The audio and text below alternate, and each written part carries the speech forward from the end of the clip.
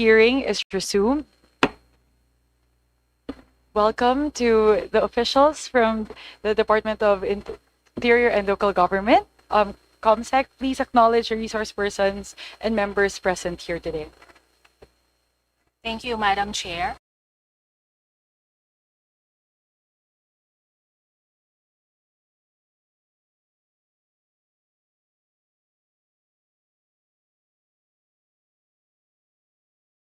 Secretary, Attorney Hubert B. Gervasio,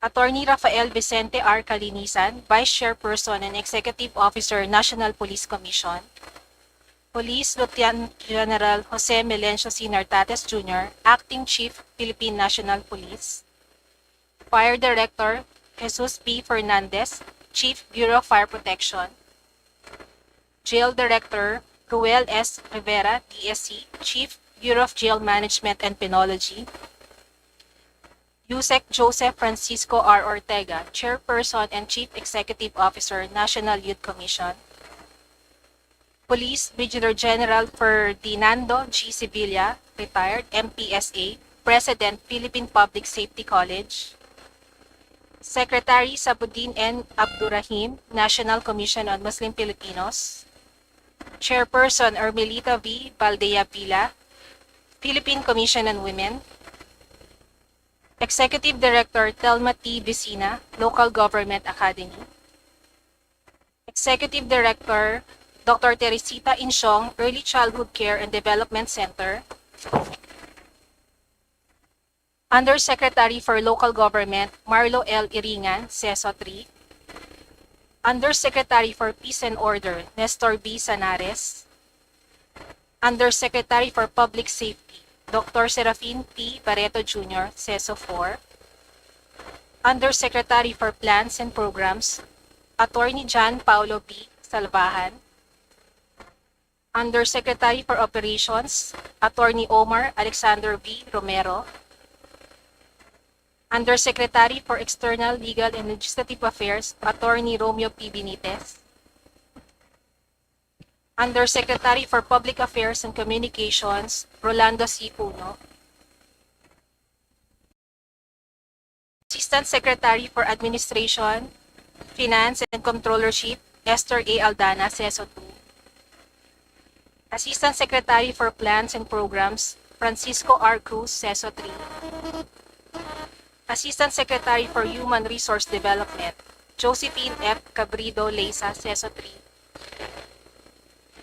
Assistant Secretary for International Relations Lilian M. De Leon,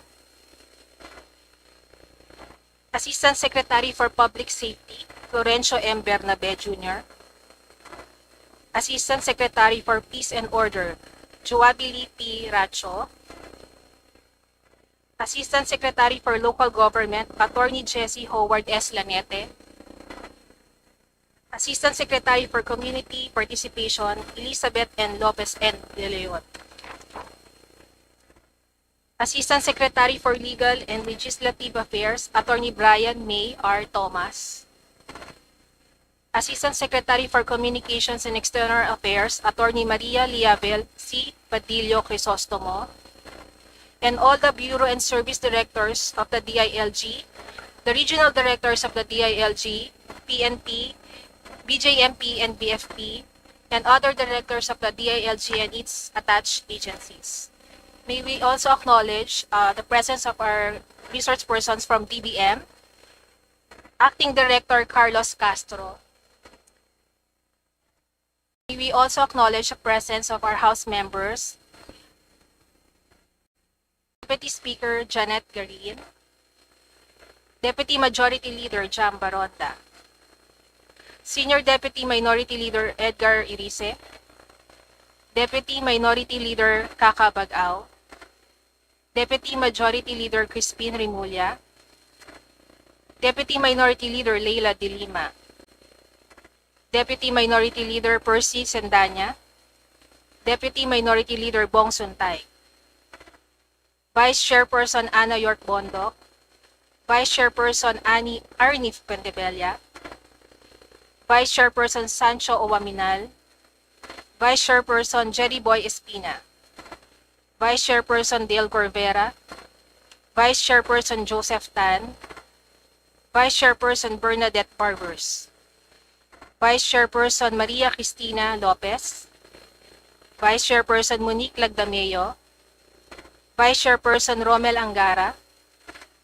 Vice Chairperson Roger Mercado, Vice Chairperson Reynante Arrogancia, Vice Chairperson Lalo Matugas, Vice Chairperson Ed Christopher Go, Vice Chairperson Maria Isabel Sagarbadia, Vice Chairperson Cha Hernandez, Vice Chairperson Carl Nicolas Cari, Vice Chairperson Loreto Amante, Vice Chairperson Jose Alvarez, Assistant Minority Leader Rene Co, Deputy Minority Leader Antonio Tino, Representative Marlesa Hofer Hashim, Representative Salvador Plato, Assistant Minority Leader Chel Jokno, Representative Dibut Juan, Representative Saldi Villa, Representative Celso Regencia, Representative Ricardo Cruz, Representative Alan T, Representative Carlos Loria, Representative Paulo Marcoleta, Representative De Carlo Uy, Representative Emery Owano Dizon, Representative Oscar Malapitan, Representative Ferdinand Beltran, Representative Walfredo Di Maguila, Representative Adrian Amatong, Representative Alexander Pimentel, Representative Imelda Di Maporo, Representative Rachel Arenas, and Civil Service Representatives, CSO Representatives, Justin Vincent O. Altobar, Youth Advocacy Director, Good Gov PH, Brian Ezra C. Gonzalez, Program Officer for Advocacy, Caucus of Development, NGO Networks, Code NGO, Natalie Folbinar, Executive Director and Board Member, Center for People Empowerment in Governance, CENTEC. That's all, Madam Chair. Thank you very much, ComSec. To the Honorable Secretary of the Department of the Interior and Local Government, Honorable Juanito Victor C. Remulla, and to the officials of DILG, to the distinguished members of the Committee on Appropriations, guests, and our partners from the civil society organizations, good afternoon. Matino, mahusay, at maaasahang kagawaran. These words, drawn from the DILG's vision, remind us of our shared duty as public servants to hold integrity, deliver excellence, and remain steadfast in the service of the Filipino people. The DILG carries a vital mandate of upholding public safety, preserving peace and order, and empowering local governments to deliver effective services nationwide. Over the past year, the department has achieved significant milestones, including the launch of Project AGSICAP 2025, which promotes gender-responsive infrastructure, the enhancement of the Citizen Satisfaction Index system to integrate citizen feedback into local governance, and the Infrastructure Governance Blueprint Summit, which introduced improved planning and monitoring standards for local projects. These initiatives reflect DILG's drive to bring government closer to the people, not only as beneficiaries, but as active partners in nation building. Today, we will deliberate on the DILG's proposed 287.5 billion peso budget for fiscal year 2026. This committee is focused on examining how the department, through its programs and priorities, will translate its broad mandate of strengthening local government units, boosting bureaucratic efficiency, and creating an enabling environment that is more resilient, responsive, and inclusive. Maraming salamat po. And before I yield the floor to our Honorable Secretary to deliver the presentation for the DILG, I would first like to recognize the Vice Chairpersons of the Committee on Appropriations who will be sponsoring the budget of DILG as well as the National Youth Commission. To my right will be the lead sponsor for the Department of the Interior and Local Government, the Honorable Arnie Fuentevella. And for the National Youth Commission, Vice Chairperson Jerry Boy Espina.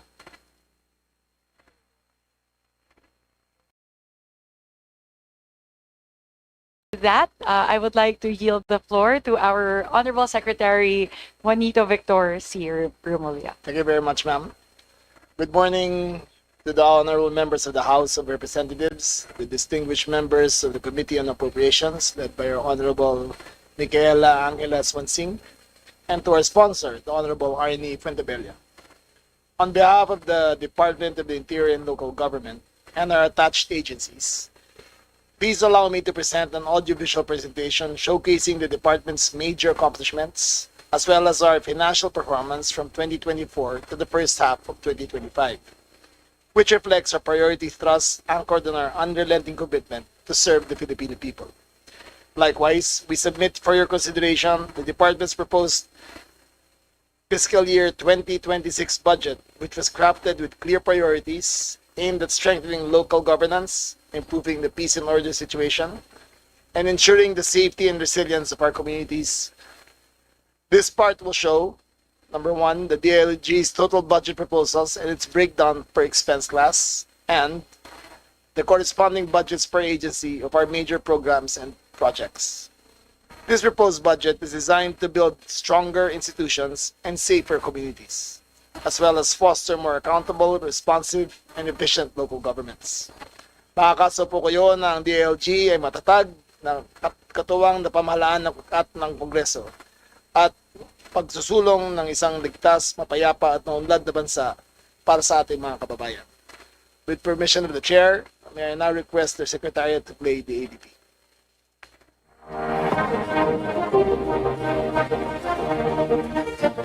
The Department of the Interior and Local Government and our attached agencies proudly share our milestones and propose 2026 budget, which we will judiciously utilize to realize a stronger, safer, and inclusive Bagong Pilipinas. For 2026, we welcome the addition of the Early Childhood Care and Development Council into the DILG family. Being a highly trusted department and partner, we value the budget granted to us by implementing programs and projects anchored on the DILG outcome framework, which helped us fulfill our mandate of advancing good local governance, peace and order, and public safety. We stood at the forefront of pushing excellence in local governance throughout the country. The drive for good local governance continued to gain ground as we saw the increase of LGUs conferred with the seal of good local governance, alongside the rise in development projects for our people as incentives for their performance. Our drive towards improving frontline services is sustained with more LGUs complying with the standards on the issuance of permits, licenses, and clearances, thus improving LGU efficiency and better service delivery to the people. We also called on newly elected officials to be champions of good local governance as we commence equipping them with the fundamentals and preparing them for the challenges that lie ahead. We were also persistent in our efforts to ensure the completion of LGU projects benefiting millions of households throughout the nation. For our interior duties, safeguarding the country from threats to peace and development remains our top most priority. Through the tireless efforts of the Philippine National Police and our local governments, we have achieved a sustained decline in crime incidents and intensified our fight against cybercrimes.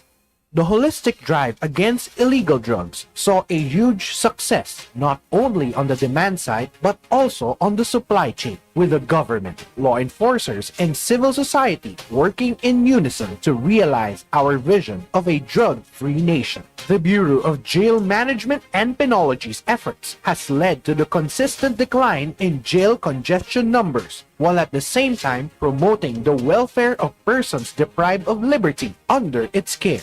To prevent destructive fires, the Bureau of Fire Protection diligently conducts inspections and enforces the fire code while promptly responding to fires and emergency calls. We also advance development as the foundation of lasting peace in communities once affected by conflict. With disasters posing increasing threats to communities, we continue to intensify our efforts in disaster risk reduction and response by capacitating local officials on LISTO disaster protocols, building evacuation centers, and ensuring the readiness of our police and fire bureaus to respond during emergency.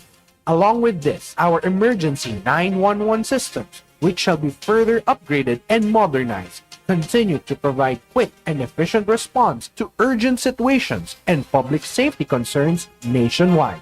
We also sustain our efforts to create opportunities for every Filipino through our various social interventions to enable inclusive communities, such as mobilizing youth organizations and Sangguniang Kabataan, uplifting the causes and interests of Muslim Filipinos, advancing efforts towards gender-responsive governance, and delivering health, nutrition, early childhood care, and other social services to the community.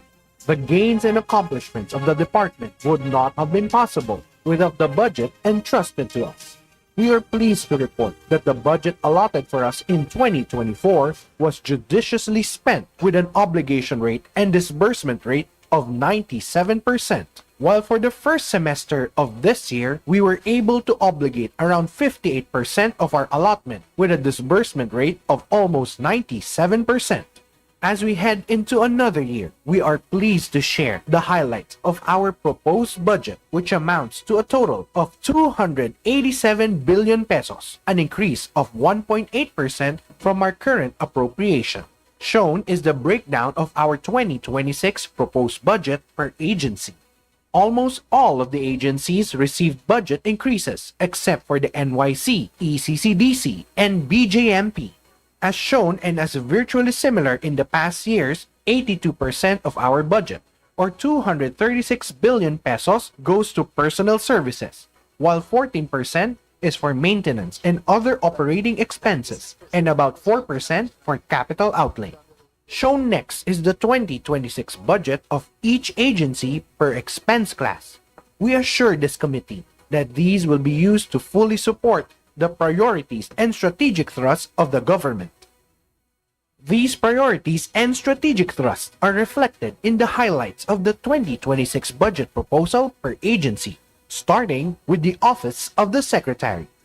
With its allocation, OSEC will sustain good governance and enhance capacities of LGUs in service delivery and performance by assisting and monitoring the completion and implementation of LGU infrastructure projects, including roads and bridges, enhancing local governance by strengthening LGU capacities, especially on competitiveness and ease of doing business, as well as scaling up their performance standards, and promoting citizens' participation to heighten local accountability. We will also improve significantly the LGUs and our relevant agencies' capabilities to respond to emergencies, as well as intensify efforts for peace and order and public safety, including the campaign against illegal drugs and insurgency. Similarly, we will continue to monitor LGU compliance with environmental laws, as well as strengthen the operational capability and resilience of the department and LGUs to monitor and respond to the growing unpredictability and severity of disasters, together with the local government academy. We will also improve the DILG's capabilities through ICT projects as well as fully operationalize our presence in the Negros Island region. The local government academy's budget will be used to complement the efforts of OSEC in advancing the capabilities of local governments through the continued training for newly elected officials and functionaries and DILG personnel, modernization of the LGA training center, as well as the implementation of ICT projects. The National Police Commission remains steadfast in its oversight of the police force as it strives to implement programs and projects for police administration and crime prevention, operational costs for additional regional testing centers, construction of a center for training in Legazpi, ISO certification, NIR operationalization, and ICT programs. Our Philippine National Police remains alert and ready to ensure the security of every community by focusing its resources on hiring 2,000 patrolmen and women, sustaining its capability enhancement program, construction of new police stations and facilities, actively responding to disasters, upholding the welfare of its personnel, actively addressing the threat of illegal drugs and insurgency, and implementation of ICT projects. The Bureau of Fire Protection will continue on its modernization efforts to further strengthen its capability in addressing fires and disasters through the hiring of 2,000 fire officers, upholding the welfare of its personnel, actively responding to disasters and emergencies, implementation of ICT projects, construction of 99 fire stations and maintenance of new stations and trucks, and continuous refleeting of fire trucks and vehicles to respond swiftly to fires and emergencies. To address jail congestion and support the rehabilitation of persons deprived of liberty, the Bureau of Jail Management and Penology will continue to implement key initiatives such as hiring 2,000 Jail Officer 1, providing subsistence, medicine, and hygienic kits and medical support for PDLs, operating newly procured prisoner vans, ensuring jail facilities are drug-free, advancing the cause of justice through its commitments in the JSCC, procurement of firearms and radios, and construction of fences and a new jail facility. Capacitating future public safety and security officers remains the top focus of the Philippine Public Safety College. This includes the continued implementation of training programs to address cybercrimes, construction of academic infrastructure, procurement of supplies and materials, operationalization of the National Virtual Training Center, and other ICT initiatives. The National Youth Commission aims to usher in a new generation of innovative and future-ready leaders among the Filipino youth. This will be achieved through the mobilization of various youth organizations, training for SK officials, improvement efforts on the Philippine Youth Development Plan, and the effective implementation of youth programs. The National Commission on Muslim Filipinos will continue to advance social-cultural, economic, and social protection programs for Muslim Filipinos by way of sustaining its support for Hajj pilgrims, assisting Muslim communities, hosting the 5th International Islamic Finance Conference in the Philippines, and bolstering its operational capabilities. To further advance and protect the interests of women, the Philippine Commission on Women will focus on supporting efforts to thwart violence against women and their children and fulfilling the Philippines' international commitments on gender and equality. Meanwhile, the Early Childhood Care and Development Council will strive to give every Filipino child a good kickstart in development through the establishment of national child development centers and human resource development interventions for child development teachers and workers. Lastly, as part of our commitments for the chairship of the Philippines for the Association of Southeast Asian Nations in 2026, the DILG as a member of the ASEAN National Organizing Council, most notably as the chair of the Security and Emergency Committee and host agency of various ASEAN sectoral meetings, has been allocated 2.8 billion pesos for its 6 agencies to ensure the secure and successful hosting of year-long activity. We shall remain firm and resolute in advancing the interests of the Filipino people and in fulfilling the promise and realizing the ideals of a bagong Pilipinas. Maraming salamat po.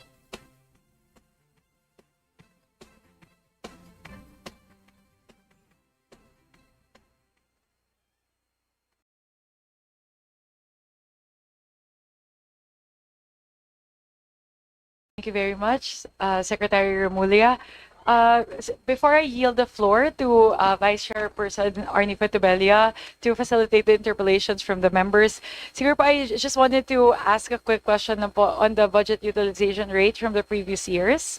I have here the financial performance of the DILG since 2020, and consistently across the board, I noticed that for ECCDC, the utilization always has a huge shortfall. So from 2020 po, naglalaro lang between 73 to 81% yung utilization for ECCDC. So if I may ask po the good secretary, what's the reason behind that? Kasi it's quite a sizable allocation every year. It's about 327 million. So gusto lang po namin malaman ano po yung shortfall. What's driving the shortfall in the ECCDC? Ma'am, for clarity's sake, I was only named the chairman via. I was only named chairman early this year, but the chairman of the ECDC is here, so I think she has a better. The executive director of the ECDC is here. I think she's in a better position to answer. Thank you very much, Secretary. Maybe you recognize the Executive Director of ECCDC. Please enlighten us on this. Medyo malaki po yung nasasayang na pondo every year. So we just want to understand. I don't want to say nasasayang, but please let us know why it seems to be unutilized for the last 5 years. For 2020, for 2024, our utilization of our budget is 96%. That's obligations po, ma'am, the 96% you mentioned. How about the disbursement? Disbursement is only at 78% po. It is, I will, Ma'am, I have in my possession the financial performance report from the DILG.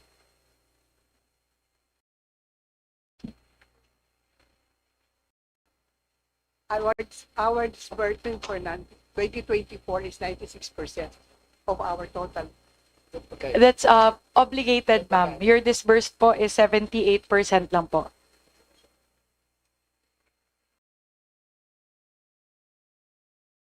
Just to align lang, ma'am, this is the document I have with me.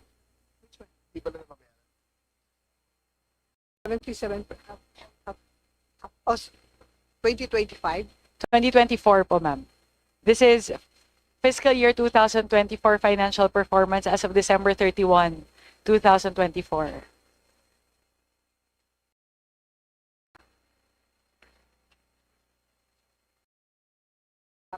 The disbursement, Your Honor, is continuing allocation 2025. Yes. Okay, ma'am. I would have been satisfied with the answer, except if I look back since 2020 po, it's consistently like that. So for 2020, your disbursement is at 81%. For 2021, it's at 74.6%. For 2022, it's at 74%. 2023, it's at 81%. And 2024 po, it's 78%. So, Your yes po, Honor, ma'am. Yun lang po. Medyo, ano po kasi, the ECCDC is kind of the driver for the shortfall in the overall utilization of the ILG. So, yung iba po kasi na attached agencies, nakikita ko maganda naman po yung utilization. Yung ECCDC lang po yung medyo glaring because for the last 5 years, lagi pong malaki yung shortfall. Your Honor, the utilization for 2020 had declined on the succeeding years given the national emergency due to COVID-19. The Republic Act 11469, or known as the Bayanihan Act, that was enacted last March 2020 to combat the COVID-19. The budget utilization rate for 2021 and 2020-21 was greatly affected. While recovering from the effect of the pandemic, we encountered another challenge in implementing programs, project activities during 2022 due to the election ban, followed by the issuance of Memorandum Circular 3 prohibiting the OIC to enter into the contract. Given these challenges, after the recovery, the ECD Council was able to get back in its usual operation and had a spike in its budget utilization at the rate of 1995 for FY 2023. Uh, Sec, siguro po just wanted to flag this. There seems to be a problem in terms of the utilization. Kasi po, had it been the COVID-19 pandemic that was the trigger for the downtick in the utilization, you should have been able to recover po ng 2023, 2024 because you also mentioned the election ban for 2022. But your utilization for 23 and 24 should have been better po. So siguro po, what's the main driver for the low utilization po for ECCDC? For 2023, the reason for that is that uh, the the OIC is prohibited from using the contract or signing the contract. But, Um, siguro ma'am, ma'am, opo. I assume the chairmanship of this committee of this last July upon the creation of the law and upon recommendation of Secretary Angara. So rest assured that the utilization of this will catch up to 100% for what remaining years we have, and we will make sure that the obligated funds will be paid for and the contracts will be fulfilled. Thank you very much, Pasek. Actually, that's the assurance that I was hoping to Yes, get from the yes, good ma'am. secretary, and I'm grateful you gave that po Yes, ma'am. because it seems to be there's something systemic Yeah. with it because it's been the case for the last 5 years It po. was never a priority before the president noticed it, and he directed that the full attention be given. So, because Secretary Angara pointed out a program for the first 1,000 days of a child's life, and a lot of this will be focused on this department. Thank you very much po, Secretary. Thank you for that assurance. We hope to our executive director, since the secretary is going to be closely monitoring the disbursements of the ECCDC. Sana po we're able to better utilize this Yes, because as we know, the ECCDC will Yes. play a very important part, and we also want to support it Of with course. funding, but we also want to make sure that Yes, ma'am. you know the budget is best utilized. I also want to commend also the DILG because we're seeing here that you got an average score of 4.45, which is very satisfactory in terms of the performance review. So, Thank you. kudos on that one Thank you, po, ma'am. Secretary. You want to commend that, especially given an agency with a lot of attached agencies and Yes, such a ma'am. huge mandate. Congratulations po. Thank you We po. commend you for this achievement. I just wanted to siguro understand po because it says here that a bulk of the unobligated funds correspond to savings from procurements. So I Yes. just want to, I guess, understand how much the savings are for fiscal year 2024 as realized by the agency. Yes, ma'am. When I assumed office October of last year, I ordered an immediate review of the procurement procedures. And I noticed some discrepancies, and I compared the market price versus the purchase price. So we've been very prudent in our disbursements this year and arriving at a final fair price for the government based on the market capacity and the other market prices that are available out there. What we are doing is trying to lessen the friction between government procurement, and that is where all the corruption lies. So we are doing a fair market analysis. We are consulting all the suppliers. We are mandating that there will be no kickbacks to anyone from my agency or those connected to my agency. And in the next few months, we will be dispersing most of it because we have arrived at the fair market price. Thank you po. Thank you po, Sec. And lastly po, before I yield the floor, sorry po, hinihimay ko lang po yung It's no utilization problem. rates because this Yes. would greatly Yes, of course. influence the way that we're going to analyze the budget for the next year. For the BFP po, I'm looking at the financial performance for fiscal year 2024, the disbursement is only at 88.74%. So may I know po, because it's quite a sizable amount, the BFP was entrusted with 42 billion. So we're looking at a roughly 11% shortfall in the disbursement for fiscal year 2024. So if we may please be enlightened po as to the reason for this 11% shortfall, which roughly falls in the 4.2, 4.3 billion peso range. That's General Fernandez will answer. Thank you, Madam Chair. Since the BFP has a special account in general fund, which the DBM could release anytime upon the request of the Bureau of Fire Protection as provided for under the special provisions of the General Appropriations Act. These are continuing procurements of which it could be procured the following year, Madam Chair. So may I know po, out of the 11% that's considered as continuing appropriations until 2025, roughly 4.5 billion, ilan na po yung nagastos ninyo for fiscal year 2025? This year, ma'am, we have successfully procured special rescue vehicles and the ambulances that we have procured this year, which was funded out of the 2024 budget, ma'am. Right po. But out of the roughly 4.5 billion in continuing appropriations, yung shortfall po ng 11%. Ma'am, can I Apa. take the opportunity to answer? Yes po. Ma'am, a bulk of that, the monies that are being mentioned are derivatives from the fire inspection fees that the BFP charges.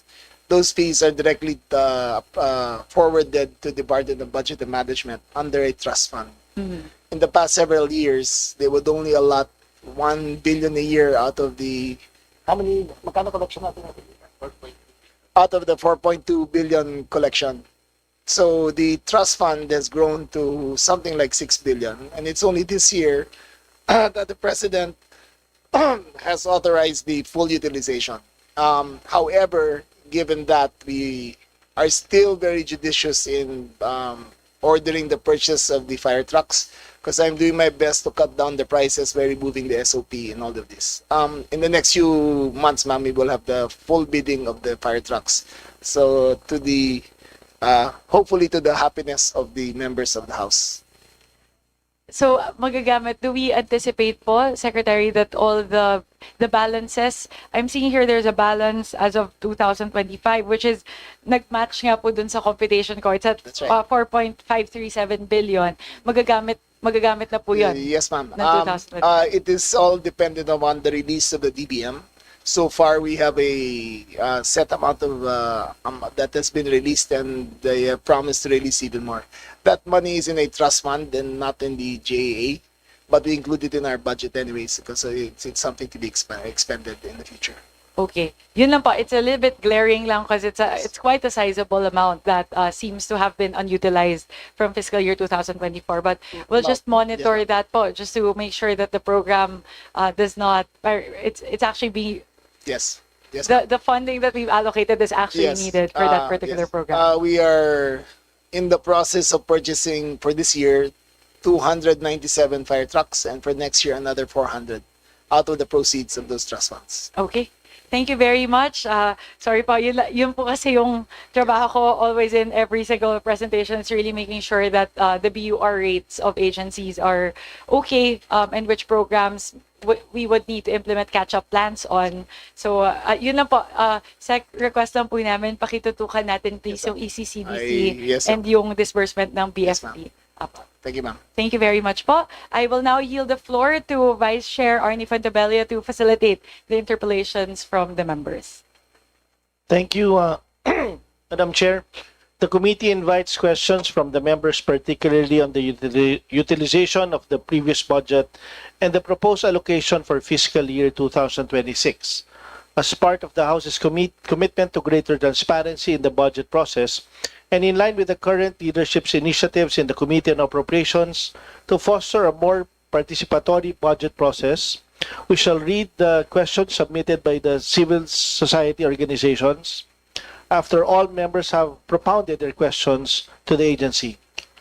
Secretary Juanito Victor Remulla and his team are requested to provide necessary clarifications and to respond directly to the issues at hand to ensure that this committee and the public following this proceeding are fully informed of the anticipated impact of the proposed budget of the DILG and its attached agencies. May I remind our distinguished colleagues that each member is allotted 5 minutes. Is allotted 5 minutes for questioning or interpellation, excluding the responses of the resource persons. When you hear the first bell, that's the first bell, It indicates that you have 30 seconds left to conclude your question. The second bell signifies the lapse of your allotted time. In accordance with the long-standing and respected tradition of the House of Representatives to accord preferential treatment to the minority members, followed by the independent and majority members in an alternating manner. Okay. Before I recognize the minority, I would like to thank my co-sponsor, Vice Chair Jerry Boy Espina, who's going to handle the NYC, and who's going to assist us is Vice Chairperson Ed Christopher Go, with Vice Chairperson Z. Alonto Adjong and Ana York Bondok. So with this, I call on from the minority, Assistant Minority Leader Rene Ko. You're now recognized, ma'am. Thank you, Madam Chair. Thank you, Mr. Chair. Good morning sa inyong lahat. Yung unang line of questioning ko po is in relation to the National Task Force to End Local Communist Armed Conflict, NTF-LCAC, at yung role ng DILG sa implementation ng Barangay Development Program. Siguro unang-una, gusto ko po i-preface na ang NTF-LCAC ay naka-receive ng negative reviews sa international community this year. No? In particular, UN Special Rapporteur, United Nations Special Rapporteur Irene Khan recommended the abolishing of the NTF-LCAC given yung kanyang role sa contribute sa human rights crisis here in the Philippines. Ikalawa, the European Union Election Observation Mission recognized yung role ng red tagging in bilang obstacle sa pag-conduct ng free, fair elections in the Philippines, and tuloy-tuloy pa rin yung statements, press releases ng NTF-LCAC na ang sinasabi niya na yung red tagging part yun ng mandate niya and sa pagsisiwalat ng iba't ibang bahagi ng Executive Order 70, no? And ngayon, compared to last year, NTF-LCAC, from a budget of 1.95 billion pesos, naging 8.08 billion pesos this year, despite yung ganong mga findings, reviews ng international bodies. No? This is a 314% increase in the budget. At kalaki, yung malaking budget ay bahagi nito yung Barangay Development Program ng NTF-LCAC para sa 2026. Pwede bang ipaliwanag po sa atin kung anong reason ng itong laking increase despite na international bodies would actually recommend the abolishing of this agency? Ma'am, I cannot speak in behalf of the international agencies and their recommendations.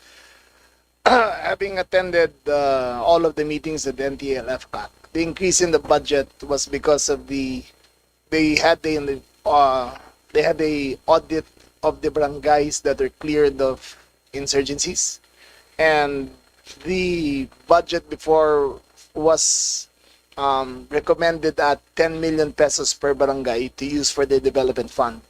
However, in the previous years, they would cut it down to maybe half or one-third of what was allotted. In this year, the President asked that the full allocation be given to those who are certified as clear or have been cleared of communist insurgency. So, sinasabi niyo po si President Marcos yung actually nagsabi, no, magkaroon ng full allocation. Ma'am, it is a meeting it's a meeting room as big as this. It is a national task force, and he questioned why the allocations were lower, and he asked for the NDF-LCAC to come up with a position paper on how to increase the allocations for this.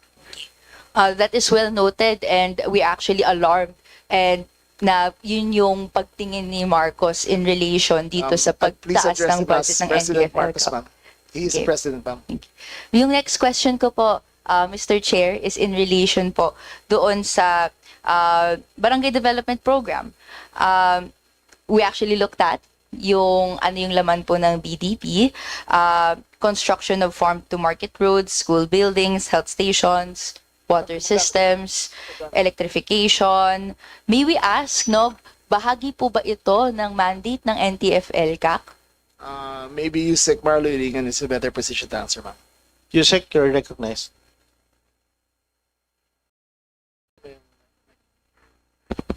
Thank you, Mr. Chair. Thank you, Mr. Secretary. Yes, Your Honor, the Support to Barangay Development Program is only one of the many programs that the government is now implementing in barangays which were previously influenced by the communist terrorist groups. So just for calendar year 2025, the number of barangays now which are beneficiary of the Support to Barangay Development Program is 780 barangays.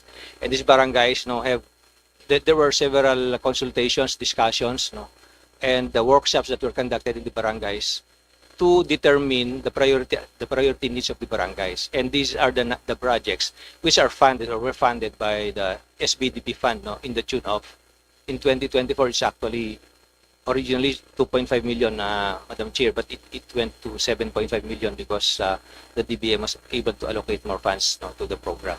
So as you mentioned, farm to market roads, school buildings, water systems, health centers are some of the many projects that are funded by the fund.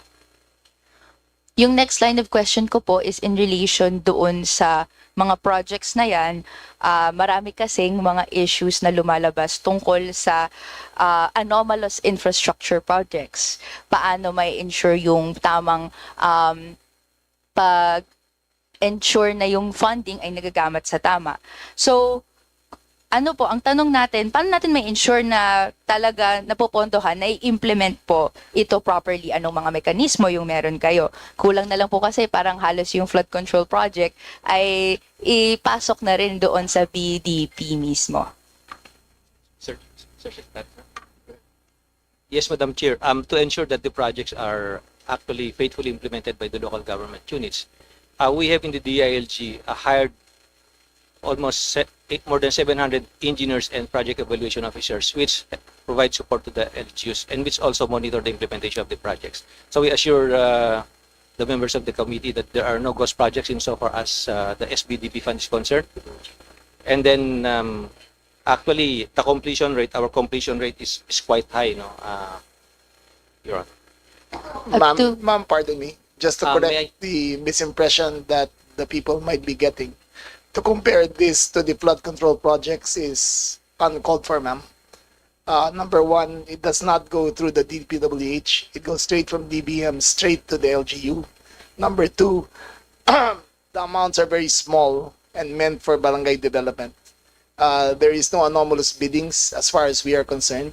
There is no intervenor between the DBM and the LGUs in the implementation of this project. These projects are put straight and do not go through the layers of government which the flood control projects do. Mr. Chair, we'd like to clarify yung 700 engineers na hinire, saan po sila pasok? Saan po sila nakahire? Under what agency or under what ano pong item yung meron sila? Your Honor, the engineers and project evaluation officers are on a contract of service basis with the department. So these are deployed. They are deployed in the different regions and provinces in all over the country where the SBDP barangays are located. For additional safeguards, Your Honor, we make sure that our LGUs strictly adhere to the guidelines issued by the Department of Budget and Management. We do monitor regularly, and we even ask the assistance of CSOs, as third-party monitors for this project. Thank you.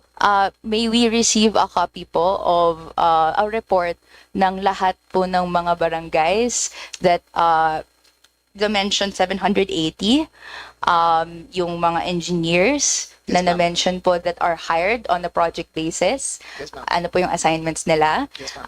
And paano po nai-implementa?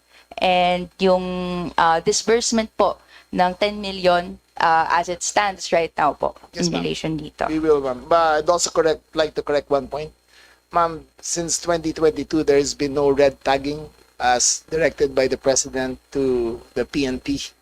It stopped in 2022 with the new administration, and red tagging has been dissuaded as a practice by the Philippine National Police since then. Okay, thank you, Sec. So please comply with the request of Congressman Go. Thank you. We will not. We will Please proceed. Okay. Siguro last question in relation po doon sa infrastructure. May we ask kung yung pondo na to, which, bahagi siya ng farm to market, schools, etc. Bakit po hindi na lang idiretso? Ano pong pagtingin nyo doon? Idiretso sa DOH, idiretso na ipatayo sa ospital, etc. Na kailangan pang idaan through a barangay development project. Ma'am, that's the very nature of the monies that they are receiving. It is a reward for their performance and their cooperation in eliminating the armed insurgencies in their barangays. Therefore, it goes straight to them and not through the other layers of government. Thank you for your response. We'll look forward po doon sa report na mai-share po ninyo sa Thank you, amin. ma'am. Thank you. Because since time immemorial, nung andyan po yung NTF-LCAC, ang mga reports na na-receive namin sa kabataan, sa mga estudyante, ay may mga instances where they will be called to the barangay to ask them to declare kung anong organisasyon bahagi sila, and even going so far as to asking them na hindi na lang sumama sa ibang mga organizations, ours included. This happened to our 10th nominee, no, in relation sa pagtakbo dito sa sa kabataan party list, no. And a lot of the barangays that ginagawa po yung gantong pagpapatawag sa mga estudyante sa kabataan, they have a stake, no, in receiving greater funding to ensure na yung insurgency free kuno ang kanilang area, and nagtumatago siya doon sa interferences sa right to organize, freedom of expression ng isang kabataan. So, kaya sa amin, very alarming yung pagbigay ng pondo sa BDP. And nagiging rason siya why barangays would actually conduct surveillance activities and interfere with the legal expressions of rights and freedoms ng mga kabataan. That's just a manifestation kung bakit ganito po yung aming pangdidikdik dito sa programa na ito. Well noted, ma'am, and we will look forward. We will look deeper into what we have discussed. Thank you. Dahil din Can you siguro wind up? That's going to be your last question. Thank you. my next question would be in relation po to the National Youth Commission and ano yung funding na na-receive nila para po ma-ensure yung further developments ng kabataan nga po. We'd like to ask po, bakit po na-slash yung National Youth Commission's budget by 50%? And bakit marami po sa mga projects nila ay na-eliminate? Thank you. That will be your last question. Thank you.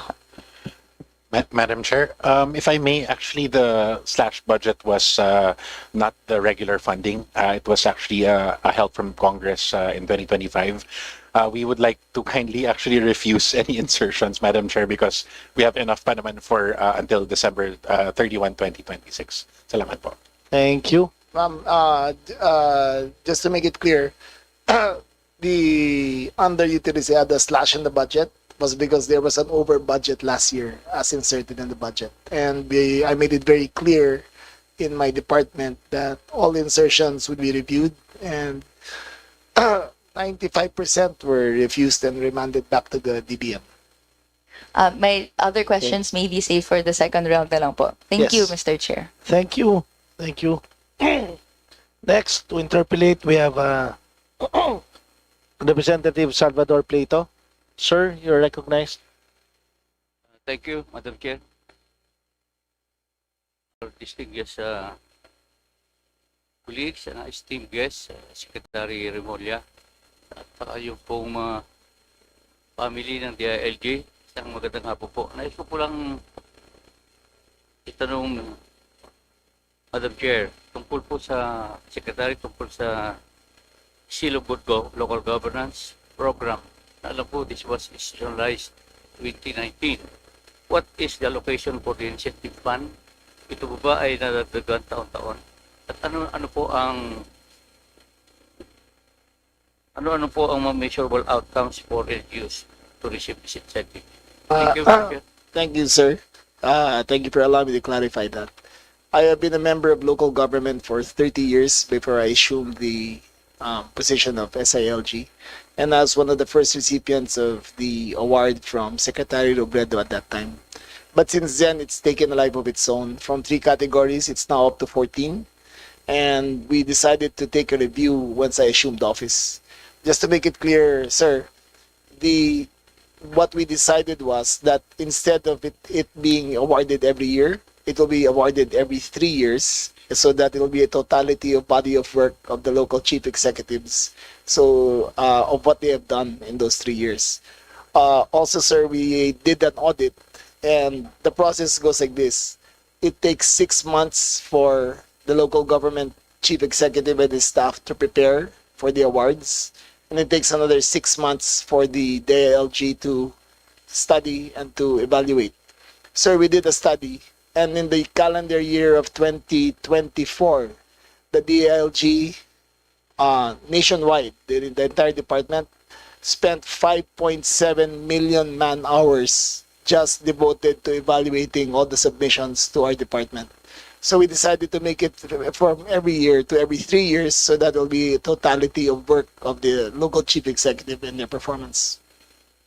Thank you for the response, Madam Chair, Secretary. Isa pa tanong ko po, Secretary, can you detail the budget allocation for PNP, particularly for modernizing equipment, training and welfare programs for police officers? Mahalaga po ito kasi po kung mga inisyatibo tayo sa LGU, meron din po tayo para sa ating mga kapulisan. Thank you, Mr. Chair. Can we ask for a more specific question so that we can answer in detail of what you need? I feel that your question was very broad, sir, and answering it will be very difficult in that manner. Can we have a more, what data you would like to know so that we can present it clearer? The budget allocation, Secretary, for PNP, particularly the modernizing equipment. So, motorcycle equipment? Okay, sir. Yeah. Madam Chair and Honorable Chair Plato, thank you very much for that suggestion or comment for the Philippine National Police. Of course, the Philippine National Police eyes for its modernization yearly. And that is our very mission and vision. Gusto namin ang isang makabago at epektibo for us to become credible, effective, and efficient Philippine National Police. Of course, we would like to have a good program, especially this process wherein our program or our request for funding is mabigyan ng kaukulang funding. And for the information of everyone, honorable congressmen, body of members of this body, the Philippine National Police is for 2025 we have a budget of 205 billion, and for 2026 we receive or the NEP for Philippine National Police is 209 billion or 3 point something billion increase of last year. But to our programming, ang kailangan po namin is 292 actually. And of course, 292 billion. And this 292 billion is ito po yung work financial valve to modernize. Okay? And it is a yearly undertaking. And for 2006 budget, part of the NEP, we have programmed it to the different classification, like we have 2 billion for capability enhancement program. We have infra for our police stations of 100 million. We have ICT project of 3.6 billion. We have to continuously have our training, police education, 1.3 billion. For recruitment, for 2026, we program 2,000. That is part of the 2010 2000 to 2026 210 billion, Your Honors. So when we say we modernize, of course we fully pay our PNP personnel, we fully equip them, and we fully train our personnel. So that will be modernized. And ang vision namin is we will be credible, efficient, and effective force. Sir, Your Honor. to be more specific, we are now in the next few days, we are launching the unified 911 system all over the country.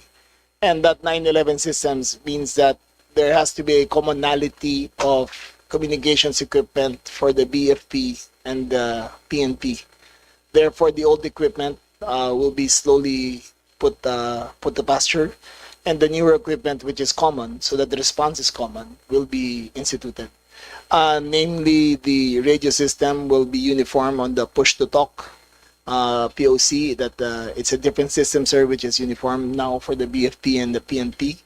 Namely, the unmanned aerial vehicles will be enhanced so that we will have a 24/7 surveillance over the city and the country at all times, so that any security contingencies can be worked upon.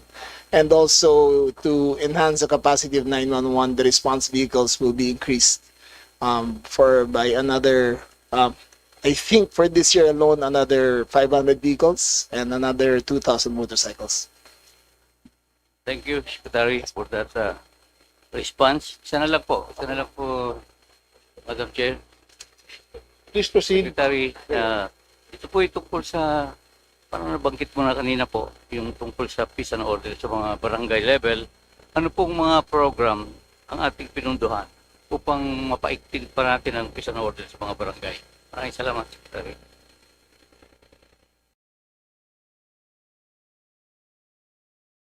For the PNP, Mr. Chair and Your Honor, we've been doing a lot of activities, especially dito sa barangay.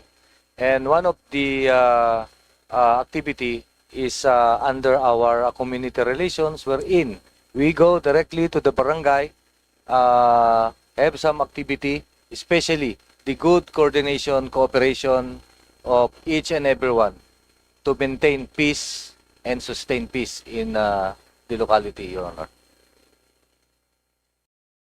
Thank you. Sir, just to also elaborate, the president mandated the cops on the beat program. So I think it has helped a lot that the policemen are now deployed on the streets on a more frequent basis. There are less people on the station and more people on the streets so that they can respond to any emergency in the barangay. Maraming salamat, Madam Chair, Secretary Remulla. This representation expresses full support for the proposed budget of the Department of Interior Local Government. Thank you, Mr. Chair. Thank you, Thank you very much, sir. Thank you. So next we have Deputy Minority Leader Kaka Bagao. Ma'am, you're recognized. Thank you, Mr. Chair. Magandang umaga po. Magandang umaga, Sec. Sec, andito po. Yeah. Hello po. Mula po sa Dinagat Islands. Sir, concern lang po ako. Ang una ko pong tanong, I'm sure familiar po kayo sa Supreme Court case, yung Mercedar Fishing Corp versus Mercedar Fishing Corporation. But just to summarize for you, Sec, yung Supreme Court decision practically takes away the authority of LGUs over their municipal waters. And we know that the Philippines has the longest coastline. No? It's the one of 5 longest coastlines in the world. Therefore, malaki ang implikasyon ng desisyon ng Supreme Court doon sa mga LGUs na nagmamanage ng kanilang municipal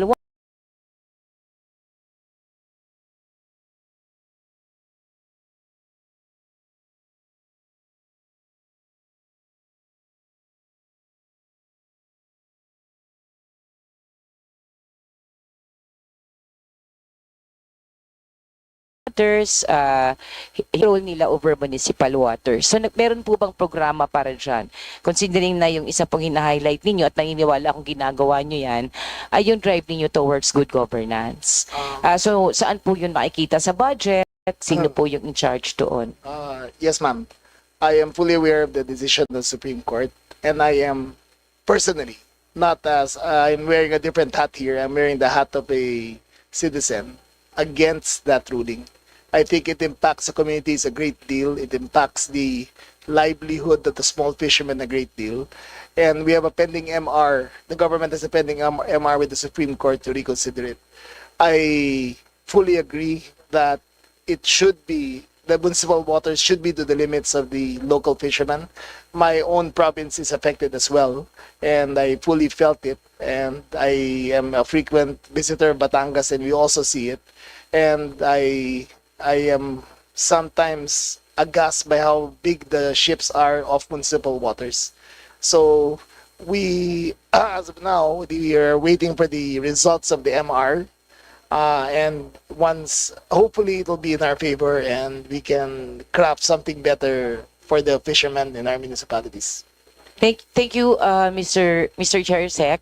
Yung tanong ko po, for especially no, even if there's a pending motion for recon, is there a part of the program in the LG that discusses this with local governments, even with the leagues, yung mga implications nito if ever, at kung ano po din po ang pwedeng gawin ng mga LGUs? Because as I understand what's happening now in the case, the MR is centered with the LG, but the LGUs are not informed of the case and even the implications of this case on the exercise of their jurisdiction over municipal waters. Is there a part in your program and even in your budget that educates, informs, and plans with LGUs on what to do with the threat that is pending right now with the Supreme Court case, sir?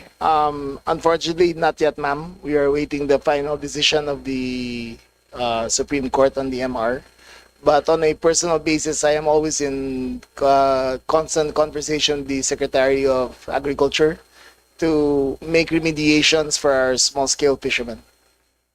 But Sec, can we get a commitment from your office that in the meantime, because the mayors are actually raising these questions also, Yes, ma'am. that there be a process for the LGUs to be informed that there was a case filed actually, and there is a Supreme Court decision, Okay, and ma'am. that you filed an MR, and what are the possibilities if the case is decided in whatever favor? Kasi ang dami-dami pong marine sanctuaries ngayon na inaalagaan right. ng mga LGUs. That's right. Alam niyo naman po yan. I Ang totally dami-dami pong programs with people's organizations and even with barangays. Kakausap lang po natin about barangay development plans. Pero yung threat po kasi kahit naka-MR lang, wala na pong gumagalaw. Ayaw na po nilang gumalaw kasi hindi nila alam yung encroachment is kahit nga walang decision ng Supreme Court, kaliwat kanan na po ang encroachment. But siguro, sir, I'm asking the department of the DLG department, can we do a process, sir, and be that part of your program to make sure that the LGUs are also on the same page with you in your advocacy and their understanding of their role over municipal waters? Yes, ma'am. You have my assurance that we will put our full effort into it. And we will make an information drive and make the mayors, and especially the fishermen, aware of their rights in this matter. Last question na lang po, sir.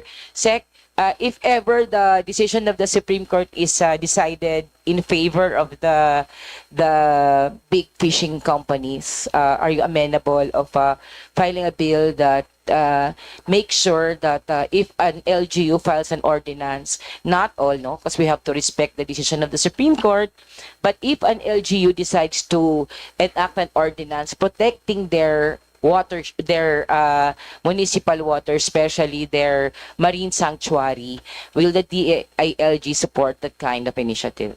100%, ma'am. We will Thank be you, sir. behind Gagawin, kukuha ko po kayo ng statement pag nag-file tayo ng Yes, bill. ma'am. Thank you You po. have my assurance, ma'am. Thank you, Mr. Chair, to be all. Okay. Thank you. Next, we have Deputy Speaker Janet Garin. Ma'am, you have the floor.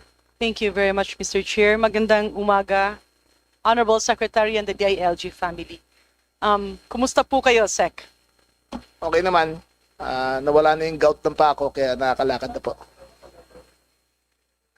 At yung kulay ba ng iyong buhok ay sinyales ng dami ng problema sa DILG at problema ng Pilipinas?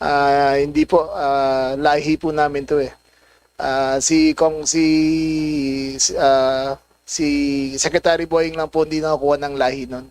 Kami po magkakapatid, puro puti na talaga po. Thank you very much, Mr. Secretary. Kumusta po ang ating drug war? Where are we now?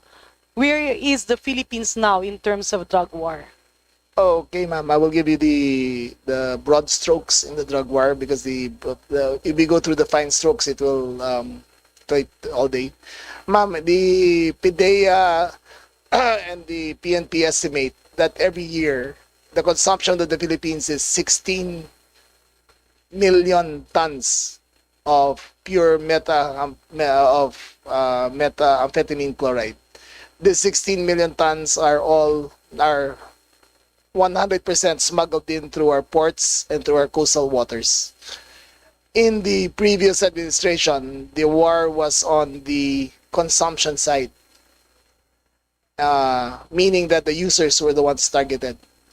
In the consumption side war in drugs, it resulted in reportedly 30,000 plus deaths.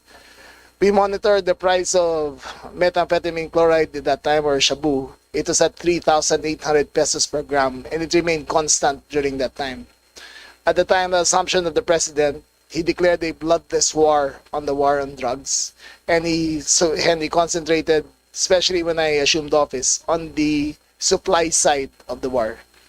In the last 7 months, we have apprehended over 7 tons of shabu, and the supply side has resulted in the rise of drugs from 3,800 pesos per gram to 6,800 pesos per gram now in the street value.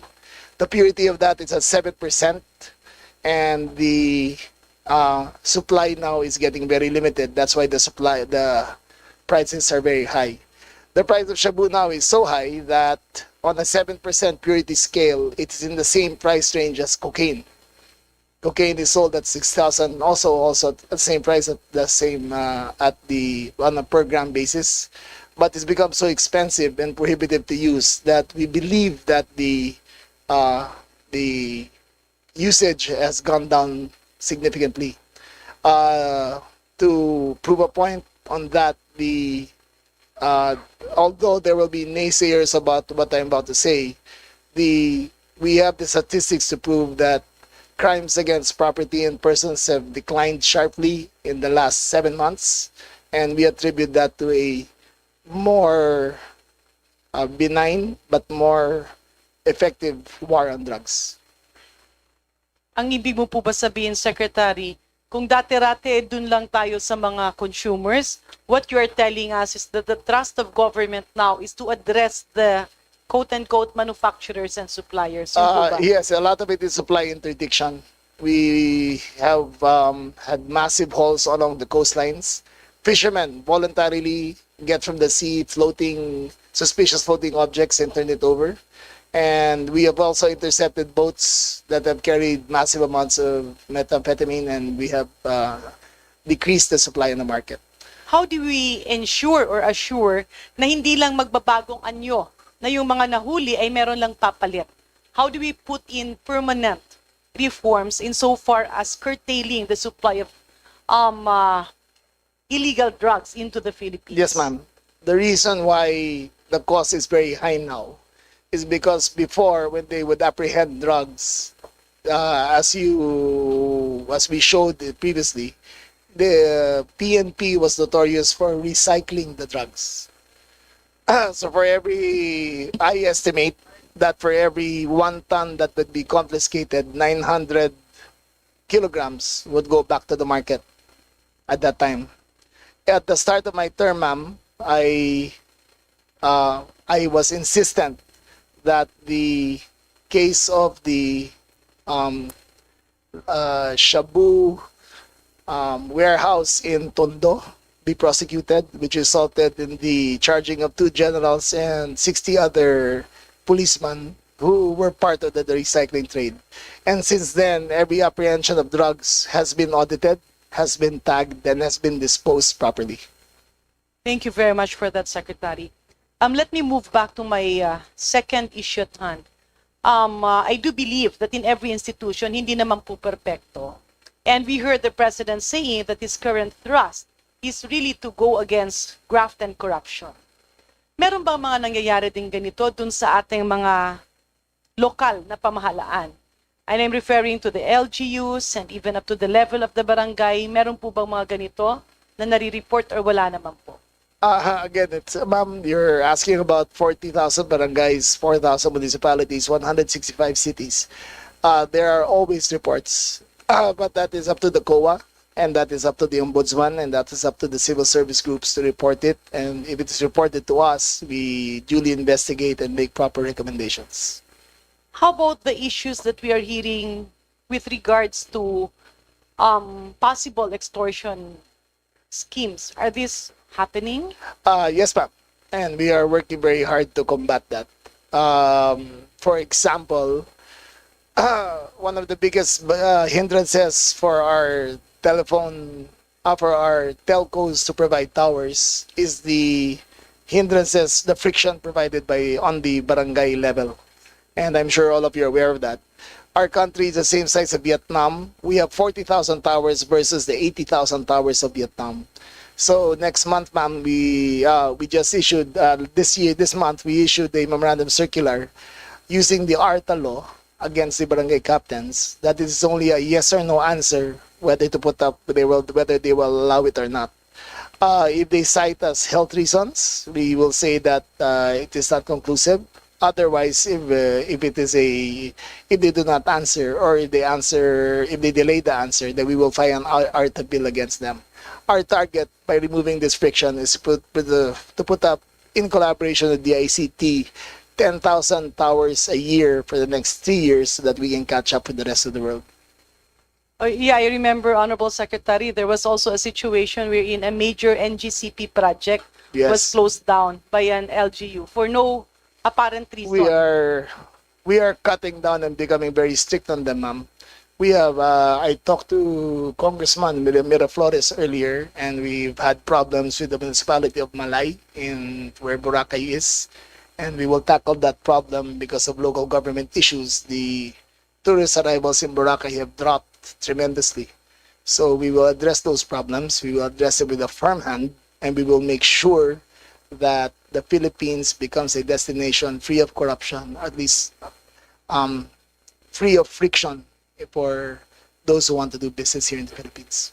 Ibig sabihin, kailangan natin ipakita na yung ating gobyerno ay bukas sa mga turista, sa mga investors para sa dagdag na trabaho.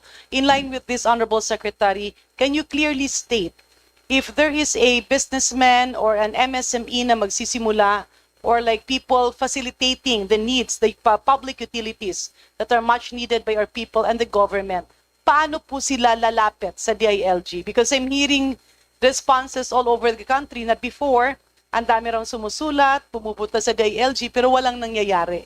It's different now, ma'am. We have a direct system of communication. I am a member of the Private Sector Advisory Committee, which meets with the private sector every Thursday with the President. And every time we have a meeting and local government friction is a problem, then we are addressing it.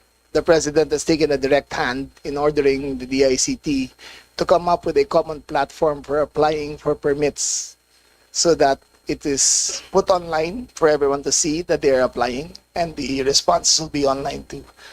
As much as possible, we are trying to prevent a face-to-face contact for the application of the permits, and it will be online, and they will answer online, and they will state the reason whether yes or no.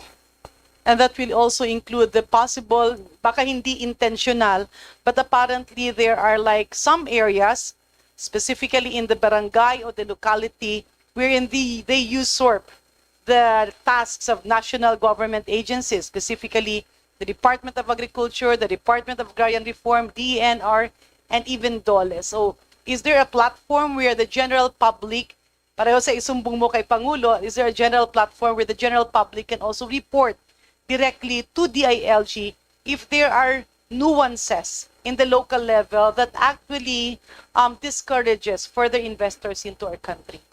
We will take that into account, ma'am, and I will instruct my staff to put one up as soon as possible.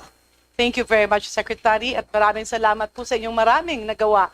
But my last question, Mr. Chair, kanina kasi narinig ko yung ating representative from the National Youth Commission, and the last statement actually surprised me because he mentioned like, hindi na po muna kami tatanggap ng insertions.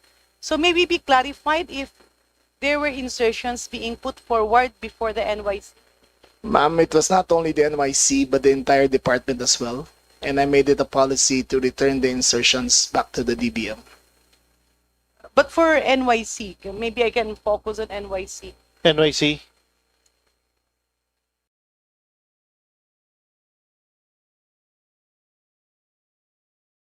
Ma'am, for the Yes. information of the body, the increase in the budget for 2025 as because of the insertions, the budget of the NYC went up by 300%. 300%. And that was duly returned, ma'am, to the DBM because it is beyond the absorptive capacity of the NYC to spend. And also because it became a department policy not to accept and not to use the insertions put in our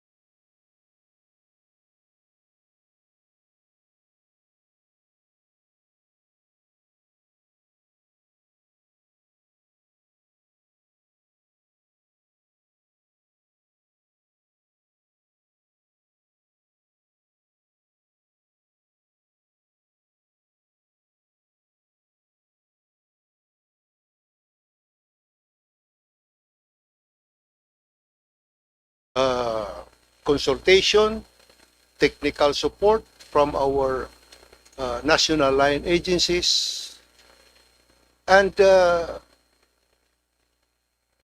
we have a measurement, or what is now the status of the implementation of the Local Government Code of 1991. I'd like to ask Yusek Iringan to answer this first. Thank you, Mr. Secretary, Mr. Chair. Yes, sir. One of the tools that we are using in measuring the performance for local governments. Hello. Yes, sir. One of the tools that we are using in measuring the performance for local governments is to the Seal of Good Local Governance, which covers 10 performance areas. So that's one. The second is we have some audit tools now, which we measure, for example, Peace and Order Council functionality and our Anti-Illegal Drug Abuse Council functionality. Plus, of course, we have also come up with the fisheries compliance audit, no, to ensure that our local government units are protecting their waters, municipal waters, against illegal, unregulated, and unreported fishing. So those are some of the measures that we are using, Mr. Chair. Sir, if I were to suggest, sir, I think it's time that we revisit the local government code. It should be a living entity and it should grow with the times. There are a lot of provisions in the local government code that are already obsolete and that then is not applicable to 2025. One example, sir, is the waste management provisions of the local government code, which gives it to the municipalities. And municipalities do not have the capacity for waste management.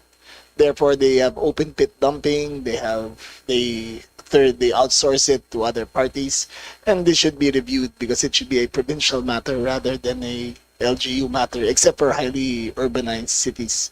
There are also provisions on the internal revenue allotment sharing, where I think we should help the third and fourth and fifth class municipalities to be more independent, and the first class cities who are no longer era dependent to forego of their era and give it away to the other cities and to the other municipalities and provinces which are in greater need. But again, that's a long conversation, sir. It'll take a committee and more than a committee to handle these questions, and the consultations must be vast. We'll just focus on the present controversies now regarding problems on the budget, where our president himself has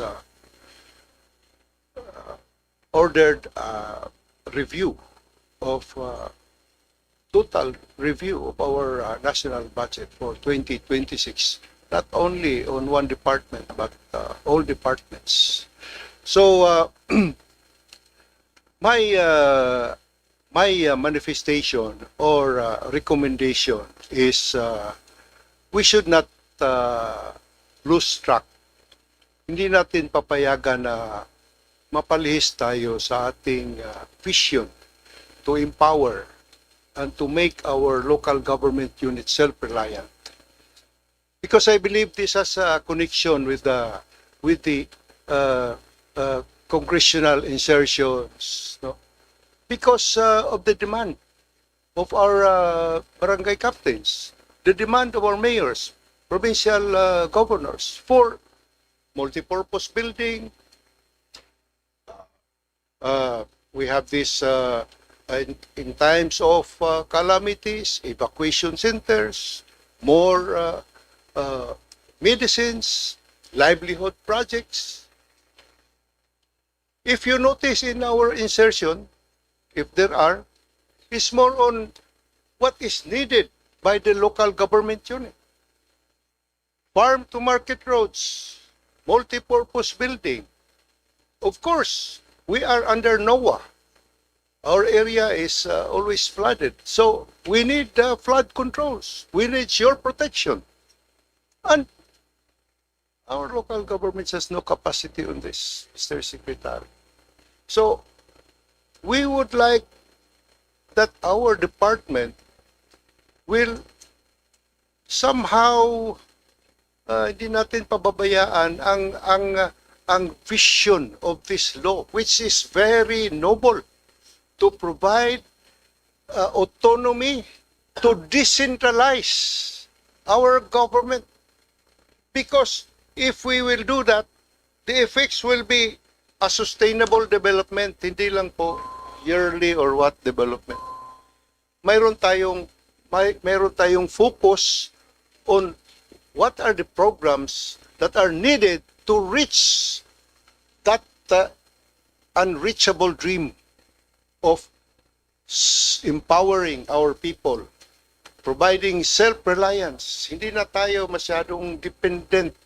And that should be our goal, to empower our local government units para hindi na masyadong madidisturbo ang Kongreso, ang ating departamento, ang ating presidente. Kasi palagi ho silang nanghihingi. So we need to do this in order that our democracy, our branches of government can work well. We will be focusing on legislation. The executive will be on the execution. Judiciary for quality of justice.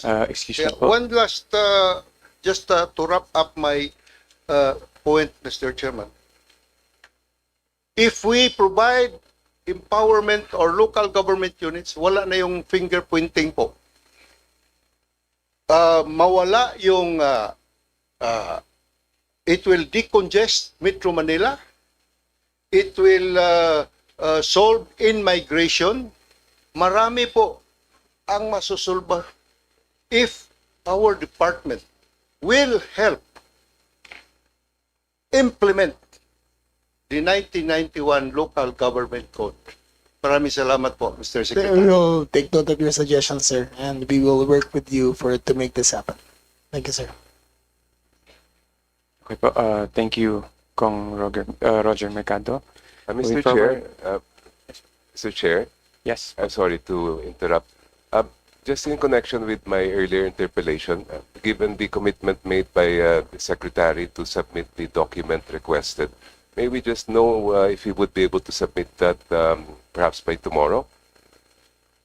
Sir, that would take at least 2 months to 3 months to examine each and every municipality and Hindi police po. station. Sorry, just the unsolicited, the document regarding the unsolicited proposal. So I can give it now, sir, after this session, sir. Thank you. If you could provide to the committee and to this Okay, sir. representation. Okay, sir. Thank you, sir.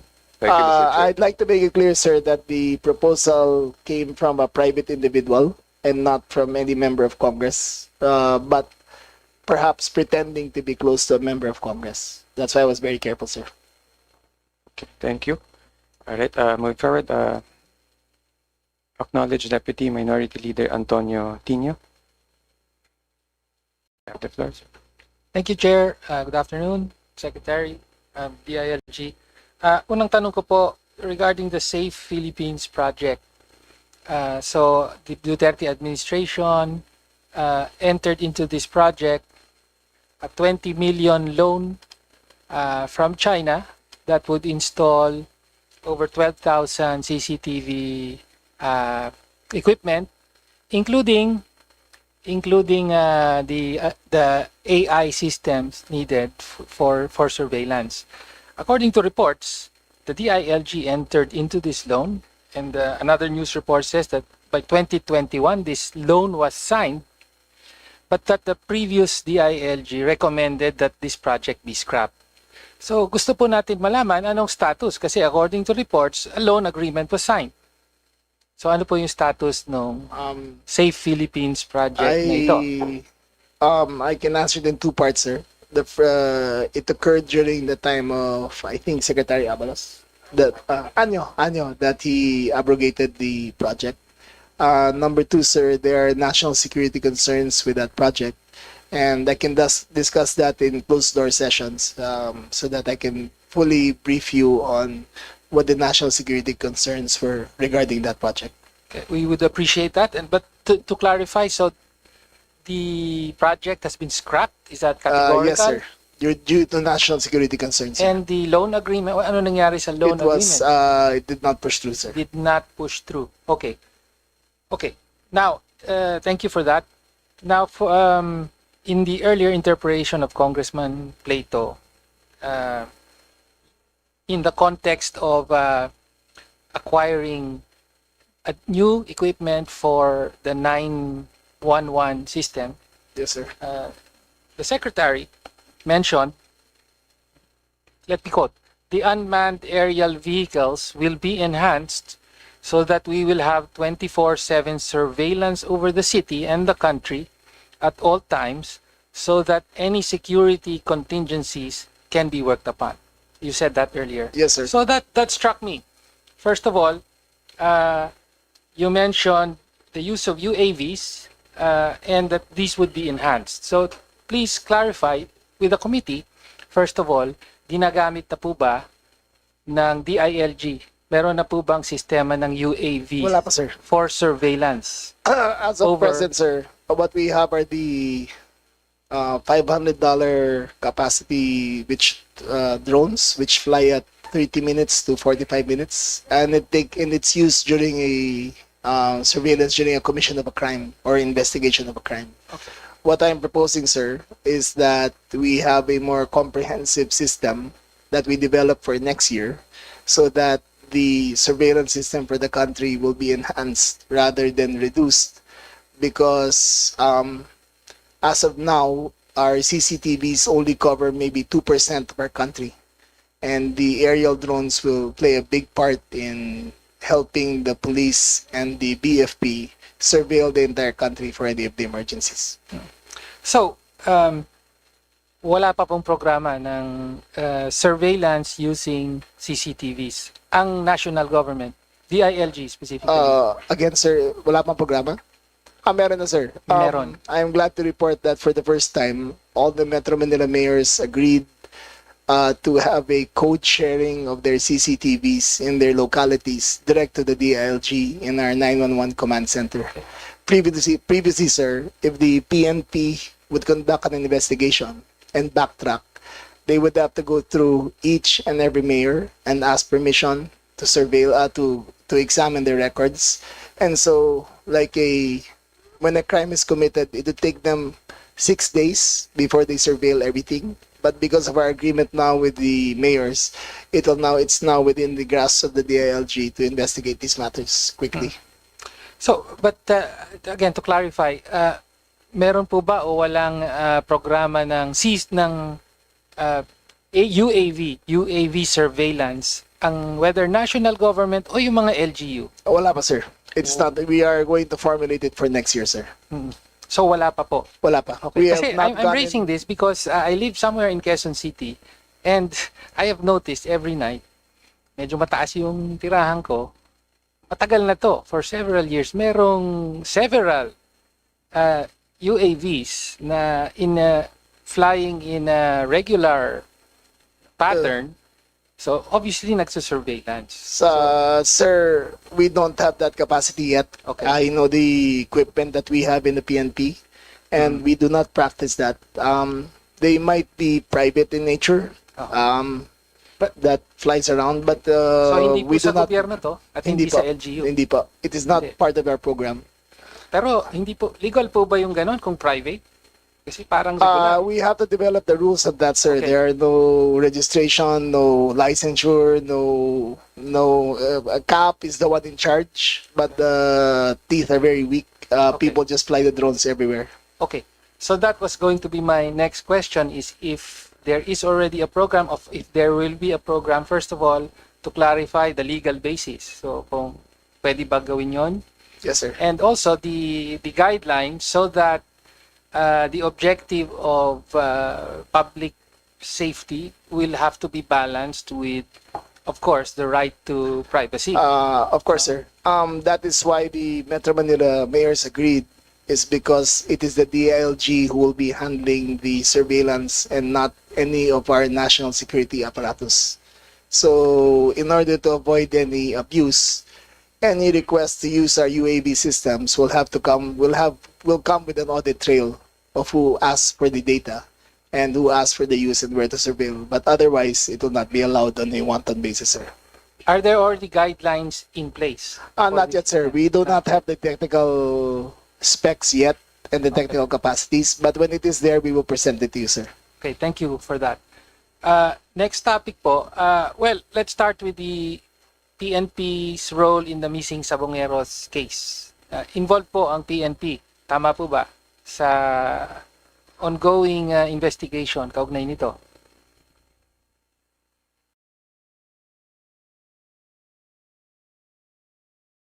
Sir, 90% of that work is already with the DOJ. With the And DOJ. we only respond according to what they request of us. Like in the repatriation of the Patinlongan brothers, it was done through the PNP and otherwise. But mostly 90% is done by the DOJ, sir. So the CIDG has no role currently in the investigation, including the search for remains in Talik.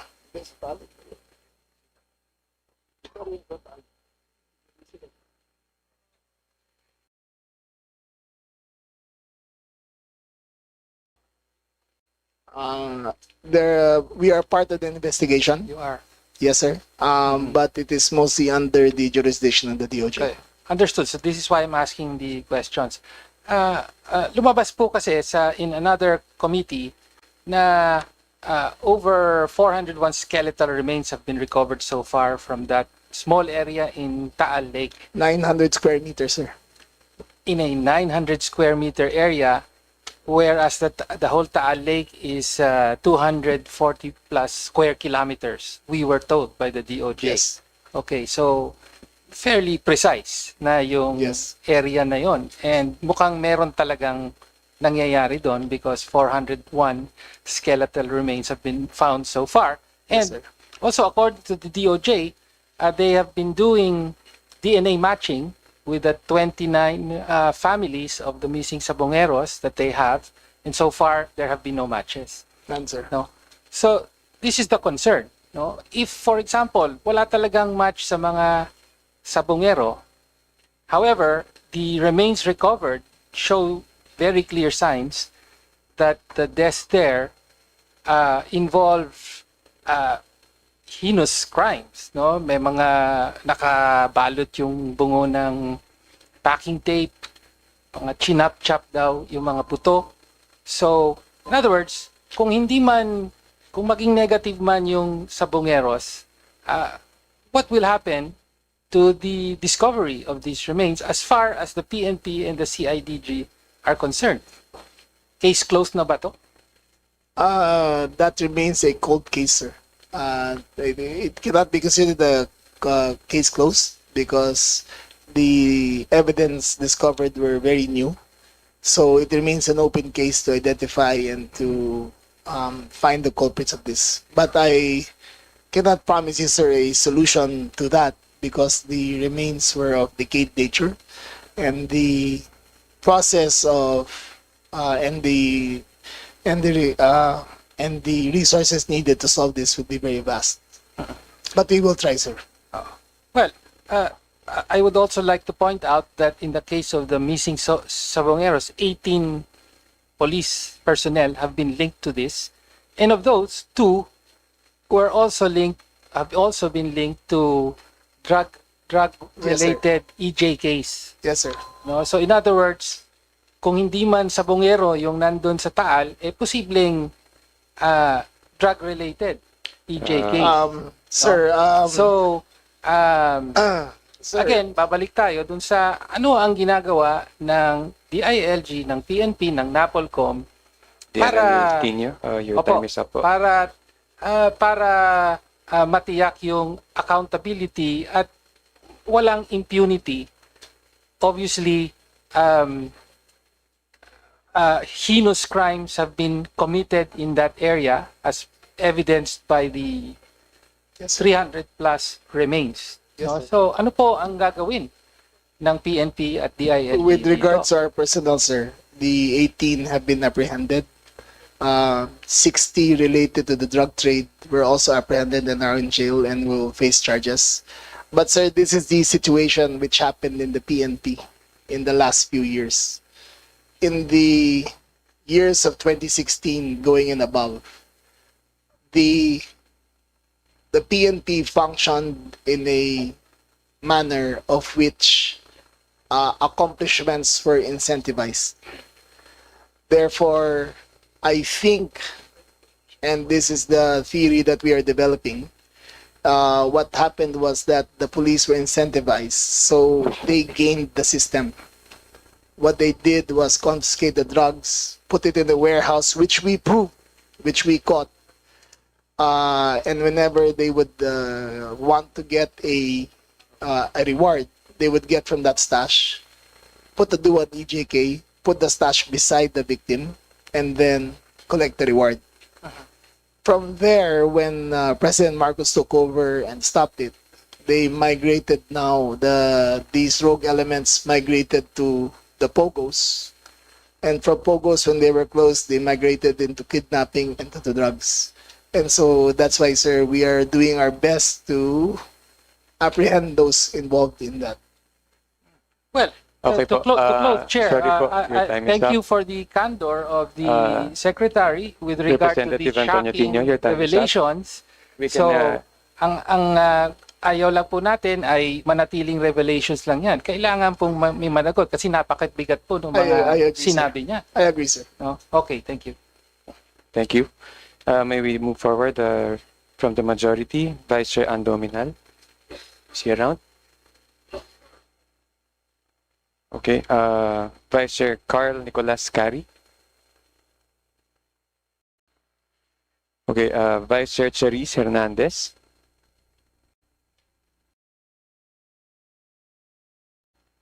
You have the floor. Thank you, Mr. Chair. Good noon to everyone. Good afternoon, Mr. Secretary and our dear colleagues.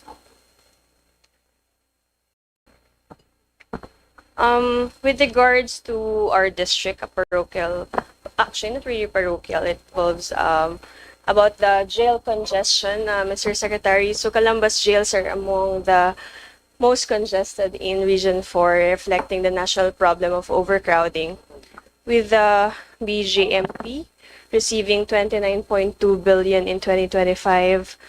I was wondering how much is the allocated for jail expansion, improvement, or construction of new facilities in Laguna. Thank you very much, Mr. Chairman. I'm Jail Director Ruel S. Rivera, the Chief of the Bureau of Jail Management and Penology. That is true, ma'am. Ang congestion rate natin dyan sa Region 4 ay kasama tayo doon sa top 10.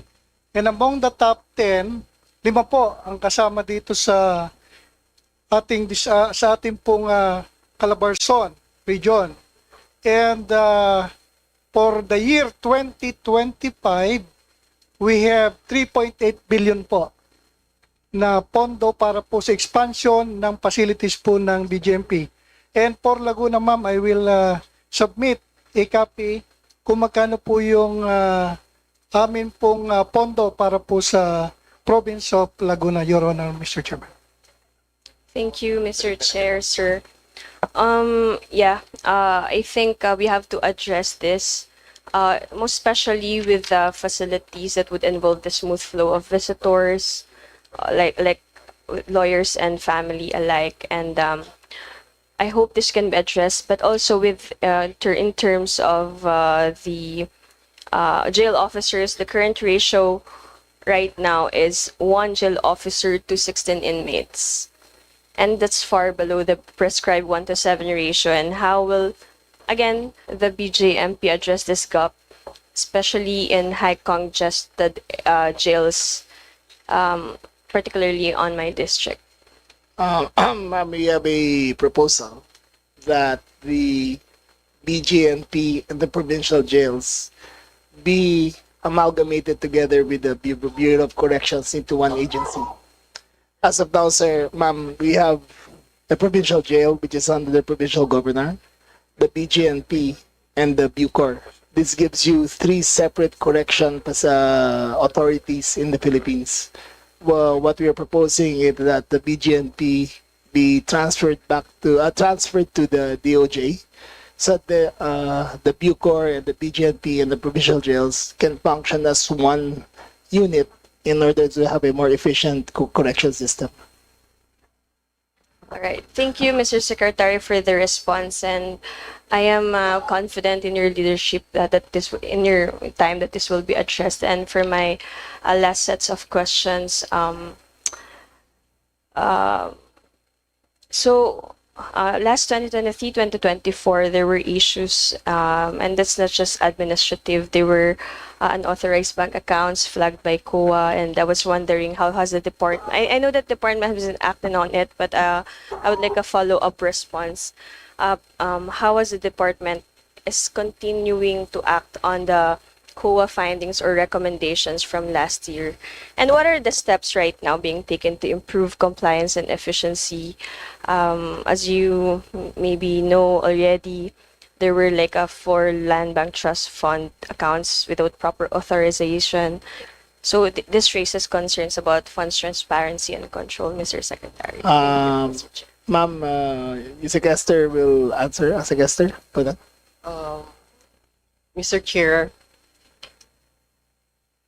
Your Honor, this has been addressed already, and we are fully complied with the recommendation of the COA, and these bank accounts were already closed because these are accounts that pertains to the provincial operations, and as recommended by COA, this has to be closed. So as per COA recommendation, we complied already, Madam Chair. And these funds have been reconciled? Yes, yes.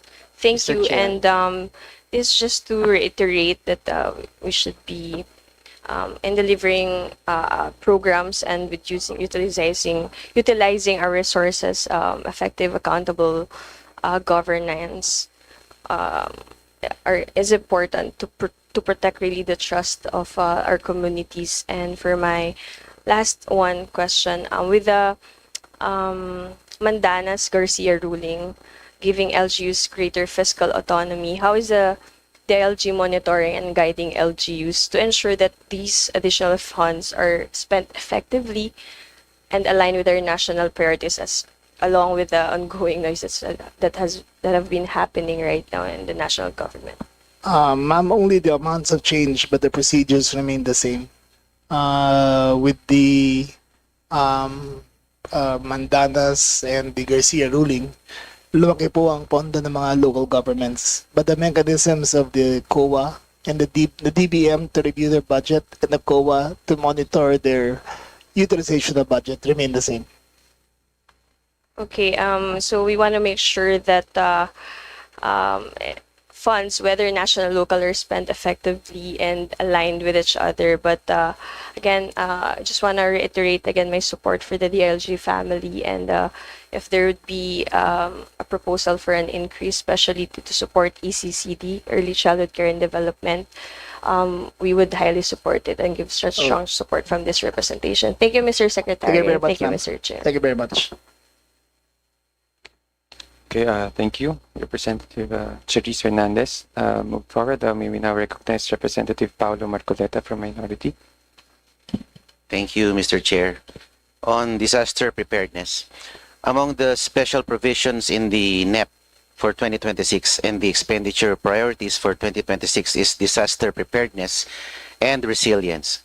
This is just proper considering the unusually extreme impact of heavy rainfall resulting to severe flooding in several areas lately. Provided in the NEP for 2026 is the provision that the DILG, in the exercise of its supervisory power, shall ensure that LGUs establish and maintain an efficient and effective impact-based early warning system to enable communities to respond in a timely manner and reduce the likelihood of harm or loss and damage. My first question is, what are the components of this disaster preparedness plan? In terms of infrastructure, administrative or staffing improvement, is there a hazard pay or pay increase for disaster risk reduction and management workers? Yes, sir. I am the vice chair of the NDRMC, and I work collectively with the Office of Civil Defense and the chair, who is the Secretary of National Defense. Every time there is an emergency, impending emergency, we refer always to the weather maps. That is number one. The anticipated rainfall. That is number two, and the hazard map as created by the Department of Environment and Natural Resources. We have a map of every single barangay which is prone to flooding, landslides, and other natural disasters, and they are duly informed through the OCD in case of the furtherance of a natural disaster. In the last few typhoons that we've had, all the OCD meetings cascaded down to the last barangay on where the possible landslides and flooding would occur, and that is based all on science and what the DNR has prepared. Okay, since you mentioned disaster preparedness up to the barangay level, with the current state devolution of basic services, how does the department intend to balance maintaining decentralization or the autonomy of LGUs and assuring nationwide compliance with a durable standard for disaster preparedness? Sir, there are no boundaries and there are no limits and there are no clear cut. They can never be delineations on who is responsible for disaster preparedness. It's a whole of government approach, sir. We start from the president down to the Secretary of Defense, down to the OCD, down to the governors, the mayors, and to the barangay chairman. It is a whole of government approach, sir. Thank you. Thank you very much. So it's a whole of nation approach. My second set of questions will go to the ICC arrest. What is the role of the DILG Secretary in high-profile law enforcement operations involving political figures, including former officials? How does the DILG ensure that such operations are conducted strictly within legal bounds and free from political interference? Can the Secretary provide details on the extent of his authority over the PNP in implementing warrants against prominent individuals? Sir, I cannot comment on the previous ICC operations because there is a pending case, and also because of the executive privilege. Safe to say, sir, that there are safeguards within the law that prevent us from abusing the system, and the PNP and all the agencies have been instructed to follow the letter of the law. Okay. Since the Philippines withdrew from the Rome Statute, do we see are you aware of a breach of Article 59 has been espoused in the Senate hearings led by Senator Amy Marcos, that number 2, Article 59 of the Rome Statute said that a person arrested shall be brought promptly before the competent judicial authority in the custodial state, which shall determine in accordance with the law of that state that A, that the warrant applies to that person, B, the person has been arrested in accordance with the proper process, and C, the person's rights have been respected. Since we have skipped this important element in the transport of PRRD to The Hague, hindi po kaya the DILG as a whole committed procedural lapse in the transporting of our former president to The Hague? Sir, as of now, that is under a judicial action, and I cannot answer it because it is sub judice, sir. But the DILG and the PNP has been pivotal in the arrest, right, of the president, the former president. Again, sir, I cannot answer the matter because of the sub judice rules, sir. Mr. Chairman. Mr. Chairman. Interjection. There's no sub judice rule here, Secretary. You please answer, because in the committees of Congress, the sub judice rule is not applicable except when we have the Department of the Department of Justice or the judiciary. So can you kindly just answer what you think, what you know Sir. about it? Sir, if I am to understand, this is a budget hearing and not an inquiry. Neither of us are under oath, and neither of us are obliged to answers which are beyond the powers of the executive, sir. Sorry, Secretary, but in hearings, we try to find out what are the achievements and accomplishments. And precisely, Congressman Marcoleta is just trying to ask you. So it's not really, you know, an answer can be forwarded. And, you know, because there is no, you look at the rules, in any committee here, there is no sub judice rule. None whatsoever. Because we are trying to approve your budget, and which, like me, I support your budget. Yes, Because sir. you're doing very well. But to that question, when you invoke sub judice, that cannot be done in any committee. Unless you are with the judiciary, because certainly the justices there and the administrator cannot discuss because they're under that. Okay, so sir. so please just probably be able to I would have to confer with the Solicitor General, sir, in order to answer that properly. On my own, sir, I cannot do that. okay, Mr. Chairman, that is is asking to have the opinion of the Office of the Solicitor General. Yes, That sir. will be fine. But again, it was a question that could probably be asked to anybody, because we are not bound by sub judice rule, because this is legislation. We are not part of the judiciary. But that will be fine, Secretary. But I'm here really to support you and your budget. So that is just an interjection, because we should all know there is no sub judice rule here in the committee. Thank you. Thank you very much for that clarification, Congressman Rodriguez. Thank you, sir. Thank you very much, Congressman. My last question is, magkano po ang nagastos sa pagtransport po ng ating former president from the Philippines to The Hague? Sir, I have no information on that, sir. No information despite the fact that the PNP spearheaded the arrest of the former president, led by General Torre. Sir, if you're asking about the cost, it is mainly the salaries that we expended and the extra costs during the arrest. But otherwise, I do not have any direct knowledge on the cost of transporting the president, sir. So nagkaroon lang po ng eroplano at bigla na lang pong may sumagot ng eroplano at yung mga gastusin tulad ng air fuel, lahat-lahat po, pati mga mga escort po niya sa loob ng eroplano. I have no information to that effect, sir. I cannot answer that truthfully because I have no information to that. Ayun lang po, gusto ko lang pong malaman kasi I think how many police were employed during that arrest? Sir, approximately 2,500, sir. 2,500, 500, sir. 2,500. Okay, and hindi po natin alam kung paano nagkaroon ng eroplano doon at sino po ang sumagot ng... Hindi na po ako yun, sir. Hindi ko na po Hindi alam. po kayo. Hindi po ako yun. Yun lang po.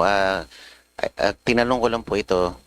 Siyempre, malaki po ang involvement ng ating kapulisan sa incidenting yun.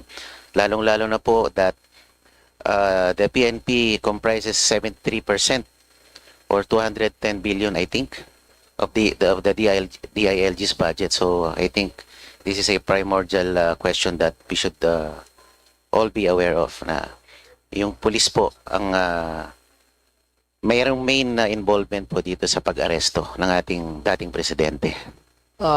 It can be taken up further, sir, on other inquiries. But as far as I am concerned, sir, that is the full extent of my knowledge. Thank you very much po, Mr. Secretary. Thank you, sir. Thank you, Mr. Chair. Okay, may we now recognize Vice Chair Carl Nicolas Cari. Good afternoon, Mr. Chair. Good afternoon, Secretary. For BFP, regarding the 2.8 billion pesos allocated by the DBM to the BFP last 2024, and 1 billion allocation this year for new fire trucks and emergency vehicles, based on the special provisions of NEP 2024 and NEP 2025. how was the fund managed? Was it divided by region fairly? And who oversaw the purchases in each area? Sir, I personally took an active role in the procurement process. We are now in the process of finding the best possible price and the best possible service for the Filipinos regarding the price of fire trucks. Before I assumed office, there were reports of massive overpricing. So we did a direct to market analysis study and we are getting the results and we will bid the fire trucks out in the soonest possible time before the year ends. We expect to purchase between now and the end of 2026 or another 7 to 800 fire trucks to be distributed to those most in need. And those fire trucks are according to specifications of different areas. Like for the mountain areas of the Cordilleras, there will be 4x4 or 6x6 fire trucks that can traverse the mountains. And for the urban centers, there will be 1,000 gallons powertrain output and some 500 gallons. So it will be a mixed bag, sir. Sa Region 8 po ba, Secretary? Ilan po yung nabigyan? Sir, we will confer with we have a list of those who do not have fire trucks and those with, we have some fire trucks which are 45 years old and still running. So we will replace those in need and we will provide those where we have, sir, a general heat map of the Philippines where most of the fires occur and we will distribute it accordingly to those who need it most. Sa distrito ko pa kasi may bagong fire station pero hindi pa sila nabigyan sa promised na fire truck. So, Oh, sir. Yes, sir. hingi po sa It is my follow-up po. first year here in the DLG, but I will make sure so that as soon as it takes 290 days to deliver a fire truck, but as soon as it arrives, we will make sure that your district AB3 receives one, sir. Sige po. And I want to understand the recruitment process for Fire Officer 1, specifically whether the regular quota and attrition quota applicants follow the same process. Are they evaluated using the same hiring matrix or ano po? Thank you, sir. The regular quota and the attrition quota goes through the same process of recruitment. We have the same qualifications standard set forth by the law, and it goes through the regular attestation of the Civil Service Commission, sir. This year, hiring process in my region, Region 8, 470 applicants for both the regular and attrition quotas successfully passed all stages of recruitment. These 470 candidates underwent final deliberation to establish a list of 99 applicants selected for the oath-taking ceremony. The Human Resource Merit Promotion and Selection Board, or HRMPSB, oversees this final deliberation, with the regional director serving as the chairperson of the board. I would like to understand how the HRMPSB evaluated these 470 finalists. Are they ranked based on their test scores? Did their addresses influence the result of the deliberation? What qualities of or achievement set the 99 selected applicants apart from the other 371 applicants?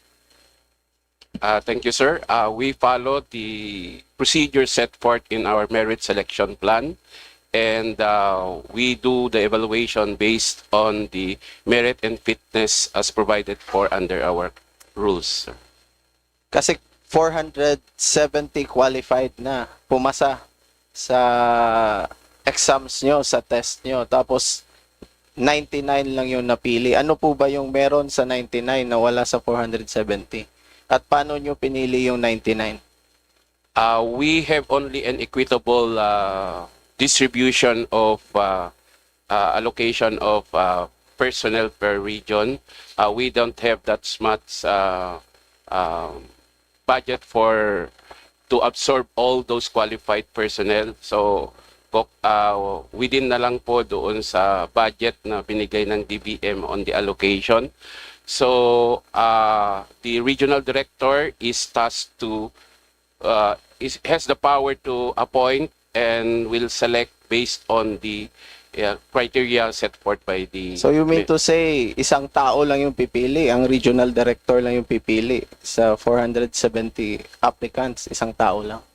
Yes, sir, because he is has the power to appoint those persons under his command, sir. But he is assisted by the Human Resource Selection Board, sir.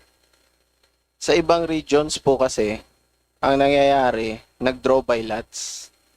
Hindi po ba universal na pwede ba gawin draw by lots na lang lahat para maiwas yung corruption, maiwas yung pambabayad? Kasi may mga issue sa region ko na may mga officers daw na nagpapabayad, nagre-reserve ng slots. It's up for the regional director as his discretion to have on how he would select the successful applicant, provided, however, that the applicant goes through the process of the recruitment process as we have set in our selection, the merit selection plan, sir. Sir, there are some reforms that we are putting in place with the BFP, namely the BFP and the PNP. We will require all fire inspectors and the recruitment process and the PNP for their operations to wear body cameras. But these body cameras cannot be turned off, sir. Once you put them on, they will run for 12 hours and they can only be turned off when you put it back in the mother unit. So every single conversation, every single utterance, every single movement can be monitored by our system on how the police and the BFP function. In that case, sir, if there are applicants, we can monitor if there are any solicitations for the positions, and we will do our best to curb that kind of corruption, sir, through technology. Sige po. Yan po yung last question ko dapat. How does the DILG respond to allegations that applicants must pay specific amounts to succeed in the recruitment or selection process? What integrity, safeguard, and accountability measures are being implemented to prevent corruption in hiring? That's the answer, So, sir. We're using technology to combat that, sir. Saka, pwede nyo ba tignan yung Region 8 BFP sa mga Yes, sir. allegations ng mga nambababayad para Yes, sir. makakuha ng We slots? will make sure, Kasi sir, madami na pong report na napunta sa office ko. I have received the same report, sir. That's why we are employing technology in order to do this. Thank you for your commitment, Mr. Secretary. Yes, sir. Thank you, And Mr. sir, Chair. it's not limited only to the applicants, but also to the fire inspectors who go to each and every building to have their fire assessment. They'll now be required to wear the body cameras so that they cannot solicit any projects nor recommend any fire extinguishers to use for the different business owners. We find that very oppressive and wrong, sir. Thank and we you. will use technology to combat it. Thank you for your commitment to check on my region, Mr. Secretary. Thank you, Mr. Chair. That's all. Okay po, are you done? Vice Chair Carl Nicari? Yes po. Moving forward, may we now recognize from the Minority Deputy Minority Leader Laila De Lima.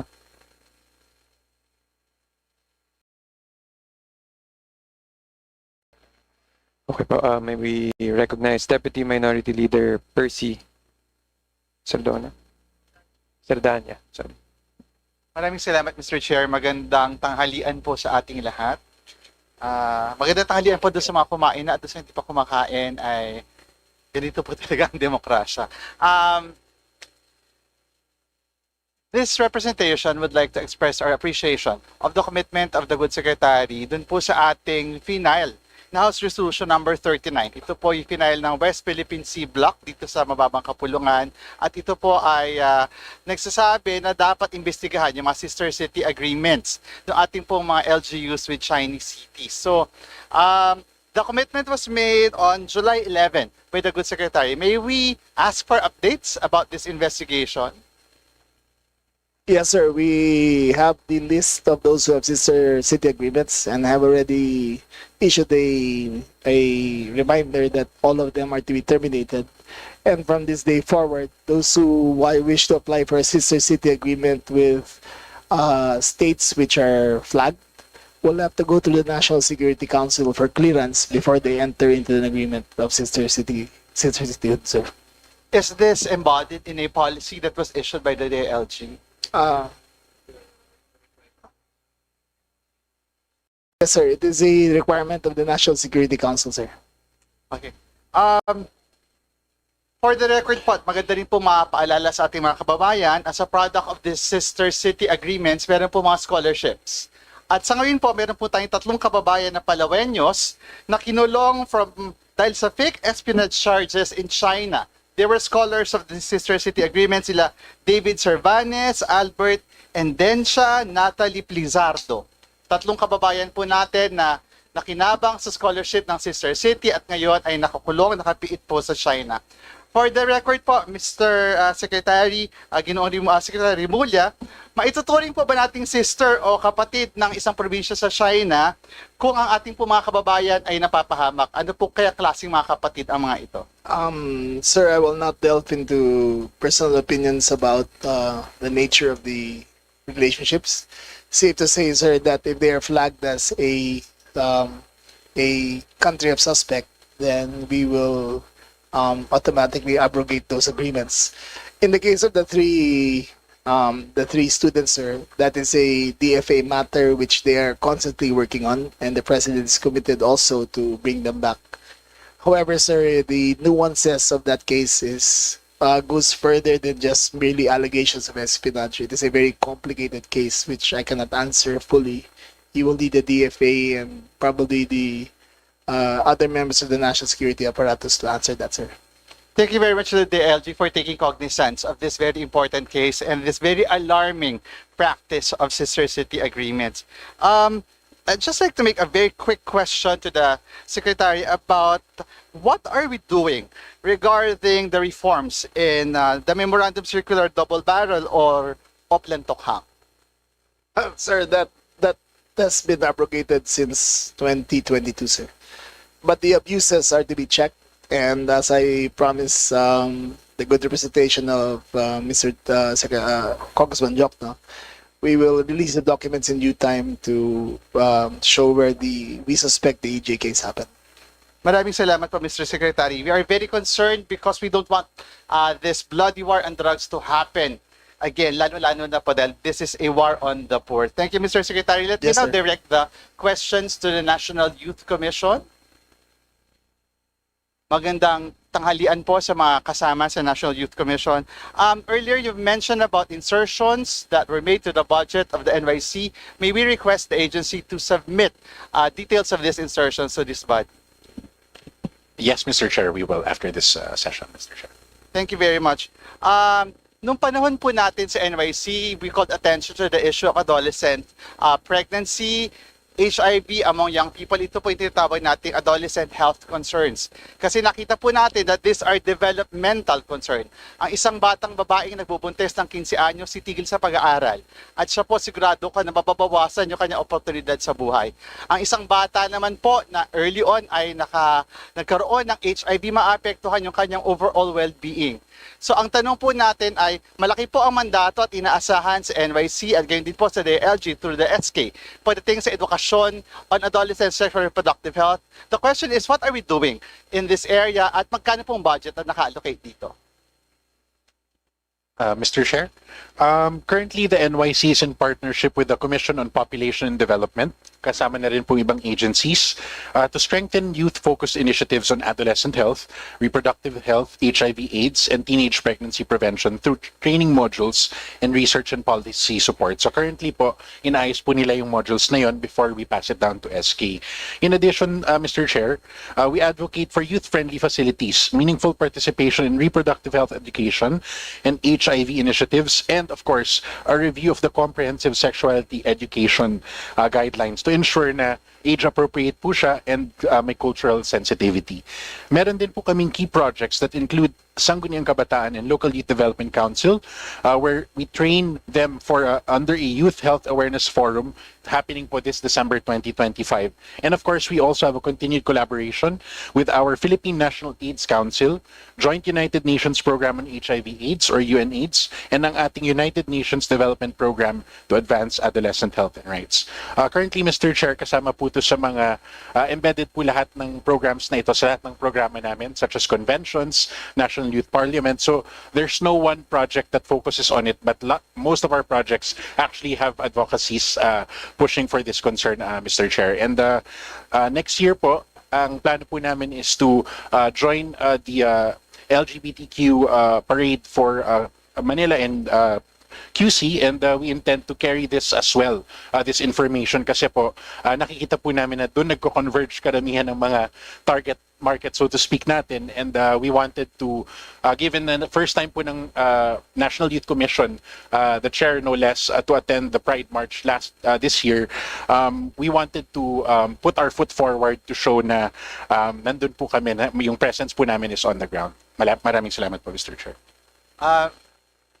To the chairperson of the NYC po, we will see you in next year's Pride. Pero balikan ko lang po yung question ko about investment, kasi di ba sinasabi natin that the most concrete expression of a department or an agency's priority ay yung kanyang budget. So we would appreciate a submission of the actual investment in these areas that you've mentioned. Mr. Chair, if I may, we do have a 6.6 million for next year. This is for youth health focused research, and ito po ay research on reproductive health programs, and we also have an e-journal on youth health amounting to 600,000. But we will copy furnish you with the files, Mr. Chair, as well. Thank you very much. And perhaps as a last note on this issue, we expect the NYC to take leadership on this particular set of concerns, as this is now becoming the defining issue of this generation, adolescent sexual and reproductive health. And I hope that the NYC would exercise greater leadership in various interagency bodies such as the Philippine National AIDS Council and the Interagency Group on Adolescent Sexual and Reproductive Health. Ano po ang roles natin dito sa mga konsehong ito ngayon?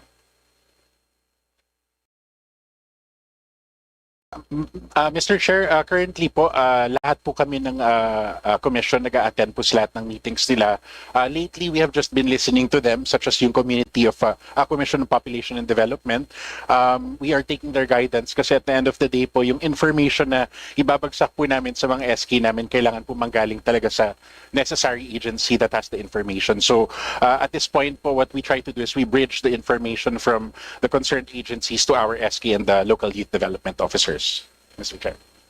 May we know the position of the NYC doon sa, alam ko pong pumasa na yung batas, during that time, nung kami pa ay nagde-deliberations, were you for or against the postponement and the extension of terms in the SK?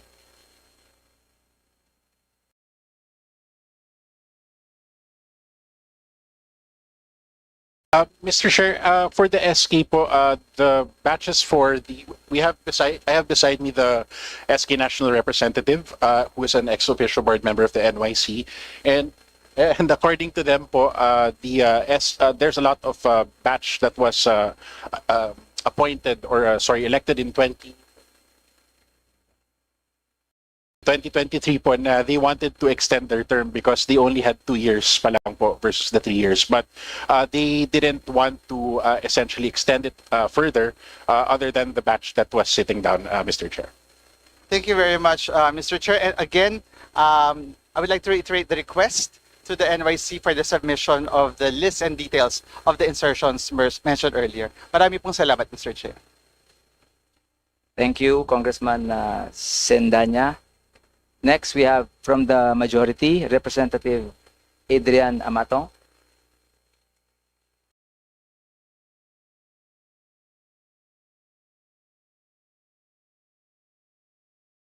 So, we go to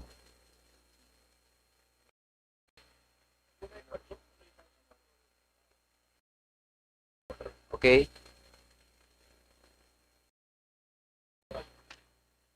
Next, Representative Antonio Ortega Preta.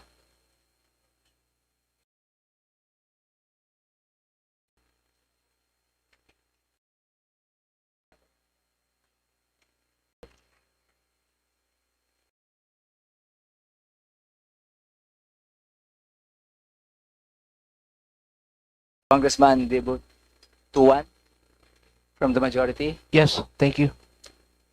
To the chairman, Okay. and of course to the secretaries, and of course to all the PFP sirs, at saka mga PNP natin, lalo na saka bagong PNP chief natin, sir. Good afternoon po. Secretary, do you agree that we should improve the capability of our police officers in my constituents municipalities by providing additional high-power rifles to combat the lawless elements? No, sir. I think high-powered rifles should only be used in the anti-insurgency efforts. I think what we have now, which high-powered rifles used in a civilian setting have a high collateral damage rate, sir. So I am an advocate of using the short firearms instead of the high-powered ones, and the high-powered rifles be only limited to the specially trained units of the PNP. But I think, Mr. Secretary, it's about time to revisit some of the municipalities who needs rifle. Like yes, sir. in my area, Secretary, the 3rd District of South Cotabato, puro po bulubundukin ang areas namin. Yes, sir. Again, sir, it is a granular basis for the issuance of firearms. That's why I rejected the insertion of the 100,000, the 80,000 rifles for the PNP, because that would have meant equipping one out of every 2 officers with a high-powered firearm, and to use that in urban areas, which 50% of our country is already, will leave a high collateral damage, leading to more civilian deaths than is necessary, sir. So it is a short firearms that I'm advocating. Regular practices namin when I'm still in the local government unit kasi, doon sa isang munisipyo namin, magandang relationship natin with the PNP. Actually, the LGU is providing AK-47 and some MP5 rifles for our police station. At the height of mainit pa yung LCAC noon. But I do hope, sana Secretary, it's about time lang. Dapat meron kayong konting reference din sa mga justify naman natin Yes, sir. kailangan nila. Again, sir, it's a granular basis. In districts such as yours, the police have to be specially trained to use the high-powered firearms. Sir, these firearms are lethal, highly dangerous, and have a long range of impact. So the use of that wantonly and say that it's a policy to give to every police officer is very, very dangerous. So it's a granular basis and a need to have basis, sir, especially in district like yours and on specially trained units that are operating here in the urban area, sir. Yes, thank you for that. And number 2 is that, do you agree, Mr. Secretary, that the municipal police station should be provided with the reloading machines to enable them to reload their own and engage in constant practice shooting? No, sir. We cannot have that, sir. And I think we've done it in our municipality. We provided reloading machine para sa mga officers natin, Secretary. That is only cost 90,000 to 120,000. Alam mo, laking tulong yan, Secretary, sa mga police officers natin. Yung LGU po mag-provide ng mga components para sa mga reloading machine. Siguro yung magiging counterpart ng PNP dyan, maka-provide ng reloading machine.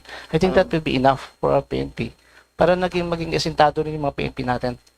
Sir, I agree that the PNP should practice proficiency with their rifle and their pistol capacities. However, sir, reloading machines are very dangerous machines to have, sir. They have a propensity to explode if used strong. They have a propensity to spread ammunition to those who do not need it, because, sir, there is no registration system on the manufacturing of these bullets. So it is, as policy, sir, we discourage the units from having reloading machines.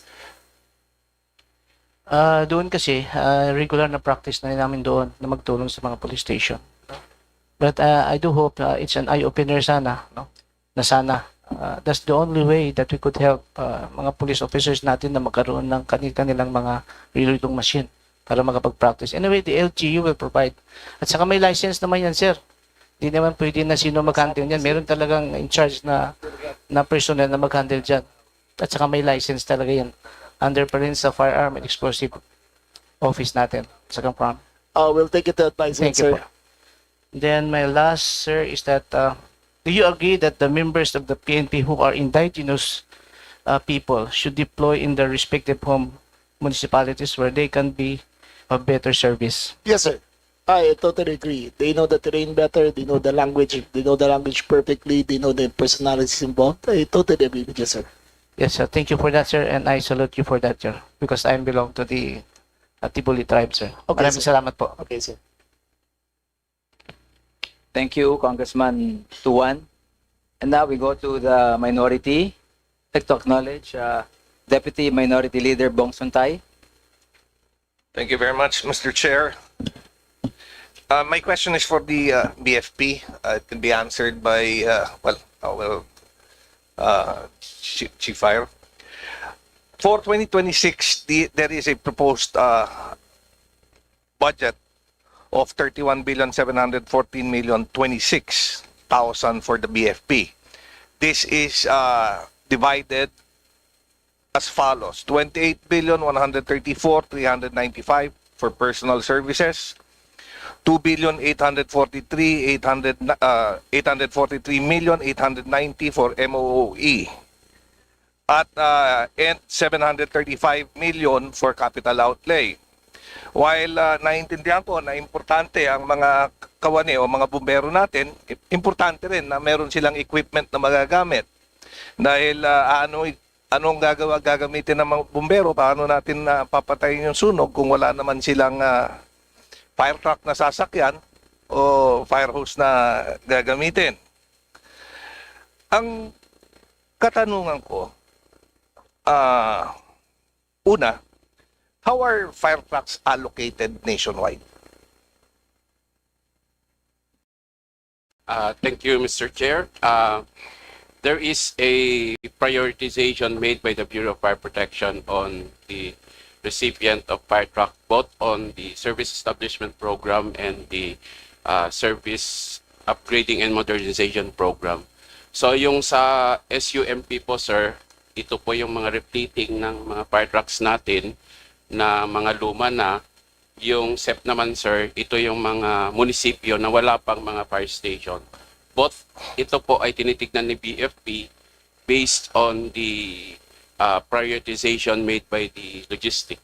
So, ang prioritization natin is based kung luma na yung truck o kung walang fire truck. Yes.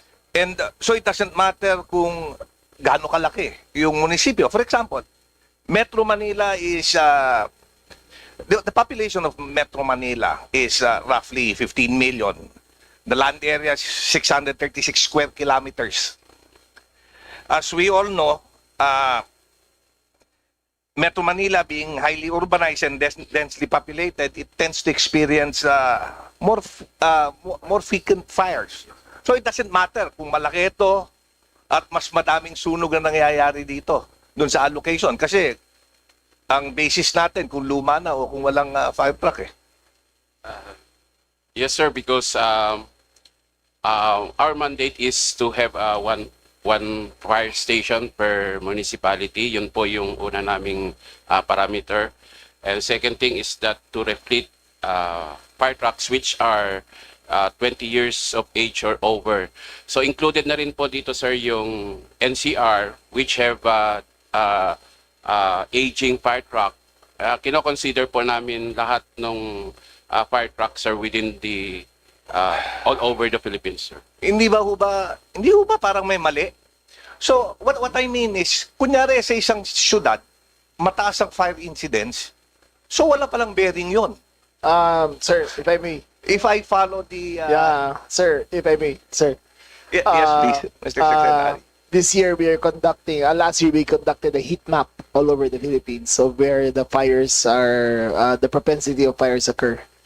70% of the fires, sir, occur in ISF areas, which, as you very well know in your city, sir, I think 90% of the fires will come from the ISF areas because of the conditions that they live in. So what we are trying to do not only is putting fire trucks, but mandating the water providers, the concessionaires, to put hydrants in the where they are most prone to having fires.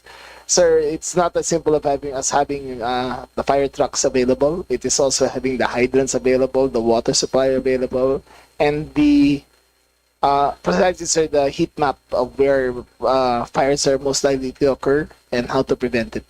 Okay.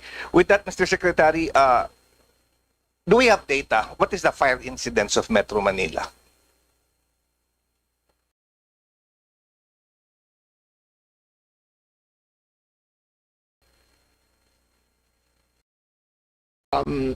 Yeah, I have just a morsel of information before the. Go ahead. Sir, when it comes to high-rise buildings, we've only had 2 in the last 10 years, and only a couple of floors burned down because of the sprinkler systems. Some of the fires were in warehouses which carried combustible materials. Most of the, again, up to 70% of the fires, sir, occur in the ISF areas. That's why that's our area of consideration, is to provide the hydrants where they occur. No, Mr. Secretary, kasi the reason why I'm asking is because as we can see, as I mentioned, of the 31 billion allocated for the Bureau of Fire, roughly 30 billion is roughly 31 billion is allocated for personal services at wala yung para sa equipment. As I mentioned earlier, aanin natin yung dami ng bumbero kung wala rin magagamit para tulungan yung mga bumbero patayin yung sunog. Is it there a disproportion in how we allocate budget for the BFP? Sir, we do not source the funds for firefighting equipment from the GAA.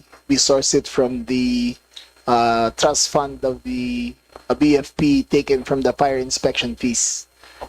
So this year, sir, we are allotting 3.5 billion to purchase the fire equipment. Sir, just to give you a background, the collection before would be at the 3 billion range, and the DBM would only release 30% of it. But when I became SILG, sir, I made an active lobby to release 100% of the funds from the trust fund. And so now we can order a record number of fire trucks in the next 2 years, sir. Okay. So for this year, 3.4 billion will be used to purchase equipment. Yes, sir. May I know how many fire trucks are assigned for Metro Manila? Sir, I will have to come back to you that because we need a final inventory. There are some local, sir, Metro Manila is a different animal. There are volunteers, there are LGU provided, and then there are BFP. But sir, I talked to the mayors, and they prefer the 500-gallon varieties and the pumper trucks rather than the large ones because the fire occurs in small roads that cannot be penetrated by large fire trucks. Okay. So sir, kung mabibigyan lang ako ng data with regards to yung Yes, sir. allocation in Metro Manila, and then of course my last question would be with regards to Quezon City, because Quezon City is roughly, the land area of Quezon City is roughly 25% of the entire Metro Manila. The population of Quezon City is 26% of the population of the entire Metro Manila. I would also want to know kung ilan yung fire truck na assigned sa amin. Kagaya sa distrito ko, for one, alam ko na kulang. I think we Yes, just sir. have 11 fire trucks. Yung 4 pa hindi tumatakbo. Yes, sir. So, We had a problem with the previous administration's purchase of Rosenbauer fire trucks.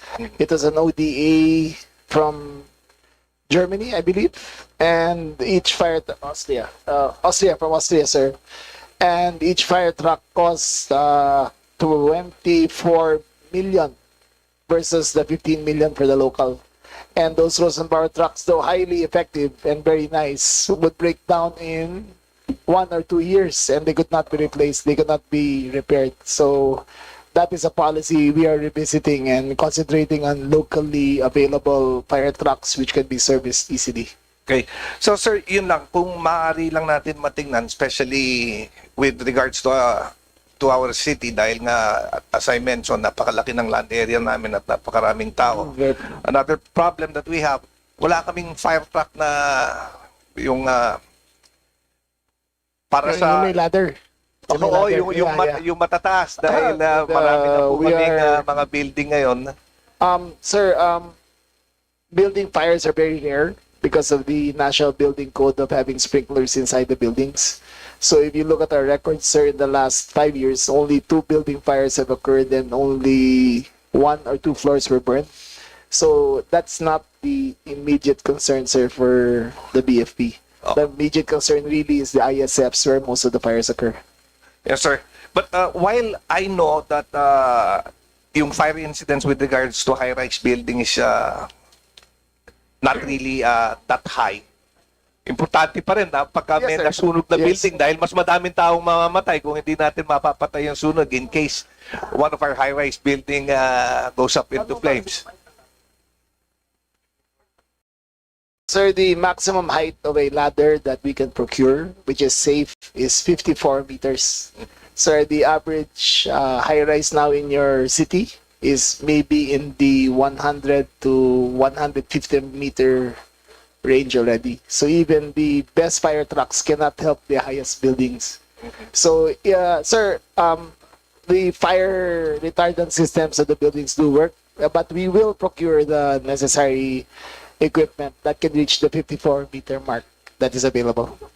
Okay, thank you very much, Mr. Chair. Thank you. So, Director Fernandez, you're directed to submit all the datas required by Minority Leader Bong Suntay, not only for NCR, but for the entire Philippines. Especially dun sa mga munisipyo na sino bang may fire station, sino ba may fire station na walang fire truck, sino ba may fire truck na walang fire station. Kasi, sir, Kompleto kami, it sir. sounds funny, We will but submit to your officer. yes, thank you. Thank you, Secretary, Director. Yes. And when can you do it? We'll submit it by Monday, sir. By Monday. Yes, sir. Thank you, Secretary. Pasalamat ka ba ni Secretary sa'yo? May abogado ka. Sa'yo ako nakatingin, pero pag tinitingin ko Secretary, tumitiklop na ako eh. Okay. So next, to interpolate, wala na from the minority. It's all from the majority. DS Bambi Mano, is he around? Sino? Then from, okay. Sorry. May isa pa. Stand to be corrected. Teka.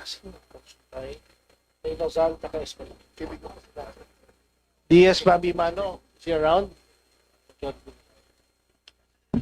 Congressman Roy Loyola. Congressman Representative Amado Bulilla. You are recognized, sir. Kindly proceed. Off na lang yung kay Bong. Maybe yung mic ni Bong pwede mong gamitin. Ito na, okay na. lang ako. Okay na, sir. Okay na. You can also stand up if you want while asking questions. It's no problem. Thank you, Mr. Chair. Thank you. You have the floor. Magandang hapon po sa inyo lahat. Mr. Chairman, to the good secretary and all the attached agencies ng DALG and sa lahat po ng ating mga kasamahan. My presence here is to show my support and concern for the approval of the budget ng DILG. But halos lahat to ng gusto kong itanong ay naitanong ng aking mga colleague. But I need to be clarified and I want to be clarified sa atin po lamang setup ng ating PNP. I would like to address my question, Mr. Chair, sa ating CPNP, kay General Natates. Sir, ako lang ho ay naguguluhan lately sa mga recent development ng assignments ng ating mga regional directors and directorate ng ating National Police. Paano po ba ang pagtatalaga at pag-assign ng mga nasabing opisyal? Ito po ba'y sa kagustuhan ng hierarchy ng PNP o sa kagustuhan ng DILG Secretary or nung NAPOLCOM? Sir, just to, if I may, sir, I will answer the question. As of a few weeks ago, sir, we have reinstituted the NAPOLCOM procedure as according to NAPOLCOM law. So the level 3, which is full colonel and above, will come the assignments will come from upon recommendation of the Chief PNP to be confirmed by the SILG to be affirmed by the NAPOCOM. That's how it works, sir. Thank you, Mr. Secretary. What about po yung mga provincial director natin? Sir, the provincial directors, as mandated by the President, will go through the process of submitting to the provincial governors a list, and they will choose to, and then we will affirm through the NAPOCOM. So we will no longer practice the OIC rule. Yes. Wala na po yung OIC rule ngayon. We will respect the governor's wishes kung sino gusto nila ilagay as long as they are qualified and do not post any of the disqualifications to assume the post. So, in the same manner, ganun din po sa mga chief of police ng city or... No, sir, level for yung major and down is up to the Chief PNP, sir. Up to the Chief PNP. It does not go through the NAPOCOM anymore. Okay, thank you, Mr. Secretary. But, sir, the procedure of the mayors as well is going to be observed according to their choice. Thank you, thank you. Isa na lang po. Tungkol po dito, meron po tayong nire-request na intelligence fund na 806,209,000. So, paano po ba ang distribution to? Kasi ako po ay naniniwala na kung ito po ay magagamit talaga ng wasto, wala yatang krimen na hindi kaya ma-resolve sa paggamit ng ating intelligence fund. Sir, rest assured, sir, that we go through COA procedures, but we cannot divulge how it is used unless it is in a closed-door session, sir. The information that you're asking is highly sensitive and can affect national security. Rest assured, sir, that if need be, we will provide everything, but we will go through the procedures and we do not have any potato chips on our list, sir, of beneficiaries. Ano ho ba yung potato chips na sinasabi nyo? Na bigla nagkaroon ho ako ng pag-iisip. Opo. Hindi. Kinasabi ko lang po, sir, na dadaan po sa COA lahat yan at through proper procedure, sir. Thank you, Mr. Secretary. So, maraming salamat po. Ang akin na lamang po, again, I would like to manifest my support sa ating pong BJMP sa kadahilan ng yung subsistence allowance ng ating mga persons deprived of liberties ay matutugunan from 70 to 100. And I'm very, very supportive for that concern of the BJMP. And for that, maraming salamat po. At sabi ko nga po ay nasagot na kanina yung mga tanong sa congestion.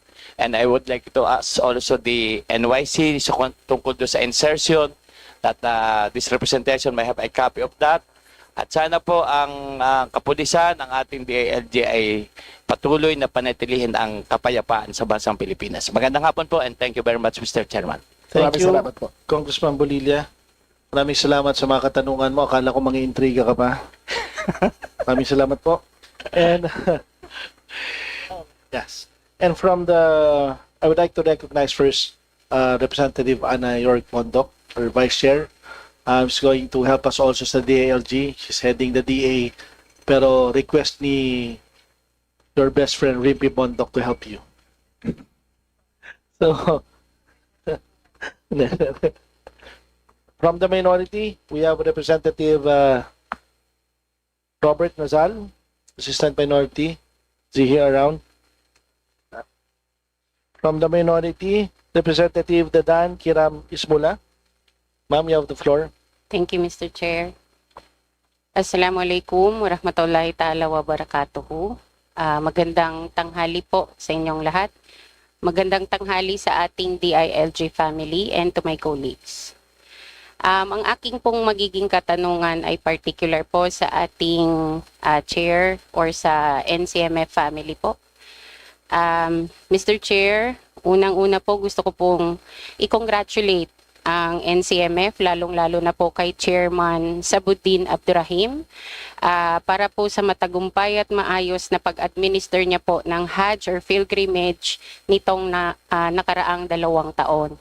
So congratulations po, Mr. Chair.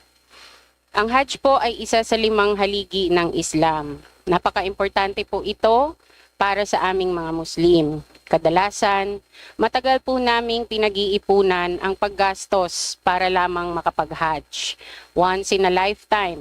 Kaya lubos po tayong nabahala sa nalulungkot nang ating pong malaman na nitong nakaraang Hajj ay marami po sa ating mga kapatid na Muslim ang naloko at na-scam. Noong August 5 of 2025, nag-issue po ang NCMF ng isang statement tungkol sa unauthorized Hajj-related activities ng isang travel agency na tinatawag na Al Haramain Travel and Tours Inc. Isang investigasyon po na inauthorize ng NCMF and Bank noong Mayo 8 of 2025 para tingnan ang operasyon ng kumpanyang ito, lalo na sa issue ng mga courtesy visas o mujamala visas. Ayaw na natin na may mga kababayan tayong Muslim na naiiwan silang stranded, walang pera, at pwede pa silang ma-deport. Ang tanong ko po, ano po ang latest update sa investigation laban sa Al Haramain Travel and Tours Inc.?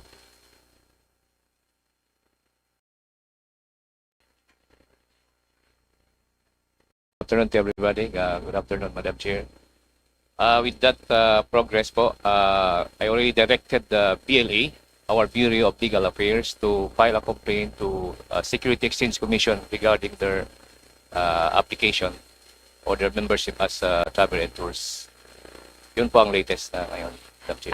Mr. Chair, ano po yung status ng May 8 resolution at ano ang mga konkretong aksyon na ginawa ninyo para ma-protect ang ating mga pilgrims po?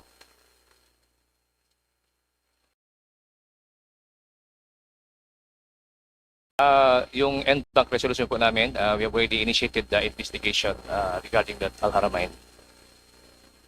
Salamat po. Nasa magkano po ang original proposed budget ng NCMF sa DBM? Ngayon po, ang proposed budget ng NCMF for 2026 sa 1.2 billion po. Ang nalagay po sa NEP ay magkano po? Ang nalagay po sa NEP is 1,231,298 po. Ibig sabihin po may nabawas. Tama po? I think she's asking yung sinubmit nyo sa DBM. Yes po. Yung tier 1 and tier 2 nyo and yung nakalagay na po sa NEP. Kindly respond. Thank you, Mr. Chair.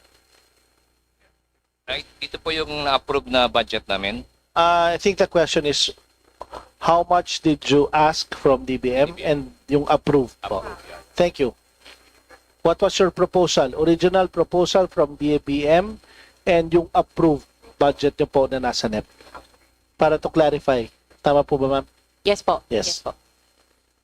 So how much did you ask from DBM? More or less? More or less same amount, Mr. Chair. Mr. Chair, tatanong ko lang po, kung ikumpara sa napasa ninyo sa DBM at sa na-approve ng DBM, may nabawas po ba? Wala naman, medyo tumaas pa rin. Tumaas ng konti. Yeah. Okay. Sige. Natutuwa po kong marinig. Imamanifest ko sana na sana ay padagdagan pa kung ito ay kulang. Pero ang tanong ko na lamang po, Mr. Chair, sa tingin po ba nila itong budget na inallocate sa inyo ay matutugunan na ang pangangailangan ng ahensya? Yun lang ang ano namin yung Amirul Hajj, insurance ng Amirul Hajj kung pwede po. Ay dagdagan. Yes, Okay. yes po. With that, Mr. Chair, gusto ko po sanang i-manifest ang support ko po sa maging budget po ng ating NCMF na kung maaari po ay dagdagan pa po natin ang kanilang pangangailangan. So, mandato po ng NCMF na protektahan ng ating mga kapatid na Muslim, especially yung mga nag-Hajj. Ang okasyon dapat ng pananampalataya ay hindi masabotahe ng mga kumpanyang nagpapabaya. Mahalaga po ang inyong pagtugon sa inyong isyung ito para mapanatili ang kumpanya ng ating mga kapatid na mga Muslim at ng publiko. So, salamat po, Mr. Chair. Mr. Chair, manifest ko lang din po, mag-round to po ako mamaya-maya. Salamat po. You still have time if you want to. It's okay, we're just preparing lang po. Okay. Thank you, Representative Ismola. Now back to the majority. We have Assistant Majority Leader Antonio Roman III. And then before that, I would like to recognize the presence of our chairperson again. She's here. She's here with us. Yes, you have the floor, sir. Good afternoon, Mr. Secretary Remulla. Tony Roman from Bataan First District, covering Hermosa, Orani, Samar, and Nabukay. First, my province has always been recipients of the SGLG award. It seems that more and more LGUs have been reaping the SGLG award.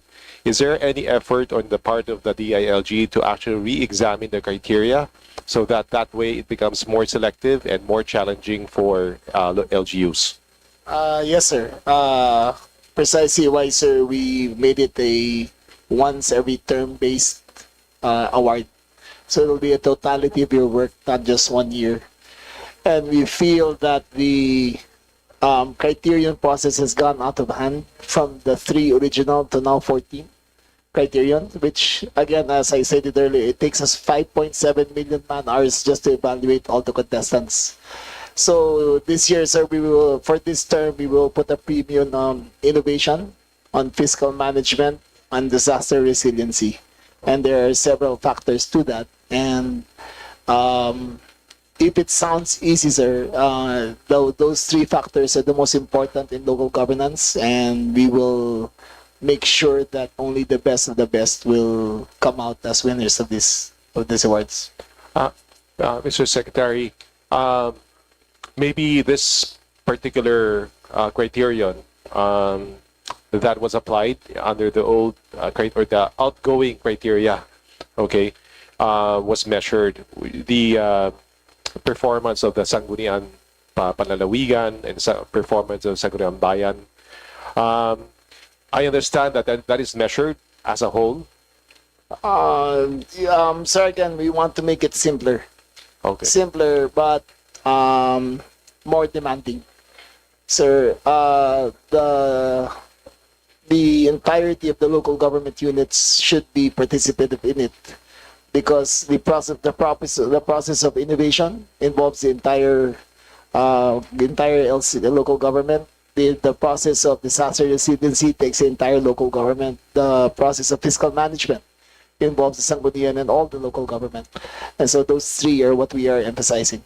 What has the DILG done, if any, to address or help those LGUs that have struggled to actually receive the award, the SGLE award? Did it roll out any kind of training? And if so, are the trainings included in the budget? Maybe you Secretary will answer, sir. Thank you very much, Mr. Secretary. Yes, Your Honor. What we are doing now is, over the years, we have analyzed the result of the Seal of Good Local Governance per local government unit so that we will know the weaknesses and the strengths of our local governments. So in essence, the interventions of national government agencies like DILG is now more targeted and focused, Your Honor, because we will look at specific areas where the local government unit would need most. Does it go down to the individual level so that underperforming or non-performing members of the LGU can shape up? Yes, Your Honor. Actually, the proof is that the number of LGUs which passed the Seal of Good Local Governance is increasing. As of last iteration, it went up to 705, 704 number of LGUs.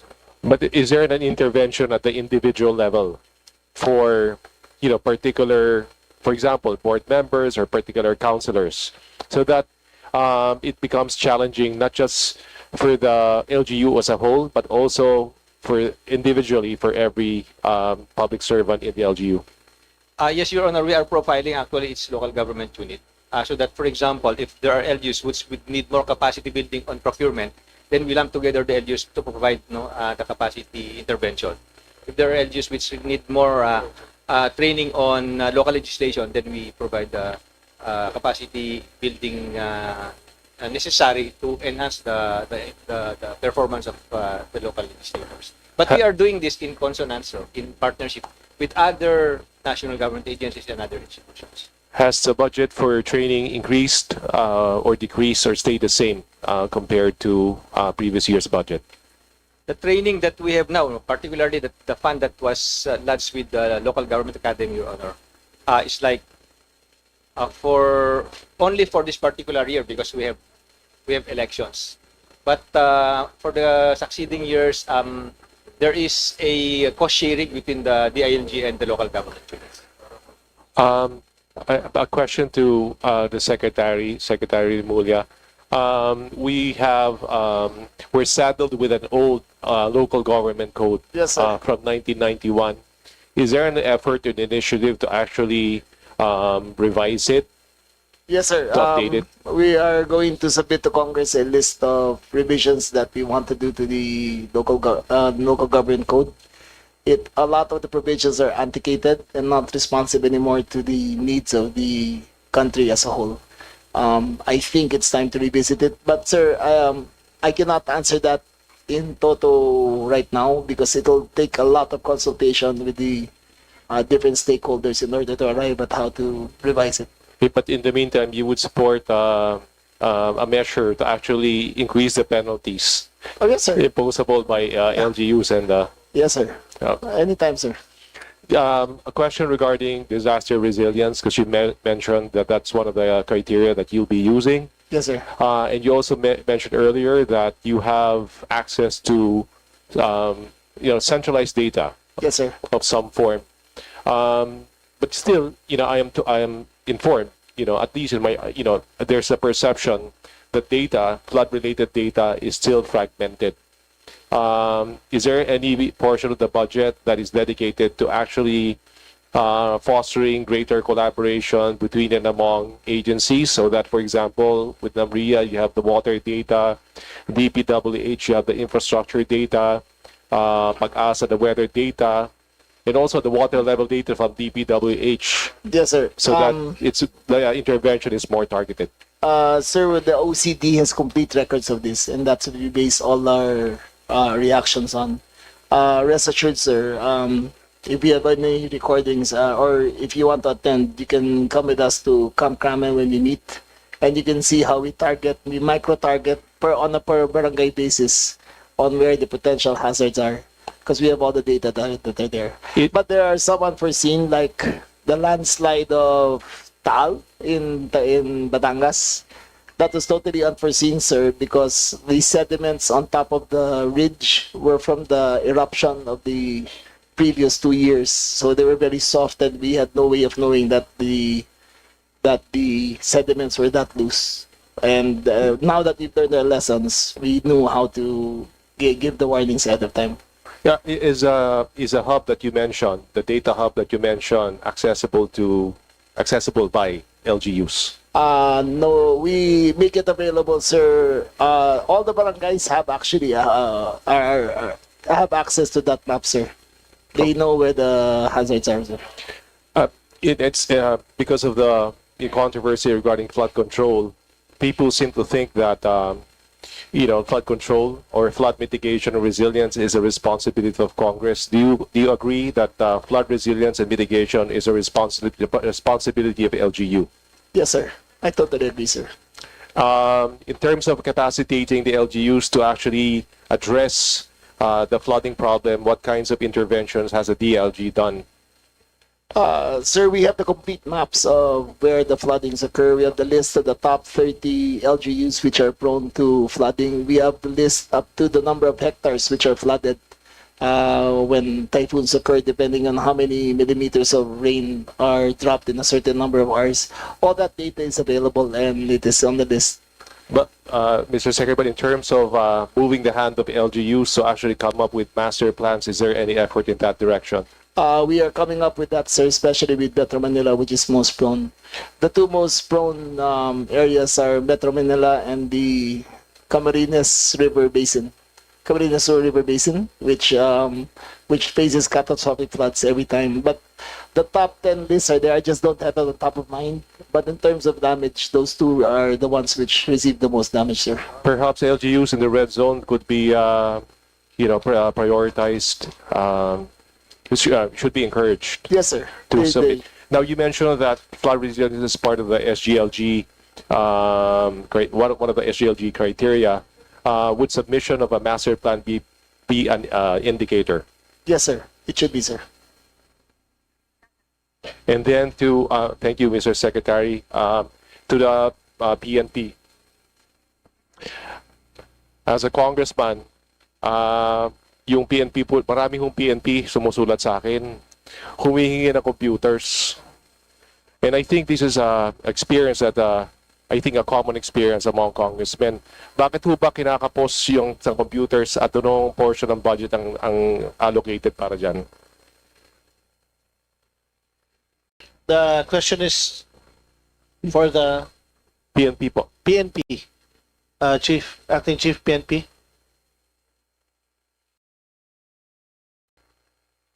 Thank you very much, Mr. Chairman and Your Honor. For the question that a lot of police officers, especially the Chief of Police maybe, have been asking for support from our dear congressman, not only, of course, in your district, o dun sa ibang district na po. Of course, one of the program or project, the Philippine National Police, lalong-lalo na yung Chief of Police and or Provincial Director, Regional Director, reach out dun sa ating mga constituents and stakeholders, not only congressmen, in order na matulungan din sila, especially in equipage and more specifically kung kailangan ng computer, and then so be it, sir. What's so important is we put into our book of accounts kung ano yung pumapasok sa Philippine National Police, and yung paglabas or pag-dispose is hindi basta-basta po nadidispose ang property. And thank you very much for helping these police officers, this police unit, especially when they ask for computers. My last question, I still have 30 seconds, right? Is that, actually, dapat ho, laki ng pondo para yung mapondohan po yung mga computer needs sa mga PNP. But my last question now is with respect to fire trucks, because this was raised earlier. I understand you have a priority or criteria that the DILG applies. So it's to the fire department, Bureau, Fire Bureau. Bakit po dun sa aming, sa aking distrito, Hermosa, Orani, Sama, Nabucay, yung wala po kami mga fire trucks? Sir, I'll answer that for the fire chief. Sir, we're currently in the process of acquiring the fire trucks, and we will surely provide your district, sir, with the fire trucks necessary. Para hindi nyo ako makalimutan, full support po ako sa budget ninyo. Sana magpapatagdagan pa. Salamat po. Salamat po. At gagawin po namin ang lahat, sir. Thank you, kinakapatid. Tapos may kinakapatid, Congressman Roman. Next, from the minority, we have Deputy Minority Leader Laila De Lima. Ma'am, you have the floor. Thank you, Mr. Vice Chair. Good afternoon to Madam Vice Chair, and to my colleagues, and to the members of the DILG family. I'm still very curious and interested on the circumstances surrounding the relief of the former PNP chief, Nicanor Torre. Where is he now? May we know where is he now? What is his status? Will the good secretary confirm that he is on official leave? Yes, ma'am. He's on official leave. And that his mandatory retirement is still up to 2027, ma'am. 2027. Yes, ma'am. So just on leave. Yes, ma'am. For No 31 cases have days, been sir. filed against him. Again, sir? Again, ma'am? No cases have been filed None, ma'am. against him. None, ma'am. Notwithstanding the issues about whether there has been insubordination on his part None, with ma'am. respect to the resolution of There- NAPOLCOM. As a fact, ma'am, there is no case filed against him. Okay. I understand that earlier questions have been raised already, asked already by Representative Chel Jokno about the issue or the controversy surrounding the purchase or the supposed purchase, the planned It is purchase. attempted, ma'am. Attempted. purchase. Yes, It's ma'am. an attempted purchase of 80,000 units of Yes, ma'am. high-powered rifles. Yes, ma'am. Worth about 8 billion. Yes, ma'am. And I know that in the official statement issued by the DILG, what date was that again, please? When was that issued? That particular official statement which refuted the claim that it was the idea of the SILG. I don't have the exact date, ma'am, but that was last Monday, I think. That was last Monday, ma'am. Okay, so the explanation was that, well, it did not really push through because precisely the SILG asked for the opinion or the position of then PNP Chief Torre. Would the SILG please confirm that? Ma'am, the procedure of buying firearms is not as simple as signing a requisition, ma'am. There is Yes. a technical working group, there's Yes. a needs assessment, and it's not a process that can be done in 1 week or 2 weeks or 3 weeks. It's a long, long process. It's a ma'am. long process because Yes, you have to ma'am. determine Yes, really ma'am. the, first of all, the very need, the Yes, ma'am. necessity of that. But That what needs about the analysis. claim? What about the claim that there has, there was in fact a prepared letter already, supposedly addressed to the Secretary of Interior and Local Government, and to be signed by the former PNP Chief Torres? I have no idea. I have no knowledge of that, ma'am. So you don't have knowledge about that pre-prepared letter? What my knowledge is, ma'am, in the 3 conversations that we had regarding this, we both concurred that it was not necessary, but we will go through the process. Okay, so you're not aware of such letter that No, ma'am. allegedly the then PNP chief refused to sign? Ma'am, it was not a refusal to sign. It was a concurrence on both our parts that we didn't need the rifles, but we had to go through the process. Okay, so what is clear to us, as you just told us, is that you're not aware of that particular letter. I'm not, ma'am. You're not aware. Okay. Now, we all know that the crux of this controversy is about the exact scope or extent of the powers of NAPOLCOM. I've actually raised these issues during the organizational meeting or the first meeting of the Committee on Public Order, where the Vice Chair of NAPOLCOM, Attorney Kalinisan, was present. All right.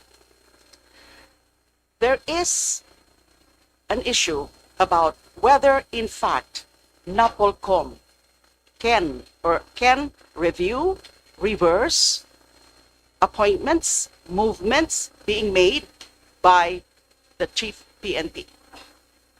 Now, it was, of course, pointed out by Vice Chairperson Kalinisan that they have the authority, NAPOLCOM has the authority from the Constitution and also from the memorandum circulars that NAPOLCOM had issued. I understand that the memorandum circulars concerned are MC 99-013, MC 2001-005, and MC 2001-001. I have a problem with this memorandum circulars because a plain reading of Republic Act 6975 as amended by Republic Act 8551 and specifically Section 5 of Republic Act 8551, which amended Section 14 of Republic Act 6975, where the powers and functions of the NAPOLCOM are laid down. Nowhere does it appear in those provisions the power of the NAPOLCOM to review and reverse the actions of the PNP chief with respect to appointments and movements of officers from the third level officers all the way up to the deputy directors. Now, isn't it a basic rule that a mere memorandum circular or an administrative issuance cannot go over what is provided in the law? Because if it is, then if you do that, then it becomes ultra vires. So in other words, why am I raising this? Because I want to know from NAPOLCOM and also from the DILG, especially the SILG, is if there is any plan on your part to propose any corrective legislation on this gap, clear gap in the law about that particular power covered by mere memorandum circulars? Ma'am, the Vice Chairman will answer on the technicalities of the law. But what we are doing, ma'am, is strengthening the institution that the function of the NAPOCOM be observed. The NAPOCOM is like akin to the Commission on Appointments for police officers. They have the power to review all the recommendations of the Chief PNP onto what positions level 3 and above will be assigned to. My question, sir, is what is the legal basis for that? Because I don't see it in either Republic Act 6975 or Republic Act 8551. I'm not saying that I'm not in favor Yes, of the ma'am. vesting of that Yes, ma'am. power in the NAPOLCOM. I'm just saying that there is a clear vacuum, a palpable vacuum in the law, which I think should require or necessitate a remedial or corrective legislation. Because I don't think we have any issue on the constitutional provision. I think you know this. Section 6 of Article 16, the general provisions, clearly provides the state shall establish and maintain one police force which shall be national in scope and civilian in character, to be administered and controlled by a national police commission. Very clear. A national police commission, power, and then to be administered and controlled. Kaya lang, dapat nandun sa batas because these are the implementing laws. How come it's not there? Kaya NAPOLCOM tried to fill that up through the issuance of this memorandum circular. So ang nagsasuggest lang po ako Yes, ma'am. na baka po pwede yung NAPOLCOM and the DILG present to us the necessary amendments to both laws 6975 and 8551. Yes, ma'am. The vacuum that you're mentioning, ma'am, is a more concise IRR on the how the NAPOCOM functions. So, as it was written, there is a broad spectrum of how to interpret it. That's why it was defined through the MCs. IRR cannot Yeah. go beyond what is the law, what the law provides. That's right, ma'am. So, ma'am, we would really welcome if you would solidify the functions of the NAPOCOM through a codified norm through an RA Act, ma'am. Thank you, Sec. Thank you. So my time is up. Yes, ma'am. Okay, just very, But very, we can- very we brief can- manifestation. Okay. My next line of question is supposed to be the So it's a NAPOLCOM. manifestation, ma'am? Yes, Just a ma'am. manifestation. Yes, sir. Okay. My supposed second line of questioning would pertain to NAPOLCOM itself, because there are elements both within and outside of the PNP which are of the view, that NAPOLCOM at this point may be irrelevant, may be not viable, but I don't necessarily agree with that.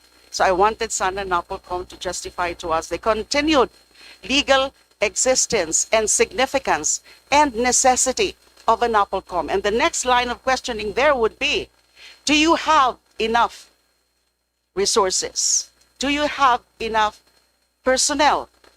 If you would choose or opt or insist on maintaining NAPOLCOM as an institution. Yun po sana ang next line of questioning. Thank but you, ma'am. then again, I have no time. We still have our second round if you want. I'll try to be back because I have another. Please don't leave. Pardon? Okay. Are you restraining me? No, ma'am. I'm just... That would be unjust detention. Thank you. Thank you, ma'am. You're most welcome, ma'am, to come back if you want. You want the NAPOLCOM to answer now, ma'am? NAPOLCOM, please answer. Ma'am Laila, pasagutin ko yung NAPOLCOM. Very good topic. Yeah, maybe Yeah. they can submit a position paper. Okay, submit a position paper and answer now. Yes, Ma'am Chair. Tama po kung meron po sigurong pagkakataon po sa ating kasaysayan, Madam Chair, na relevant po ang National Police Commission ngayon. We are in the middle of multiple high-profile investigations. Kaya po kung meron pa pong iba pong suporta ang mamibigay po ng Congress sa National Police Commission, ay welcome na welcome po ito. Currently, we have a backlog of thousands of cases, Your Honor. We only have a few lawyers.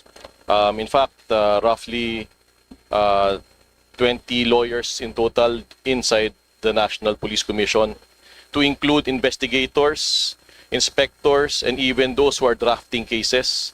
Kulang na kulang po talaga. Even resources po to investigate possible abuses po of certain policemen. We also don't have confidential funds. So there are really things that we need to look into po. First and foremost, to eliminate the case backlog that we inherited from decades past, and to speed up the disposition rate of cases. We have been pushing for the disposition of all new cases to 60 days. Kapag mabagal po kasi ang disposition ng kaso, prone po ito sa corruption. Yung pong possible abusive policeman, present pa rin, nakasuot pa rin ng uniforme, may badge, may baril, which is very difficult. In fact, our backlog, inabot ho namin, minanahon namin, nasa 20-year cases po ang aming inuubos ho ngayon. And we are really diving deep po to dispose 65 cases a day just to remove the backlog by December 2025 po. And of course, said high-profile investigations, we don't want to leave a mark, or when we do investigate, that's why there's also a need for us to have confidential and intelligence funds, Your Honor. Thank you po. Okay, thank you, Attorney Kalinisan. So may appeal to Representative Laila de Lima. Please don't leave us. Next to interpolate from the majority, Deputy Majority Leader Jam Baronda. Yeah. Representative Julio Cesar Vergara. Kong J. Kong J, you're recognized.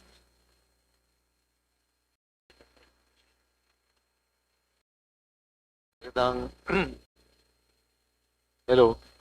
Magandang hapon po. Magandang hapon po. Mr. Secretary, maraming salamat po sa bisita po niyo sa kabanatuan ng araw nung bago mag-eleksyon. At dahil po ron, nakaupo po ako rito. Kumisa ko, talagang sa isang lalawigan ay yung politika ay pasalimuot, magulo. At may I speak for you, Madam Chair? May I speak for you? Speak freely. Yes. Kong J. So, pati po ngayon ang aking kaibigan, matagal na mga kaibigan, bata pa ho sila, nakakasama na po namin sila, Congresswoman Mika, at alam po nyo, magkahiwalay man po kami sa politika, kami po ay magkaibigan. So, ang sasabihin ko lamang po ay yung letter ni Governor Umali na nagsasaad na kung maaari ay magkaroon siya ng leave of absence, na tinanggihan naman po ng inyong kagalang-galang na opisina. At meron po akong kopya rito. Gusto ko lamang pong maintindihan kung itong September 5 na sulat po ninyo, pirmado po ninyo, ay na-serve na sa lalawigan po. Ito po ay ano po yung sulat? Nakasaad sa sulat na to? Para maklaro ko lang po. Ito ba yung ukol sa suspension? ang designation of Vice Governor, designation of Vice Governor Umali Raymond kay as acting governor po. Apo.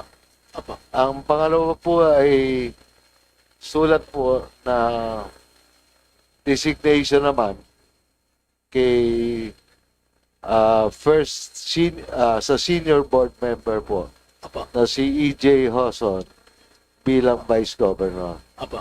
Ito po kaya ay dahil September 5 po yung sulat na to, ito po kaya ay na-serve na.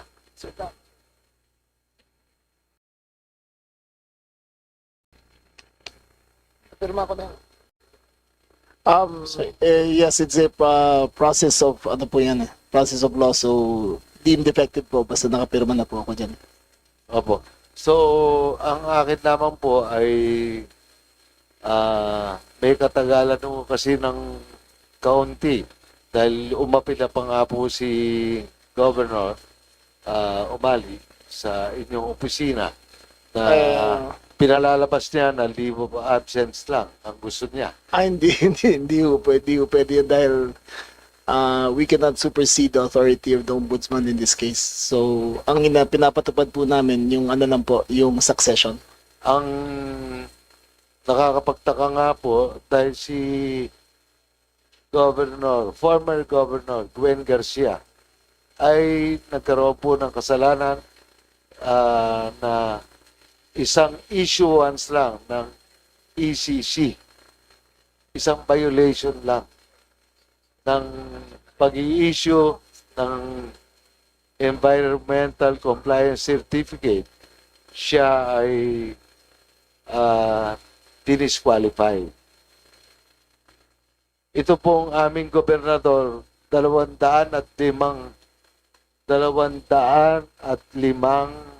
kaso ng ECC. Sinuspindi lang. Yun po ay katakataka sa ating hustisya. Sir Jay, I think that matter is best left for the ombudsman to answer. Hindi ko talaga namin, wala ko sa kapasidad namin sa ganyan. Mr. Secretary. Pangalawa po ay pangalawang question. Sir, just to confirm, na-receive na po kanina ng hapon yung sulat na designating the succession. The vice governor and the senior board member. Na-receive na po ngayon. Apa. Kong Mika. Chairman. So, kinakakilig. Pati ho kay Kong Mika lahat po kami kinakagalit na Ngayon Sus Joseph. Dapat sa akin lang galit Oh, baby. Hirap.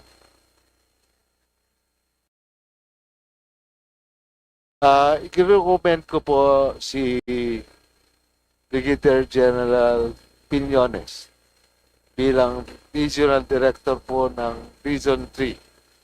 Dahil po si RT Piñones ay binigyan po ng maling impormasyon ng Provincial Director. Ang pagpapalit po ang syudad po ng Cabanatuan ay 3 beses na naka-receive ng best of the best city police station in the country.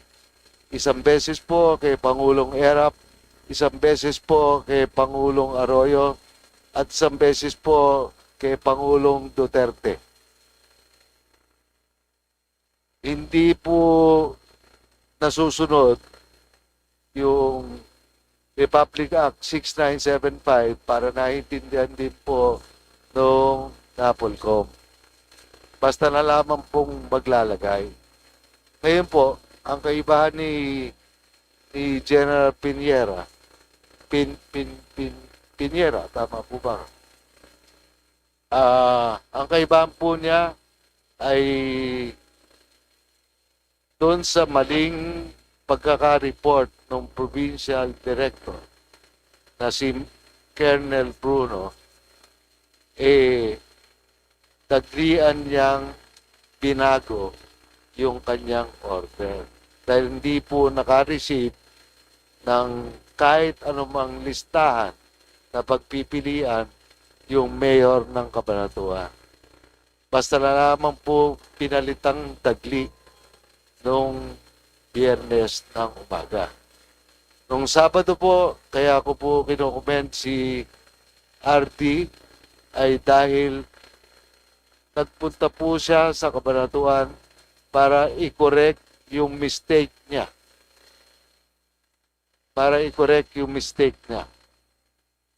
At ako po ay lubos na nalulungkot kay Colonel Bruno dahil one-sided po siya.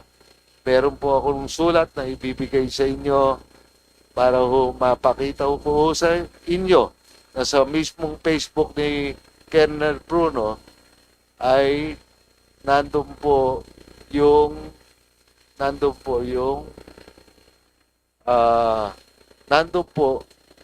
ang kanyang open support kay Governor Omani. Na ang puliso ay dapat neutral. Sir, we will verify the Facebook post, and if he did so, he will be administratively charged because all policemen should be politically agnostic. They are not allowed to air their political views. If this is found to be true, sir, then we will initiate procedures to have him administratively charged. Okay, thank you, Sec. Thank you, Kong J. Vergara. I think that will be our last question. One more question, please. So, yes, please last kindly wind question. up. Thank you. Last question. Sa amin po at sa ibang lugar sa Pilipinas, tumaas na naman po ang drugs. Ang drugs ngayon po. Mr. Secretary, humihingi po kami ng tulong na kumari po ay ma-implement po nyo na talaga kung ano man po ang kailangan nyo. Opo. Kami po ay sumusuporta po sa inyo. Salamat po. Salamat po. So, yun lang naman po ang aking tatlong pahayag at maraming salamat po sa inyong pagiging fair. Ako po ay supporter nyo. Salamat po. Salamat po. Thank you. Next from the minority, we have the Assistant Minority Leader Robert Nazal. You're recognized. Thank you, Mr. Chair. Good afternoon to the DILG family. Good afternoon, Mr. Secretary. I just have a few questions. During the 19th Congress, Bagong Henerasyon strongly advocated for the release of earmarked funds to national agencies, including 2.9 billion allocated to the Bureau of Fire for the purchase of fire trucks, ambulances, and multipurpose vehicles. May I know, may we be updated on the current status of these funds? Have they already been obligated, disbursed, and utilized for their intended purpose? We are they have been obligated and currently in the process of being bidded out. We are bidding out 300, almost 300. Ilan fire trucks tayo this year? 387 this year and maybe 450 next year. That comes from the trust fund of the BFP from the fire inspection fees, and we intend to fully utilize that to service the country. Kasi po, right now, you received, in 2024, ang natanggap po natin from DBM was 2.9. Nagtataka lang po ako, bakit naging 1 billion na lang uli ng 2025 and 2026? Sir, kasi dati po hindi nire-release yung trust fund. So ngayon nare-release na po yung trust fund. Hindi na kami umaasa sa GAA masyado. Yun na nga, Sek. Kikwento ko lang po sa inyo kasi we did some research on that. And ang naging problema po ng Bureau of Fire, kaya po parang nagtatagal yung yung kanilang bidding. Hindi ko po alam kung alam nyo na. Before, we did some interviews. Ang isa pong nagiging issue is meron pong international certification na kailangan i-issue ng isang nung supplier na pag hindi ka na-issuehan nung certification na yon, hindi ka makaka-participate. Sir, that pertains to the exclusive distributorship clause. Yes, Sec. Sir, before I assumed as the ILG, there were only 2 suppliers for fire trucks in the last 30 years for the BFP. Opo. We have now removed a lot of those clauses. And now we have 10 accredited suppliers who will bid for the next batch of fire trucks. Sir, we did that because we felt that two suppliers will never give us the best price, that collusion is highly possible. Yes. Without being accusatory, it is susceptible to collusion. So we expanded the pool, sir, to 10 suppliers so that we can get the best price for the country. Thank you for that, Mr. Secretary. Can our office request for a report? Yes, sir. Yeah. We'll submit you by Monday next week, sir. Kasi po sayang din naman po yung because as of December 31, 2024, meron pa po kayong 8.6 billion sa earmarked. Oh, ayaw kasi dati po, sir, kasi there was a great mistrust between the DBM and the BFP. Yes. I gave them the assurances that I will do my best to cut the corruption, to eliminate the corruption. And I showed them the results, and now we have earned enough trust for them to release the amounts that are earmarked for us, sir. So we can expect fire trucks already to be delivered. 290 days to deliver, sir. It turns out that fire trucks aren't like cars, which you can buy off the shelf. But you will have 800 fire trucks by the end of 2026 to be distributed around the country, sir. So we can safely say that mauubos po natin yung 2.9. Uubusin po namin. Uubusin po namin para sa inyo, sir. How about the 1B for 2025? Also, sir. We are also modernizing the equipment. A lot of the communication equipment between the PNP and BFP will be standardized. So a lot of that will go into earmark into technology sharing between the two agencies so that we can respond to emergencies. Thank you for that. My next question is, in CY 2020 and 2021, PITC serving as the procurement outsourcing entity for BFP engaged Prismodial Construction Corporation and CFV ARAR Contractor Philippines Inc. for the design and construction of typical fire stations for BFP. A total of 98 fire stations were to be constructed. However, a review of the contracts and a report from the engineering division revealed that most of the projects were delayed and not completed within the new target completion period after approving the requested period extension. Out of the 98 fire stations, only 9 were completed, with only 1 still ongoing, and the rest are slated for termination. The construction of fire stations remained incomplete, with delays ranging from 361 to 1,005 days. Now, my question is, we have a request for another 99 fire stations. Ano na po bang naging status nito? Thank you, Madam Chair. Thank you. The 88 fire station that was terminated was already terminated by the PITC. The funds intended for it was already reverted back to the National Treasury, and we have already programmed the unfinished fire station. This is now reflected under our NEP, and we have already the PITC initiated blacklisting to Prismodial. Okay. So, at least nabalik na po, no?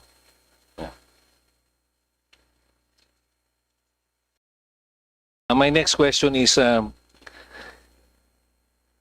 ilan po ang LGUs na hindi nagpapatupad? Would you know if the number of LGUs, if you're monitoring the number of LGUs na hindi po nagpapatupad ng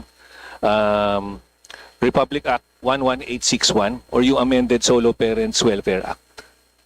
Do we have a monitoring of this? We have a monitoring, but we'll get back to you, sir. And we will give you the full report by Monday next week, sir. Hingi lang po ako sana ng report on how many LGUs and barangays yung nakapag-issue na ng ID. How many? I think we have it here, sir. We will submit to your desk as soon as Sir, in front of me right now,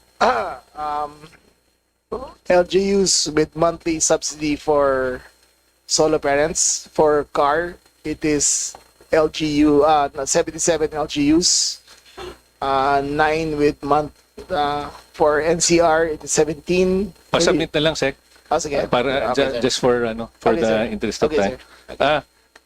My next question is kasama na po ba yung implementation ng RA 11861 sa criteria for seal of good local governance?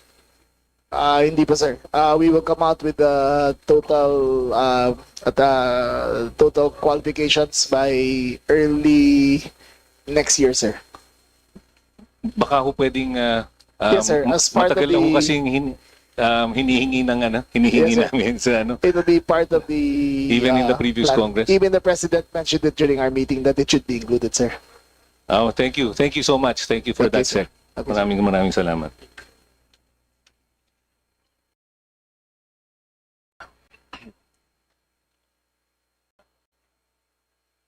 So, my last question is, it appears that the DILG has new locally funded projects, local roads and bridges inventory program amounting to around 78 million. This is not present in the 2025 GAA. May I ask what the purpose is of this new project?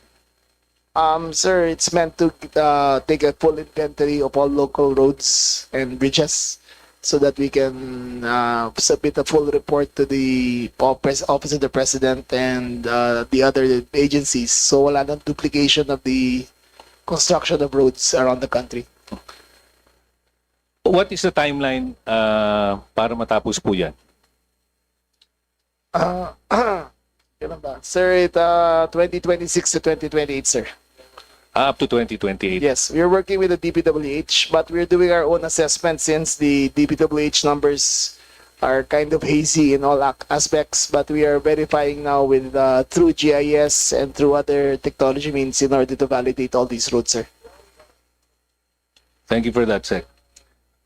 So you initiated, the DILG initiated the Bantay Corruption Program in 2020 with an initial amount of 65 million. It was reduced to 10 million since then. May I ask how's the program going right now?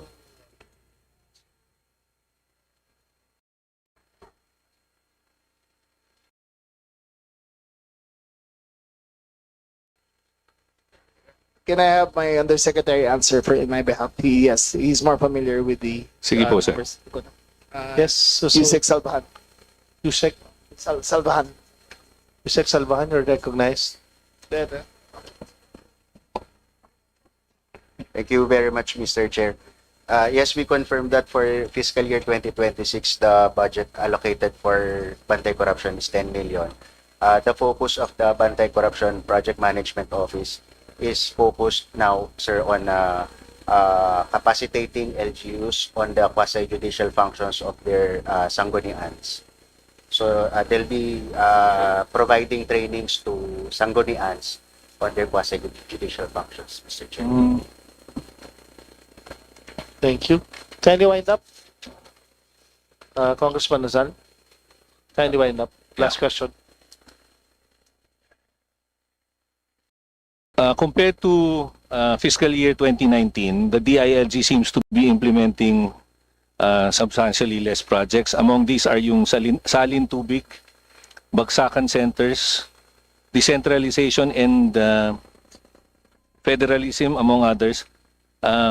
What are the reasons for the discontinuation of the projects? Thank you. That will be the last question. Sir, those are projects that were beyond that went beyond this my term. But I felt that we were concentrating now on institutional reforms rather than giving out projects. I think other agencies are better equipped to handle that. As if you can see our budget, a total of 94% is for MOE and salaries and personnel. The rest, sir, are for capacity building and we are better at capacity building rather than implementing projects. Thank you. Sir. Thank you. I just want to manifest na yung 1 billion nyo po sa 2025, pag naubos nyo po yan, for the earmark, pwede naman kung kayo humingi uli sa Ay, thank you, sir. DB. Thank you, sir. Talagang And bagay, sir. we will support you po. Basta Salamat ang po. importante po na i-implement natin na maayos. Tama po. Tama po, sir. Thank you. Thank you to the DILG family. Thank Thank you, you, sir. everyone. Thank you, Congressman Nazal, especially your guardian angel behind you, former Congresswoman BH ko. I just want to recognize you. Next from the majority, we have Vice Chairperson Rufus Rodriguez. Sir, you have the floor. Thank you, Mr. Chairman. Good afternoon to our outstanding secretary. Last year, we were at the plenary and I supported Secretary John Vic Remulla. And today, I would likewise do so. So, good afternoon to you and to our undersecretaries and assistant secretaries and the official dome of the DILG. I would like to also ask if your outstanding regional director, Bruce Colyao, is here.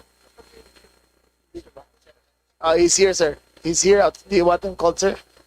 Yes, well, can you call him and then we proceed, Mr. Chairman?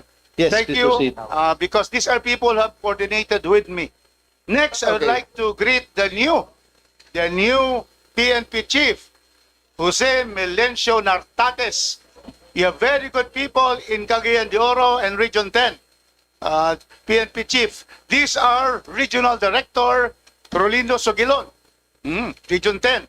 And also our City Director Salvador Radam. They're very good PNP chief. Do I call you JM because you're Jose Melencio? Sir, we usually address him as general, sir.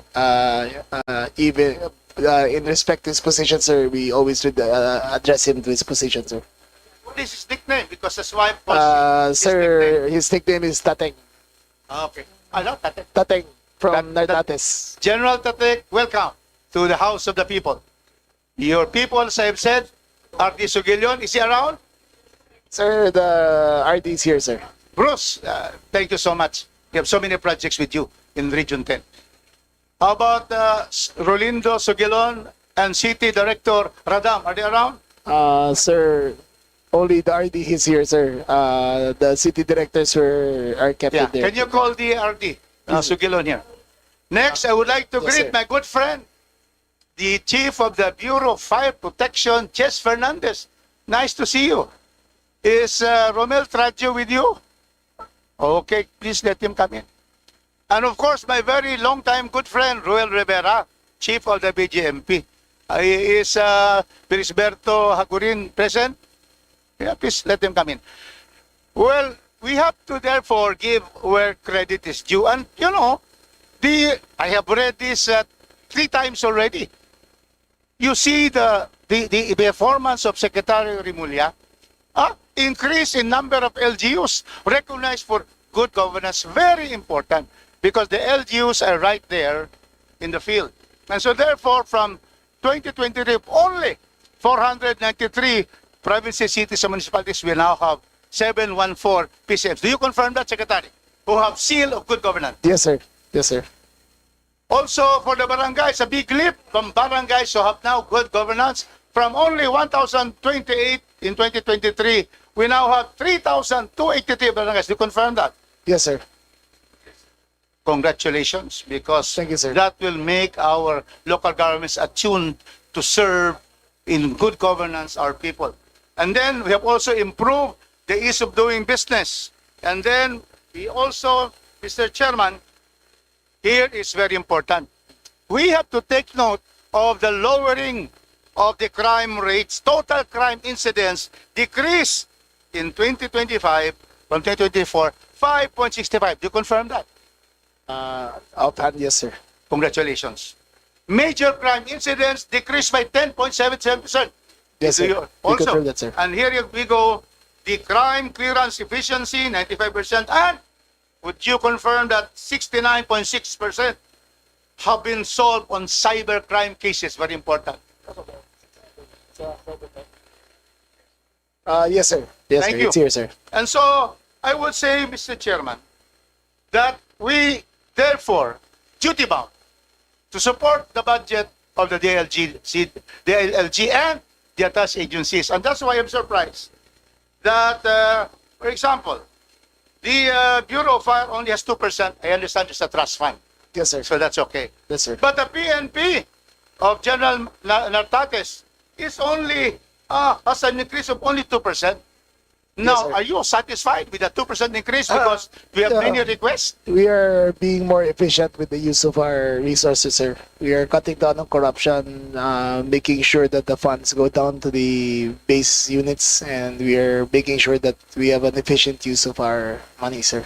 With that efficiency, I have a letter to General Nartates. I am requesting for communications for our border areas. We have 3 regions borders. Can we have that? I have this letter. I'm sure you have read this.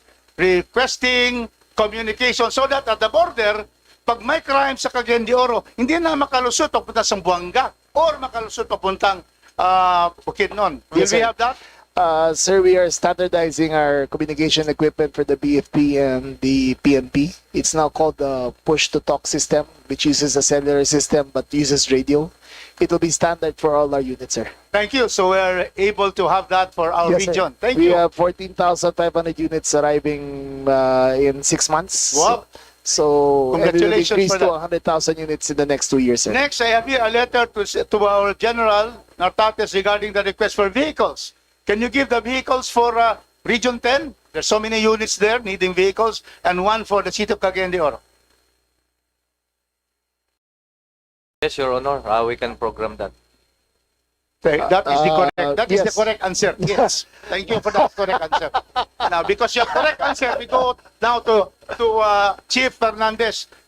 We are requesting. What is the fire? Sir, nagutom yata, sir. Yes. Kindly proceed. Cagayan de Oro, Lumbia is where the concentration of PDLs, correct? And so therefore, we have a letter for you requesting for 1 passenger bus and 1 passenger van for PDLs. Will you be able to give that? We will program it, Chair, Your Honor. Another correct answer. Thank you very much.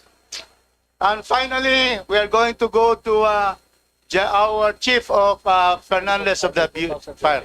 Well, we really need, now there are more than 15 buildings over 30 floors. Cagayan de Oro. Let's not wait for things to happen. We are only asking from you one ladder fire truck and 1 regular fire truck for the barangay of Nakabalan. So, can we have that reply to my letter? Can you be able to give, for the first time in the history of my city, the city of golden friendship, and the gateway to Mindanao, Cagayan de Oro City? Will you give those fire trucks? Done, sir. Done. Yes, sir. Yes, sir. Thank you for the answer. Yes. Yes, sir. Yes, sir. Yes, yes, sir. So, So, Secretary, kindly comply Yes, by sir. 2028. Yes, sir. I will let you. no, next year. Again, Next year, sir. that's why Next year. I admire the secretary. He Yes, has sir. already taken the cudgels of the other agencies to assure. And what else do you expect? It's already secretary promising the yes answers from the secretary. So thank you. In the proper time, Mr. Chairman, I am going to move not only for the approval of the net budget for the DLG, ALG, and the attached agencies, but to move for the increase of the budget of the DLG and the attached agencies. Thank you very much. Thank you, Kong Rufus. For sure, they will Thank you, comply sir. by 2028. 2026. Sorry, 2026. sorry. Thank you, Yes, sir. Secretary. Yes, sir. Salamat. Thank you, sir. Next, from the I'd minority. just like to recognize the Mr. Chairman, Yes. Mr. Romel Trajo of BFP and Agonir of BGMP. Thank you for being here. You always coordinate with me, and I'm always happy with your performance in the region. Thank you so much. Thank you. Thank you. Next, from the minority, we have Assistant Minority Leader Nico Daza, the better-looking Daza. Please don't tell your dad. Thank you. Thank you very much, Mr. Chairman. hirap po sumunod sa distinguished gentleman of Cagayan de Oro. But I'll try my best. Hoping ang kulop sa ating DILG family, to the good secretary, his undersecretaries, ASECs, as well as all the other attached agencies. Good afternoon. Similar to the distinguished gentleman of Cagayan de Oro, I would like to congratulate the DILG family on their accomplishments, to which I will no longer detail, as Congressman Rufus detailed this very clearly. So I would like to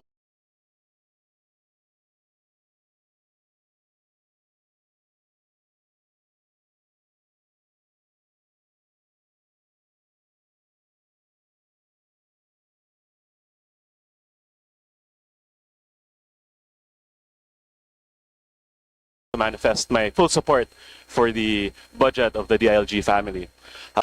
I have a few questions for the USEC. Correct me if I'm wrong. We have two vacancies for the Commissioner at Large and the Commissioner of Visayas. Mr. Chair, that's correct.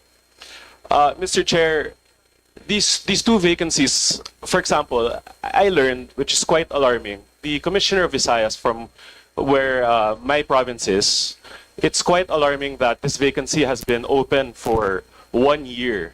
So, Mr. Chair, I would like to ask, why has this vacancy remained open for so long?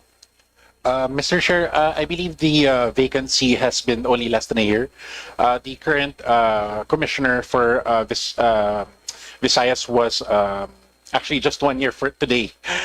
So we are hoping that the appointments will come out soon. But we just wanted to reiterate that we really need our commissioners, because most of the time, like, I wear many hats. I sometimes do 3 meetings for different committees all at once. So definitely we really need our commissioners in check already. Mr. Chair, so effectively, without these commissioners, the NYC is handicapped in its operations. Yes, Mr. Chair, that's correct. So, and Mr. Chair, correct me if I'm wrong, I believe the National Youth Commission does not have a headquarters or an office currently. Mr. Chair, currently we are in the process of moving to a new office. We were, I think we're expecting the office to be announced by next month, and this is still something that's for lease for 1 year.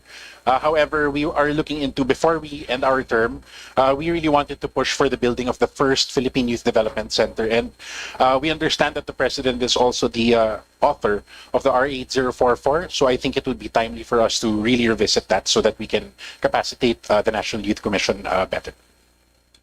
Thank you to the good Undersecretary. Mr. Chair, to me, it's quite alarming na parang nakakalimutan po ata ang ating kabataan. Kasi po, we have vacancies in the commissioners, and right now, wala pong bahay or opisina ang National Youth Commission.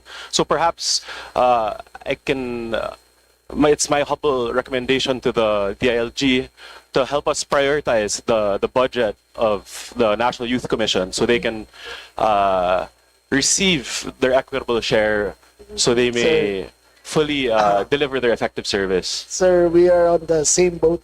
The DLG does not have its own office as well. Well, that's quite unfortunate. We are tenants in the NAPOCOM building, sir. We pay rent every month to occupy several floors of the NAPOCOM building. So even we are homeless as we speak. I see. Mr. Chair, I'd like to thank the good secretary. It's quite alarming that our own departments, especially such large departments, do not have their own home. So perhaps this is something we can also consider in their budget so that we can give them a permanent home, and so they may better effectively deliver their services. Sir, just to illustrate some more, the offices who have no place of their own or leasing are DOJ, the DILG, DTI, DOT, Solgen, amongst others. So we are all leasing office space, sir. This is duly noted. Mr. Chair, now, I'd like to commend the good secretary. I believe a few weeks ago, the good secretary mentioned or came out with a pronouncement that they'll be pursuing reforms in regards to the hiring and procurement practices of the Bureau of Fire Protection, or the BFP. I raised this concern in the Committee on APRO deliberations, or budget deliberations for the CSC. I've received alarming reports regarding the hiring practices, especially. There are irregularities. In Western Samar, in just the province next over to my province of Northern Samar, in near the vicinity of the city of Katbologan, aspiring candidates have been approached by the BFP asking for amounts amounting to 400,000, which is obviously outrageous and illegal and corrupt. In fact, nagulat pa nga ako, this lawyer who is from that area says this is common knowledge. And in fact, meron po silang 3-in-1 special. Instead of 400 each, amounting to 1.3 or 1.2, the 3 will be accepted under 1M. So may budget pa, may pa-discount. So this is quite alarming. So, Mr. Chair, I would like to ask the good secretary, because of your reports or your pronouncement that you would pursue reform, what are the concrete steps that the DLG has taken in terms of curbing this practice? Sir, we are now employing technology into to the entire system of the BFP, especially with the way they conduct themselves. I've heard the same reports, but no one seems to want to testify. If someone testifies, I will pursue them to the full extent of the law and fire them. But I have reassigned several suspicious personnel around the country and put them on floating status in suspicion of this. If there are any reports, sir, you can give it to me confidentially and I will deal with it personally. But we are employing technology, sir. We are requiring now all interviews to be videotaped and all reports to be put in in written form so that the considerations can be made. The allegations go further than that, sir. The allegations go further than that. They even have a lending program that they will lend you the money for you to enter and they will take it out of your salary as you go on. So those are things we take seriously and those are things that we will stop in the near future, sir. Mr. Chair, I'd like to thank the good chairman. He also mentioned they will act on it for as long as these victims or alleged victims will testify. Yes, sir. So in fact, in my province, Northern Samar, same hiring practices are occurring. It's really quite so sad. But of course, mga kalaban po nila, mga colonel, mga chief, takot na takot po sila. Sir, ako na lang testify. po pupunta sa inyo. Kakausapin ko sila personally. And if I talk to them anonymously, then I will act on it, sir. Well, thank you, Mr. Chair. I look forward to working very closely with the good secretary. But for my final question, because we are talking about the protection of these whistleblowers, what programs do we have to ensure that we're protecting our whistleblowers so that there is no retaliation? It's the first time that we are doing this. We will discuss it as a group on how to protect them, discuss it with the DOJ, how to do it. Because in fact, this is a major crime and it is corruption and we will do everything, sir, to curb this and to get together with the DOJ, sir. Okay, Mr. Chair, those are all my questions. Maraming pong salamat. Damang salamat sa aton DILG family. I yield back the floor and my time. Thank you. Maraming salamat po. Thank you very much, Representative Daza. Next from the majority, Representative Richard Gomez. Representative Miro Kimbo. Parang Richard Gomez lang din to. Parang nalilito si Manong Roy Loyola who is also a Caviteño, by the way, Secretary. Secretary, good afternoon. Yes, sir. I have just very few questions, Secretary. So, Secretary, the President announced repeatedly over the last 3 weeks the need for national programs to coordinate with the LGUs. Yes, sir. And I think in particular, essentially flood control or other infrastructure. Yes, sir. I totally agree with that because you have to comply with CLUP, with the master planning of the city and the like. Kakaroon lang ho kami ng problema, Secretary. At this is one thing I need a remedy from the department is that naging governor naman ho kayo eh. At matagal ho ninyong hawak ang maraming LGUs. Alam mo naman, pag ayaw ka bigyan ng building permit, kaya ka hindi bigyan ng building permit. Opo. There's a list of items. Nagko-comply ka na doon, meron at meron pa rin hahanapin. In fact, sa amin, yung city engineer has been penalized with a suspension by the ombudsman pertaining to permits. Pero ang difficulty po with us is that when the congressman and the chief executive of the city don't get along, ang nagpe-perish is yung national programs. Yes, We have several school buildings, not just one, not just two, but at least 5 school buildings where funds had to be returned to the national government. Can you imagine setting aside hundreds of millions for school children para ma-eliminate ang double shift? Pero hindi namin may patayo because walang permit. Sinusubukan ko maging mangahas dahil alam mo naman, kasintapang kita, kahit walang permit. Sabi ko, kung kinakailangan ng tao, gagawin natin. But ultimately, they will seize equipment and the like. I mean, these are plans passed by DPWH, the national agency in charge of engineering and design. So, saan ba kami pwedeng humingi ng saklolo, Secretary? Saan kami pupunta kapag may ganitong klaseng opportunities? Because it's not just the building that is lost, it is the opportunity for every child to have a decent classroom. Sir, I suggest you use the ARTA law. It is very effective and it's been done by other agencies as well. If you use the ARTA law and it is violated, you can report it to my office and we will push it all the penalties to the maximum degree, sir. Ironically, yung ARTA law, yung anti-red tape, nagpapabilis. Ang bagal din na resolution dyan. Not anymore, sir. The president has put teeth into the ARTA law and we will now make sure that they are fully implemented, sir.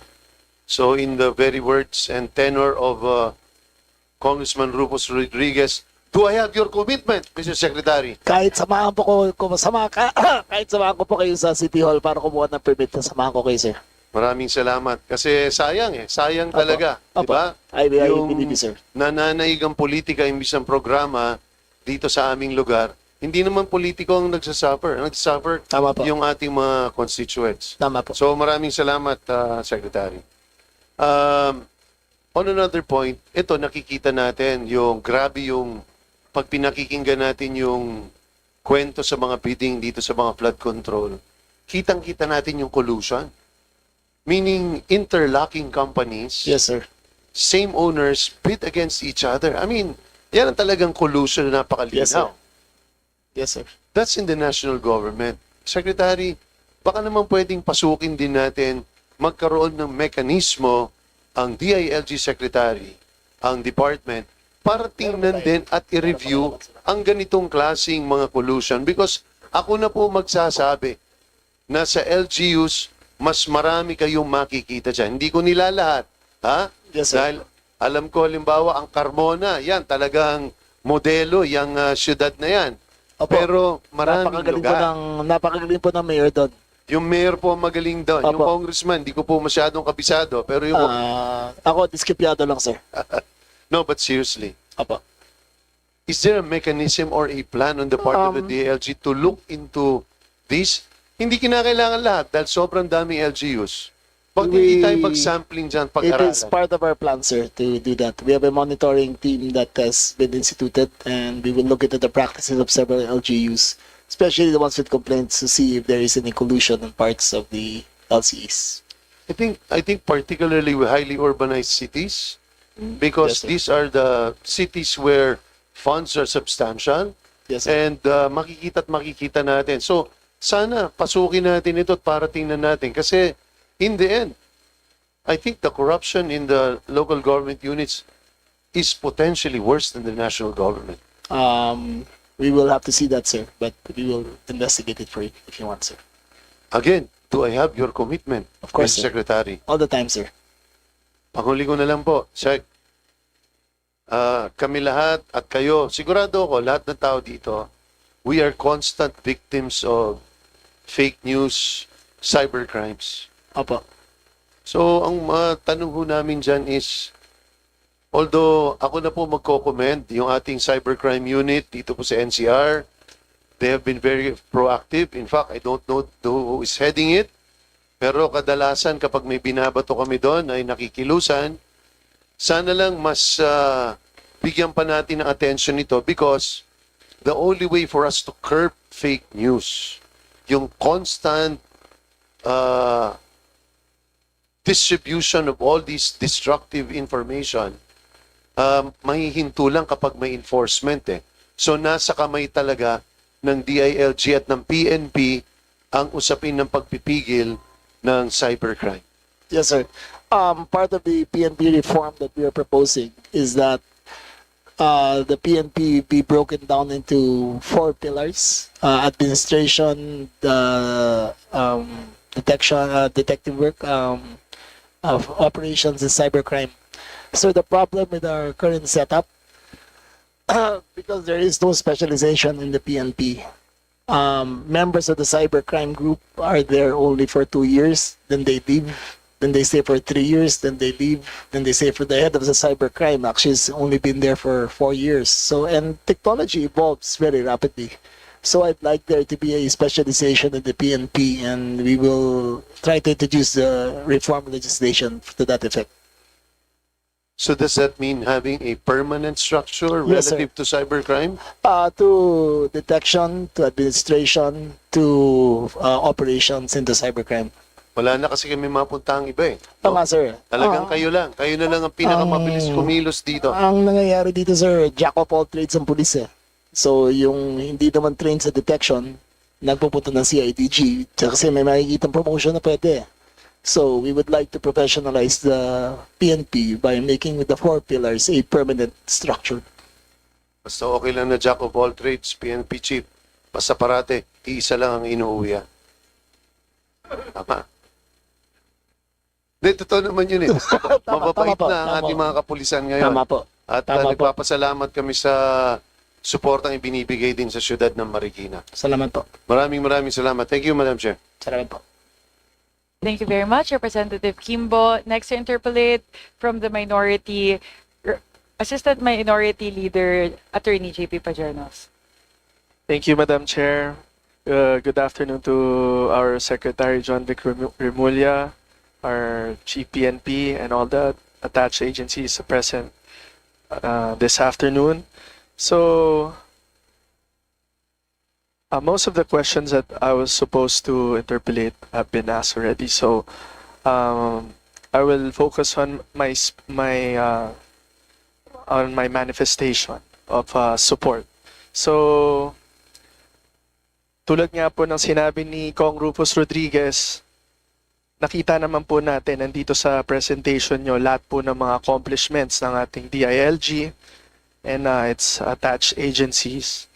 And res ipsa loquitur, sabi nga po nila. Ang ibig sabihin nun, the thing speaks for itself. So therefore, this afternoon, I would like to manifest my strong support for the proposed budget of the Department of the Interior and Local Government. Syempre rin po, I agree also with Kong Rodriguez that, I noticed only 1.8% increase yung budget po natin from the 2025 GAA to 2026 NEP. And, DILG has a big role in our society. So, it plays a critical role in strengthening peace and order, enhancing local governance, and empowering our local government units to deliver responsive services to our people. In particular, the department's programs on barangay development, capacity building for LGUs, and its mandate to ensure public safety through the PNP and other attached agencies remain vital to our communities. The challenges of crime prevention, disaster resilience, and local autonomy require that the DILG be adequately funded and fully incapacitated. As such, I therefore strongly support not just the proposed budget of the DILG, but even the increase for the betterment of our country. And I congratulate the whole DILG.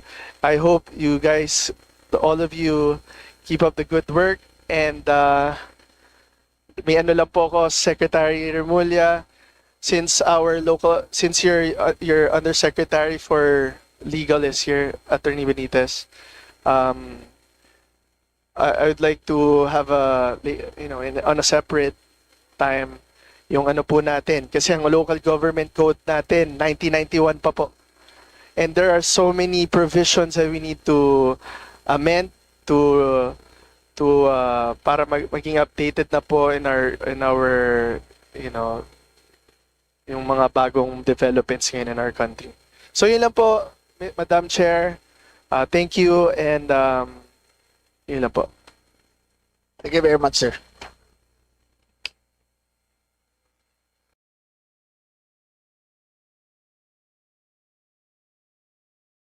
Thank you very much, Representative Pajernos. Next to interpolate from the majority, Representative Leo Rodriguez.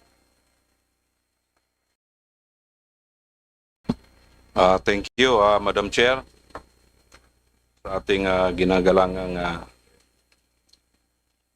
DILG Secretary Remulla, so DILG family. Madam Chair, as per a statistic of the DILG contained on its annual report from 2023 to 2024, the index crime volume declined by 0.17% from the figure of 42,000 in 2002 to 41,933 in 2023, followed by the more substantial drop of 7.37% to 38,844 in 2024.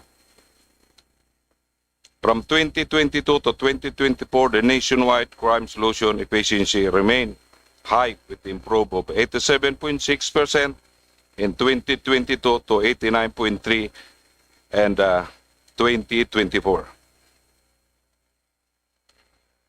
Madam Chair, this is a welcome development for our peace and order situation in the country. Madam Chair, may katanungan lang po ako.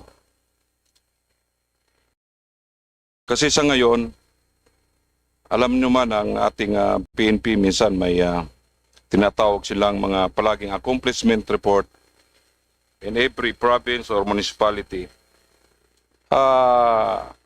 Existing pa po ba itong tinatawag natin na quota system na accomplishment, Madam Chair?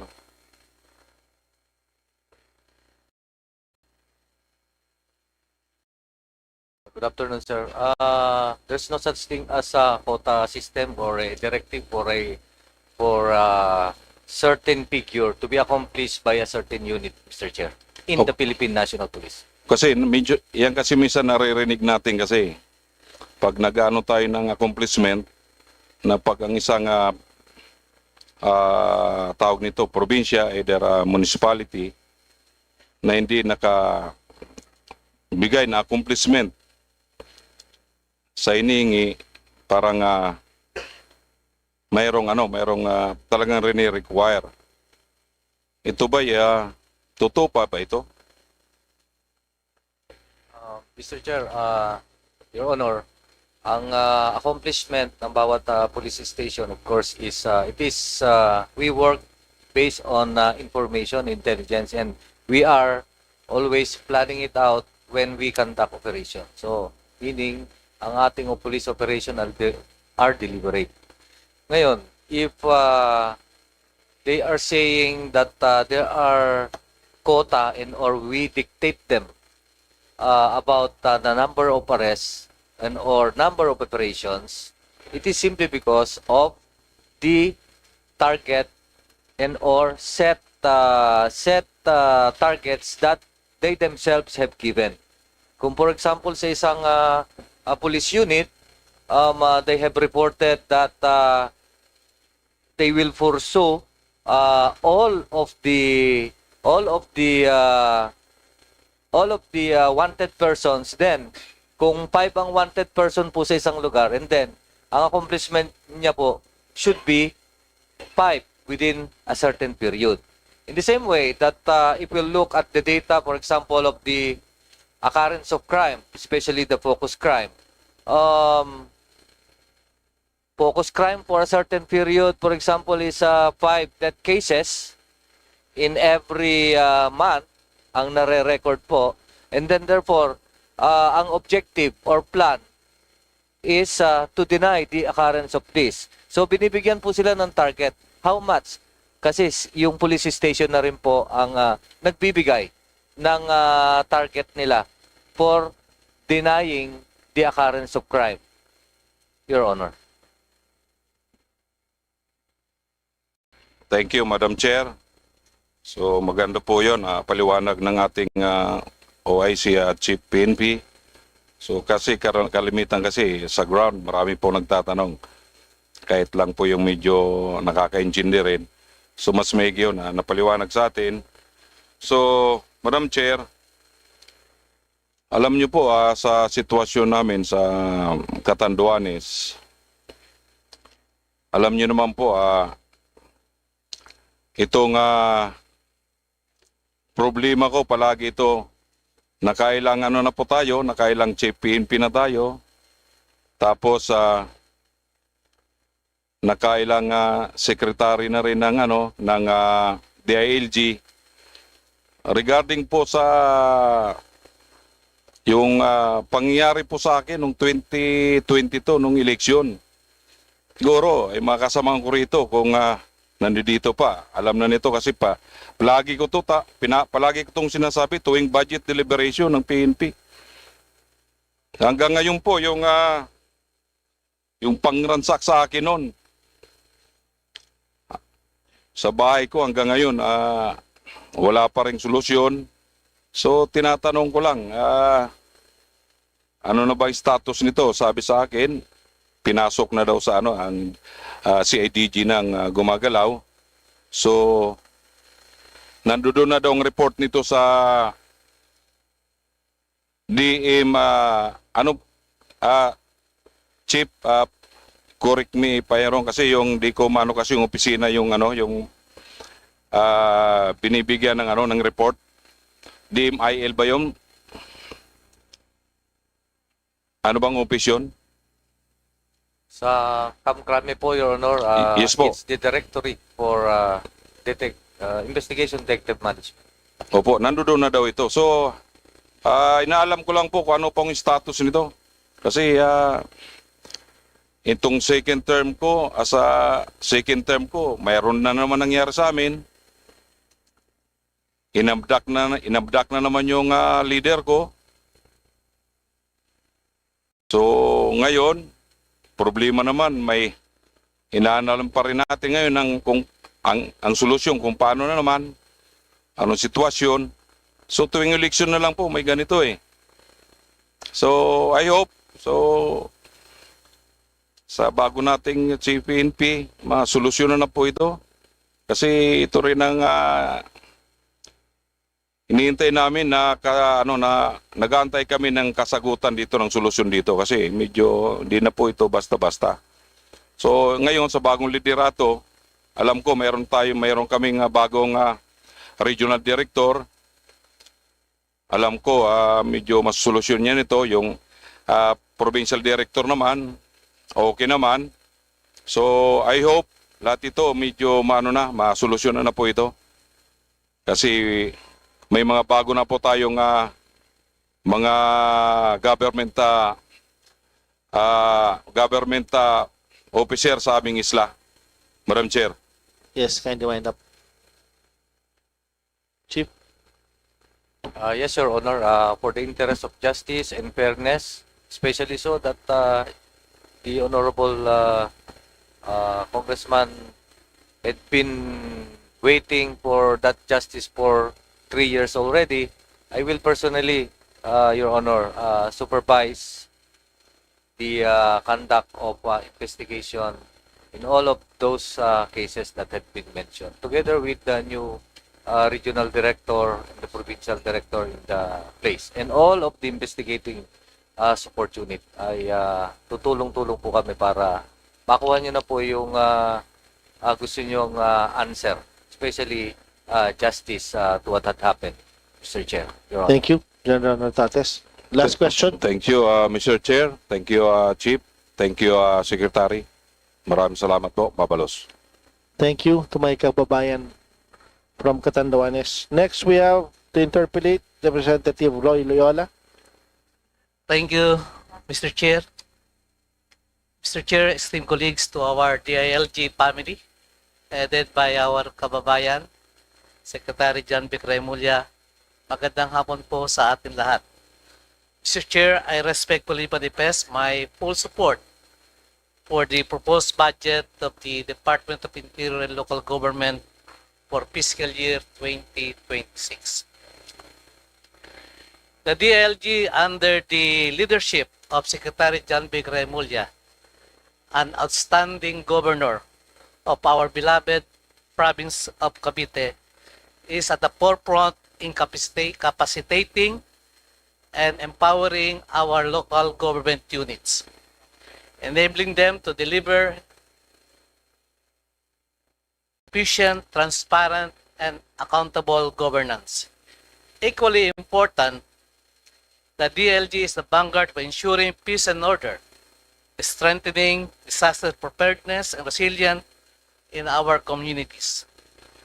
Under the leadership of Secretary Remulla, he has taken remarkable steps toward professionalizing the PNP, enhancing public safety through Buy One, Give One program for PNP patrol vehicles, streamlining of the procurement processes in PNP and BFP, saving millions of pesos in the government funds, pushing for digitalization of LGU services, and rolling out unified 911 system that will make emergency response more closer to the people. Having said that, I would like to commend and congratulate the good secretary and the LG family for an excellent performance. Hindi po naman ako nahingi ng fire truck, mobile patrol, jail building, pero kung sakasakaling kayo magbibigay, malugod ko pong tatanggapin para sa aking distrito. The proposed budget is deemed investment to have a safer communities, empowered local government, and a stronger nation. By supporting the budget of the DLG, we are ensuring that the DLG can sustain its reform agenda and fulfill its mandate of bringing the government closer to the people. With this, Mr. Chair, I manifest my strong and unequivocal support for the approval of the budget of the Department of Interior and Local Government. Thank you, Mr. Chair. Thank you. Thank you, Congressman. Thank you to my party mate and also a member of the CA, Roy Loyola. Next to interpolate, we have Deputy Majority Leader Marilyn Agabas. Ma'am. Thank you very much, Thank you very much, Mr. Chair. My dear colleagues sa DILG family po, sa PNP, sa inyo pong lahat, magandang hapon po. Sir, may mga tanong po ako kanina, kanya lang po magagaling po yung mga tao niyo. Medyo nasagot na po nila lahat sa akin sa holding area po kanina. Okay po. Opo, so siguro, well, baka nagwa-wonder po kayo kung ano po yung mga tanong ko. Well, Go ahead, sir. Go ahead, sir, ma'am. nasagot naman na sabi ko kasi, dati-rati po kasi may mga concerns na ang mga baril po natin ay iba-iba. May 38, may 45, may 9mm. So pag nagkaroon po ng encounter, kung minsan po maubusan ng bala, hindi niya mahiram yung bala ng katabi niya kasi hindi magkapareha yung baril nila. Pero nasagot na po ako kanina ni na Nina RD Dindo Reyes, yung pong magaling na regional director po namin sa Region 1. Palakpakan ko po siya. Thank you. So sabi nga po sa akin, unti-unti na raw po talaga binabago na. Sa mga purchases na raw po ngayon ay puro 9mm na para medyo mas maayos nga po. So maraming salamat po sa ginawa po niya na pagbabago. Yung isang tinanong ko rin po ay yung regarding po sa mga radyo natin. Dati-rati po kasi may UHF, may PHF. So ngayon po, ang sabi ho nila sa akin, mayroon na raw po tayo ng ginagawa na push and ano ba yun? Push to Opo, top. yun po Push to top. yun po yung radyo na may SIM na mas nakaka-access na po at nakakabato na mas malayo. So again, on behalf of the people of our country, sir, thank you very much po sa pagbabago po na yun. May mga parochial concerns po ako, na-discuss ko na po kanina, kina RD, kina General Wilson Lopez, kay General Sinayog, at saka kay General Reyes, of course, kay General Morico rin po sa CIDG. So again, sa ngalan po ng aming distrito, ika-6 na distrito po ng Pangasinan, maraming salamat po sa lahat po ng sakripisyo na ginagawa po ninyo para sa bayan.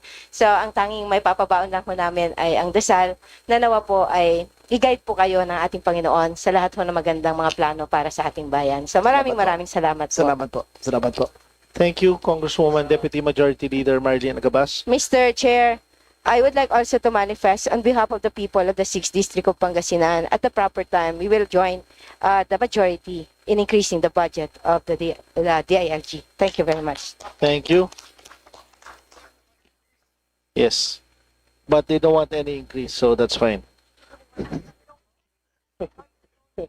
So next, to interpolate, Representative Timothy Kaiton. See here? Yes. Yes, thank you, Mr. Chair. Yes. To the Vice Chair, to the DILG family, and to our Secretary, my salute, Apo Secretary, to your leadership, and at the same time, your style of management as a DILG. I have to tell you, I am a former local chief executive. Nagtrabaho ako sa isang LGU. I'm representing the province of Nueva Vizcaya, and I've seen the importance and the role of the DILG when it comes to management of the LGUs. And my concern here is because of me being a local chief executive before. We have this the local government code is already a more than 3-decade law. And I've seen through my journey as a local chief executive, ito ho ang tungkol ho sa personal services limitation. Yes, and because of this limitation, nagkakaroon ho tayo ng failure of to appoint all those under the law required to be appointed. Example is mandatory na ho ang cooperative officer. And meron na rin, including the local social workers, PESA officer, including mga disaster officers. Meron yung pagkakataon na hindi ho natin na-appoint ito based on my experience because of the limitation of PS cap. Dahil ho sa 30-year-old na ho itong batas natin, meron ho isang section pa dyan na na-declare na ho na unconstitutional by the Supreme Court in relation to the internal revenue allotment now, national tax allotment. In your opinion, Sir Secretary, or maybe any from the legal department, is it now high time and at the same time ripe for us to increase the PS cap percentage limitation for the local chief executives to be able to have that wide latitude to appoint? Yun ho mga kailangang items na required ng batas natin na kailangan na hong i-appoint. Like cooperative officer, sabi ko nga ho, peso. Kailangan na rin ho natin ng peso officer ngayon. And other mandatory positions required to be filled up. Ito po ba kailangan na ho nating in your technical expertise, kailangan na hong ma-amend to increase, to accommodate these all appointments and positions? Thank you very much, sir. I am of the opinion that the local government code is time to be amended, but I cannot profess to be the sole expert on this. So I would need the help of all the stakeholders, including Congress, into crafting the new law. In terms of the PS limitations, I am of the opinion that it should be granularized to according to the income classification of the LGU, whether or not they can absorb a higher PS rate than that is allowable by law as it is time. There are fourth-class municipalities that if you give them the leeway, wala na po matitira sa ibang expenditures. So it should be graduated according to the classification of the LGU. So in other words, Secretary, if there will be amendment, the increase or adjustment will be graduated. Yes, sir. Okay, Yes, so sir. thank you.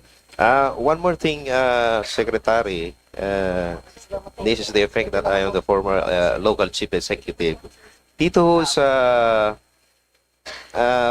I've tried to see your presentation, and I've noticed in the DILG fiscal year 2026 budget proposal, in relation to the barangay tanods, dito ho sa allocation ho ninyo for the barangay tanod skills enhancement under Office of the Secretary, nakita ko it's 1.94 million ang allocation ho.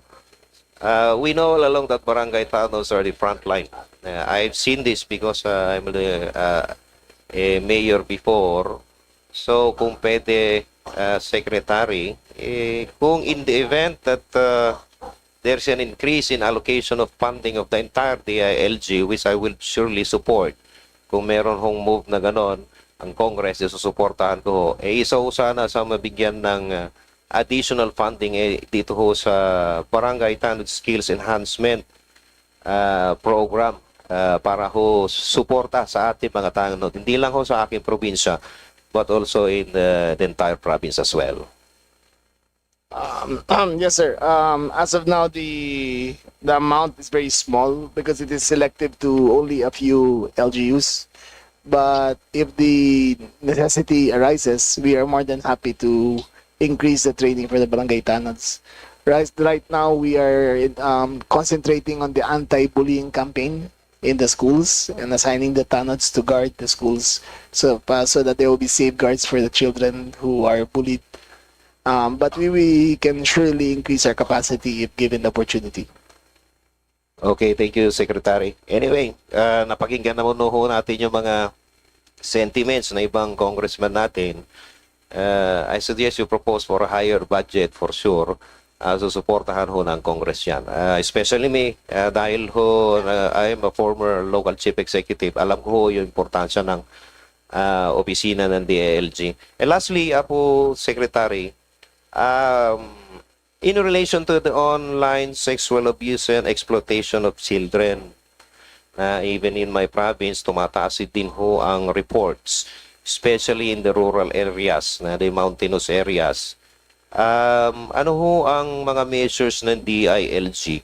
Yes, we know that LGUs, meron ho tayong tinatawag na local councils for the protection of children to look over the implementation of local laws protecting children. Dito ho sa mga cyber crimes and exploitation of children, ano ho pa, meron pa ho ba kayong measures to strengthen further itong cybercrime desk natin and finally eradicate the problem of this online sexual abuse and exploitation? Thank you, Congressman Kaiton. That will be the last question. Kindly answer. Yes, sir. I have later this year, I will commence already my series of talks which I began this year. I am meeting with the heads of Meta, of Google, of Alphabet, of the other big groups for telecommunications and for cyber, that they help us police also. Because this problem is not localized; it's international, and so we need their help in identifying the sites and blocking them automatically, we can only do so much here. It is catching the predators abroad that is also important. But we've initialized the talks, and I think in a few weeks I will be in the US, sir, to fully engage in constructive dialogue to make this happen, sir.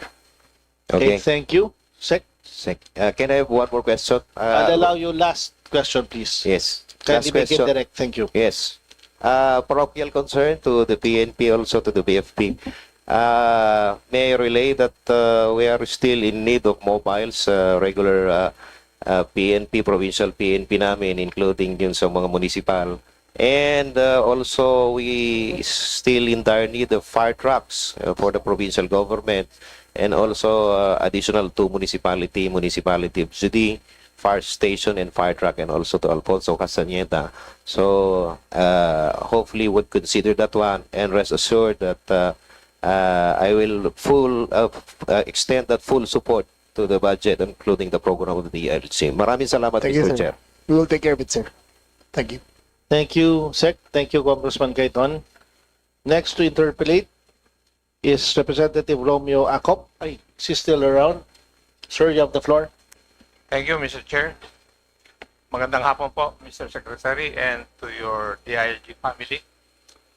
Ang mga tanong ko po tungkol sa budget ng Philippine National Police, where I came from. Number one,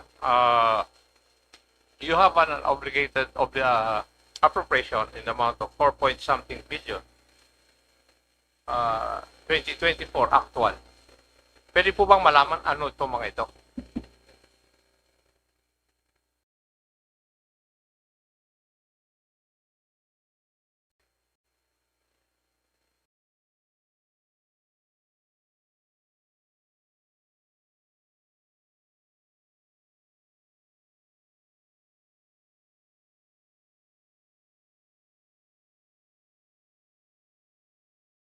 Yes, Your Honor. For several years, we have still unobligated funds. And these unobligated funds are the funds that been accumulated. For example, those part of a fund that were released, and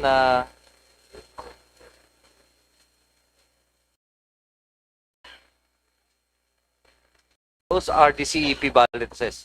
Ito po yung pagka ibinid ay siyempre yung winning bidder is mas maliit yung kanilang binid, and therefore we have savings. Pag naipon po yon for calendar year 2024, there is 4.7 billion. Your Honor. Mostly capital outlay. Yes, Your Honor. So sayang yung pondo na yun, bakit hindi natin nagagamit? Next question. In your budget, your construction of police stations amounted to 429 billion pesos. In the 2026 budget, ang nakalagay na lang would be 100 million. Would this be enough for you to be able to construct decent and dignified police stations? For the calendar year 2026, we have program requested for 100 million pesos for construction of 5 police stations and 3 compacts, Your Honor. And because of this figure, last year we have 449. Medyo malaki ang nakuha po last year, and this 449 transcends to 47 police stations or building, Your Honor. And so, there are certain parameters that we consider in the construction of, especially in the construction of police station, like is the lot available, or pwede na bang mag-construct ng isang police station? And some of the problems is our problem with the acquisition of lot or ownership of lot that should be owned by the Philippine National Police, among others, Your Honor. Thank you, Mr. Chair. May I know how much would be the amount of funds allocated for the anti-cybercrime unit. Kung titingnan po kasi natin, ito na nagiging problema natin mga cybercrimes. May I know how much funds was allocated to this unit? Mr. Chair, Your Honor, funds that are allocated for anti-cybercrime aspects is, of course, hindi lang, not only for capital outlay, but of course for MOE and as well as training and of course for recruitment of personnel that will be assigned with the ACG or ICT capability unit. For the central office, Your Honor, for calendar year 2023 to 2025, we have an MOE of 55 million, 91 million, 95 billion respectively, Your Honor. Thank you. And for my last question, what is the status of your off-budget accounts, especially your trust receipts funds? Would it be true that for 2024 actual, you have the amount of 3.4 billion? That's correct, Your Honor. And may I know what would be the use or where are you allocating this amount of funds?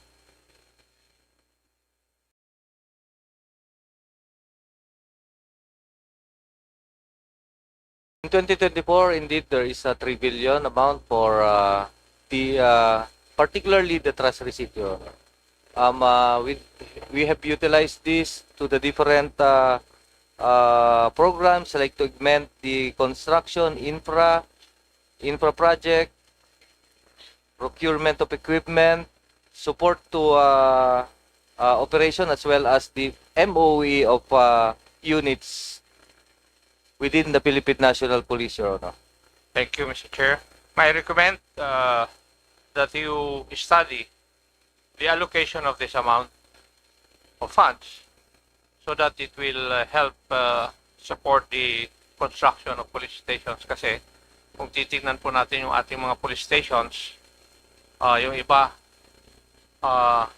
hindi po dignified o nadidignify yung mga taong nagtatrabaho doon eh. I hope you agree with that, Chief Philippine National Police. Yes, I agree, or the Philippine National Police agree, Your Honor, especially so that we would like to revisit the provisions for the utilization of the trust receipt fund. Of course, we would like to increase those units who contributes to this collection, such that merong TR funds. For example, a mandatory share will be given to each and every unit, like the Firearms Explosive Office, the SOSHA, the Highway Patrol, the PTC4, the Health Service, Crime Laboratory, kasi sila po ang unang-unang magkaroon ng funds so that the collection and the usual services ay magawa. And especially when we deducted this mandatory amount, of course it's the programmable amount for the utilization again for construction, etc., Your Honor. And the construction for police station will be prioritized, Your Honor. Thank you, Mr. Chair. That would be all for this representation. Thank you, Congressman Acop, who's also a member of the CA. Next, interpellator, Representative Mark Juanco. Boss. Thank you, Mr. Chairman. Greetings to the DILG and Secretary John Vic Remulla. I had written a letter to the good secretary on July 21, received by his office on July 31. This is regarding the transfer of a policeman who had killed a person in the town of Lingayen. This policeman was charged with murder, but he has been let out on bail, because the person that was killed can no longer testify. But before he died, he said that it was the policeman who had shot him. This has to do with the last elections for barangay captain in the town of Lingayen. So it's politically related. What's happening po is that the policeman is terrorizing witnesses and influencing witnesses to the case. So it is our request that he be transferred far enough away from Lingayen so that he cannot come home on weekends and terrorize the neighbors. Sir, I will do one better. Instead of transferring him, we will refer the matter to NAPOLCOM. And NAPOLCOM... what is the name of the officer, sir? I have the letter. I don't want to mention it here because it might affect the case. I don't want to talk about names. Sir, our regional director will go to you to affirm that. I think, sir, the person has been dismissed from service. Okay, that would be great po. Yes. Okay. Thank you, Mr. Chairman. Next point is the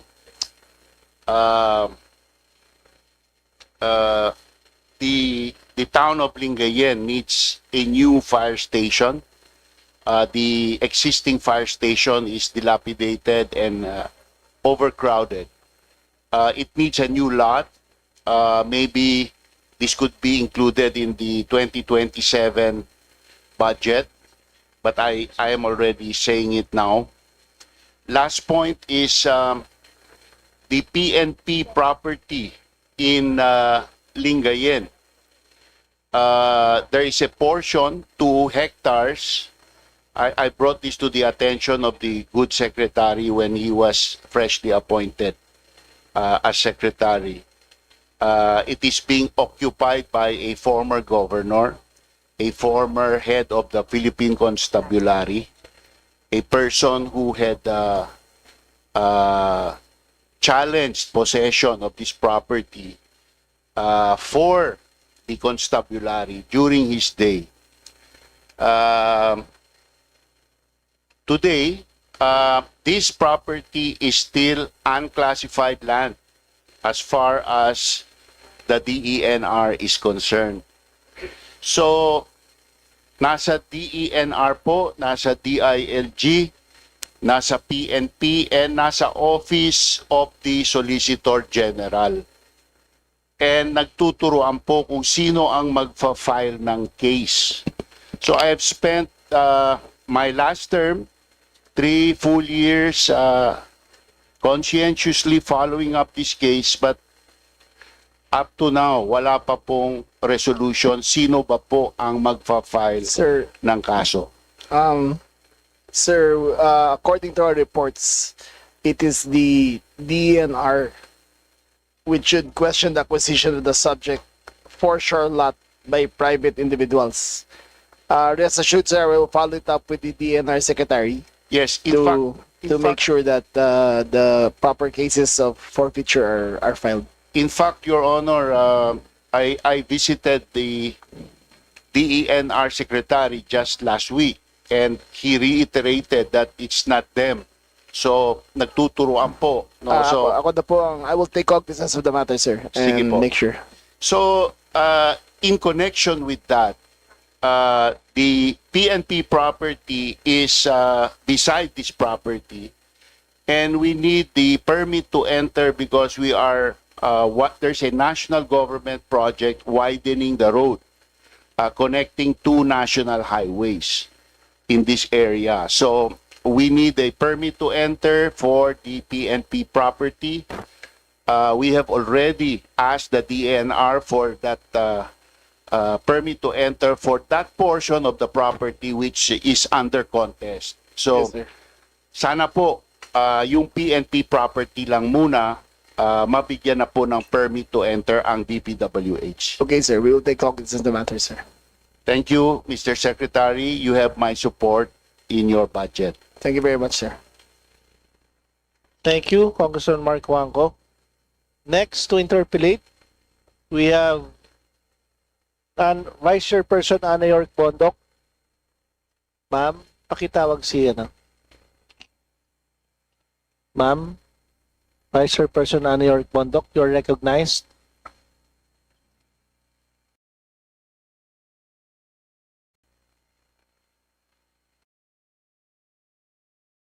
Wave. Okay. Thank you. Manifestation of support lang naman yun, for sure. Kasi part ng team, kailangan naman Yes, nandyan. I-wave niya raw. Yes, of course.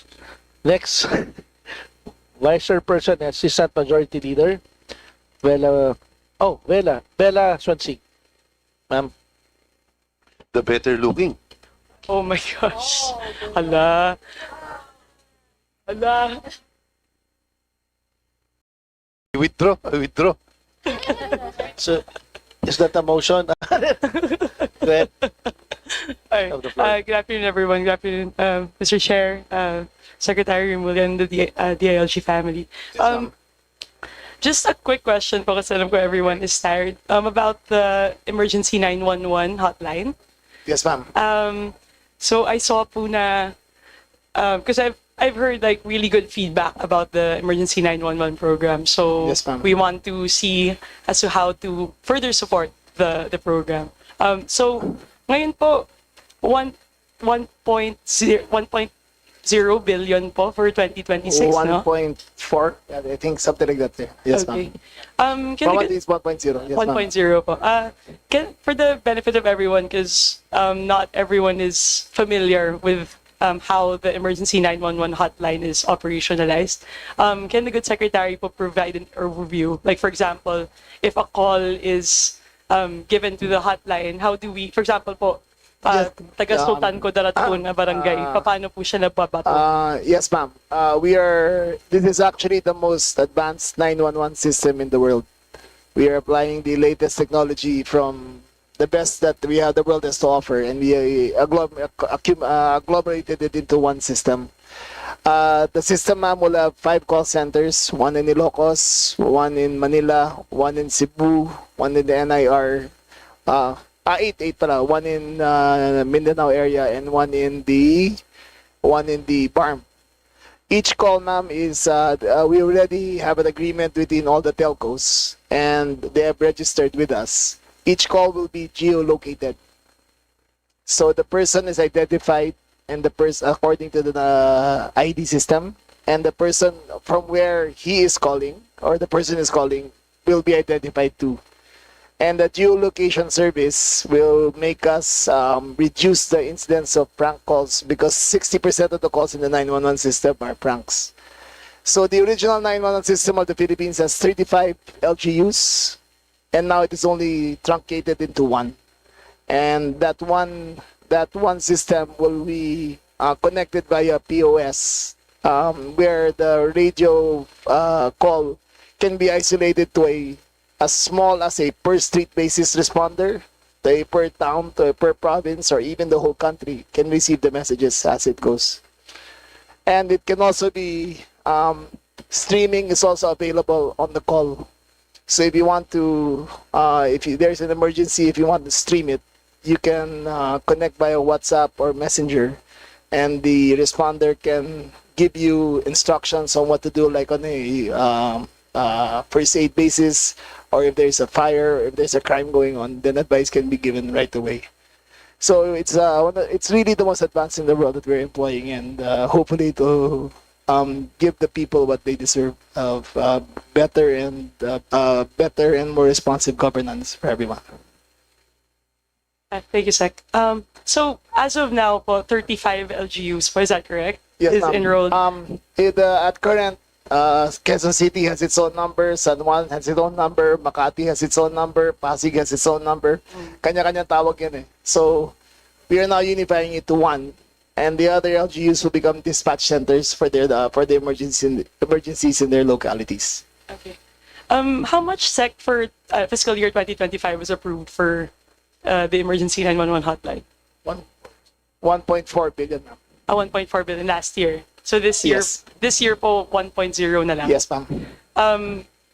Medyo magsasuffer po ba yung programs? Kasi nagka-budget cut. Hindi, ma'am. Kasi yung biggest capital outlay was in year one. So, the next one, palitan capital outlay namin. Pro MOE na nang matitira. Okay.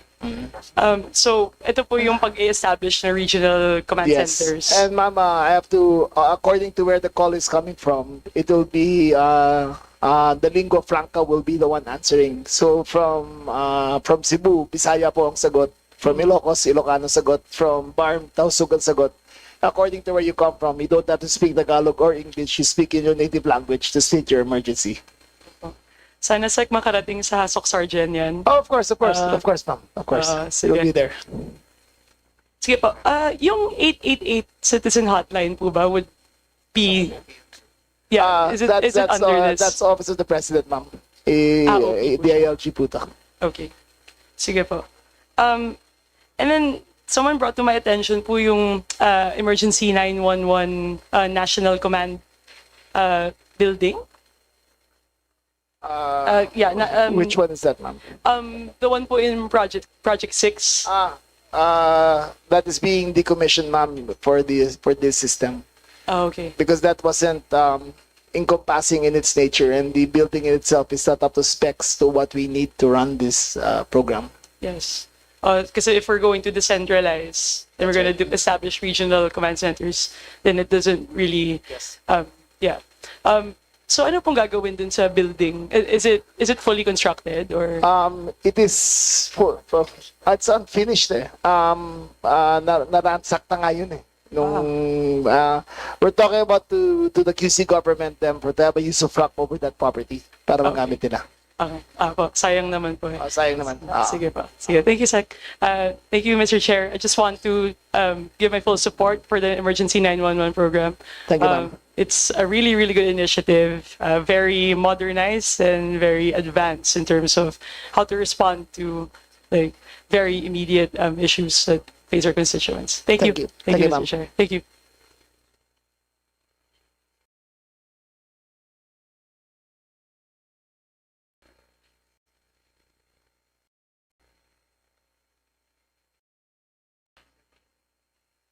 Thank you very much, Representatives Wansing. Next to interpolate also from the majority, Vice Chair Ferdinand Hernandez.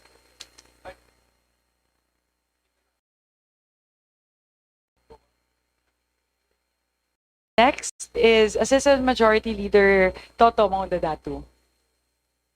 Thank you so much, Madam Chair. Good afternoon, everyone. Special to the Secretary of the Local Government and, of course, the newly installed Chief PNP, General Narpates. Gusto ko lang malaman, Secretary, dun sa 100 billion na allocation for the police stations, kasama ba doon ang BARM? 100 million, sir. 100 million. 100 million. Yes, sir. Yes. Is it included? What sir is included? The whole of BARM na lalagyan ng mga police If there stations. is available land, sir, then we will put the PNP stations. Usually, sir, it's a local government to provide the land. Then we will construct the building for them. Yes, thank you. Thank you, Mr. Secretary. And I'm pretty sure that the recruitment of the PNP to the Philippines, kasali din ba ang BARM? Yes, sir. BARM will have its own system for the PNP because the laws will be different. But it will still be part of the National Command. Okay. My other question is, patungkol po doon sa body-worn cameras na kailanganin ng ating mga pulis sa buong Pilipinas. Paano kadami ito? Sir, we plan to procure 100,000 units in the next 3 years. It will be the state-of-the-art body-worn cameras. Once you take it off and from the main base when you report to work and you put it on, it cannot be turned off for 12 hours. So the entire time you're on duty, nakabukas po siya. Kasi excuse lagi ngayon tuwing may raid, nakapatay ang mga nawawalan na baterya, o kaya kung natutulog sila, pinapatay yung baterya. Ngayon, sir, 24/7, namamonitor na ginagawa ng lahat ng pulis sa kung nasaan sila. Pwede ho malaman anong brand ng ward pati Ay, ibibid pa po namin eh. Ibibid po namin. Pero ayun pa yung sa specifications na ilalagay namin. Yes, kasi maalala ko po, Mr. Secretary, noong 2022, August 2022, kami po inoperate ng CIDJ doon sa lugar namin. But of course, I don't want to disclose the names of these officers. Walang mga body-worn cameras. Pag tinanong mo, sabi may mga camera naman daw na cellphone. At nakatakip sila lahat. Kailangan po dapat dito pagka nag-operate po yung mga policemen natin, especially in our areas, dapat hindi ho naka-wear ng scarves. Opo. That's why mandatory po yung body camera sila. AI capable na. At saka hindi na po pwedeng tanggalin. Even though they are in the bathroom doing their private things, they cannot elect to turn off the body-worn cameras. It is mandatory for the entire time they're on duty. Thank you so much, Mr. Secretary. You expect my support on your budget proposal. Thank you very much, sir.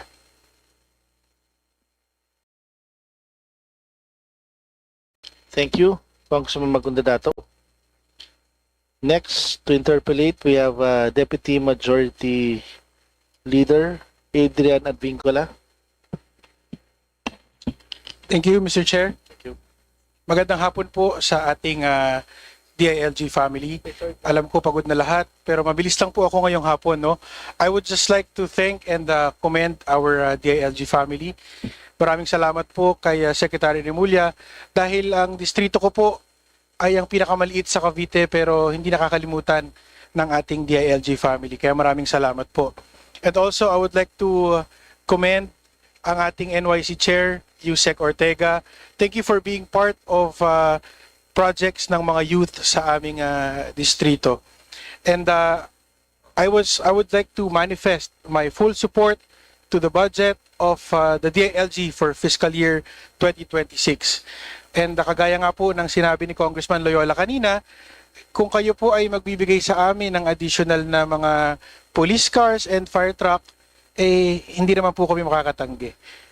Muli, Madam Chair, I would like to manifest my support to the budget of the DILG for fiscal year 2026. Maraming salamat po, Madam Chair.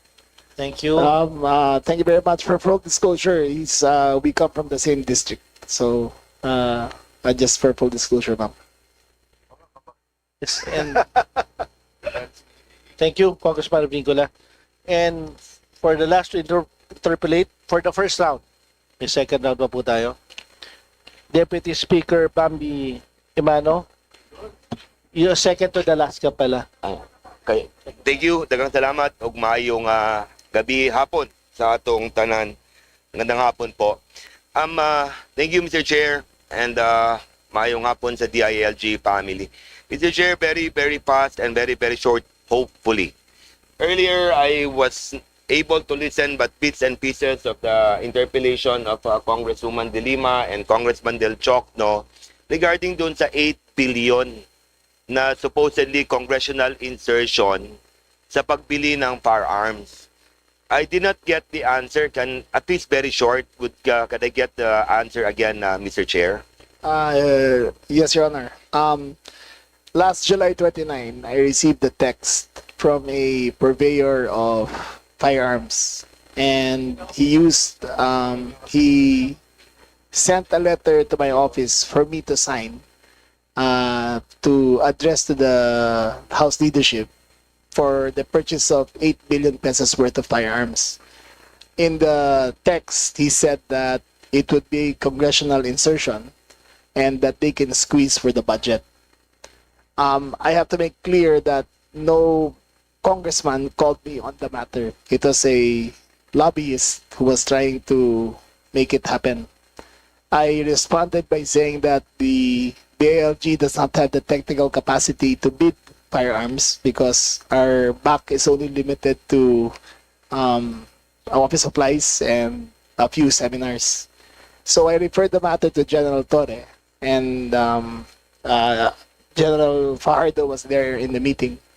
And I referred it to him, and I asked him to give the technical specific to assess whether it is needed or not, and informed him that the letter will be forthcoming from what I received. Yeah. Thank you. I got that part because Yes. as I said, Mr. Chairman, I was able to listen to bits and pieces.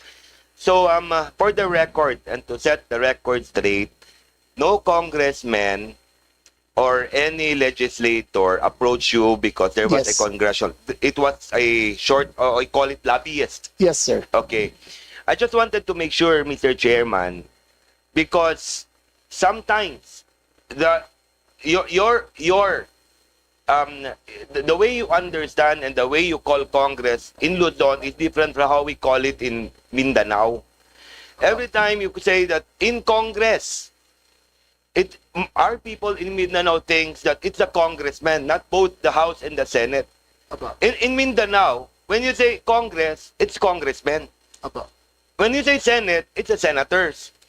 But when every time national agencies or whoever uses the word Congress, kahit Senate, kami pa rin congressman eh. That's why I wanted to put the record straight. Yes, for the Mr. record. For the record, sir, there was no congressman who contacted me. Yeah, for the good secretary, that would be all, Mr. Chairman. But for the other attached agencies, example, BJMP, Bureau of Fire, let's start with both. Would you be recruiting personnel for 2026? And how many, Mr. Chair?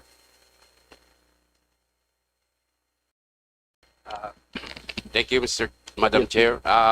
The Bureau of Fire Protection is allocated 2,000 yearly new personnel, Your Honor. BJMP. Yes, Mr. Chairman. Same, sir. 2,000 yearly.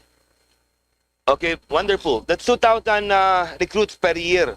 May I know if it was distributed by major island in the country? Like, how many for Luzon of the 2,000? How many for Visayas? How many for Mindanao, Mr. Chair?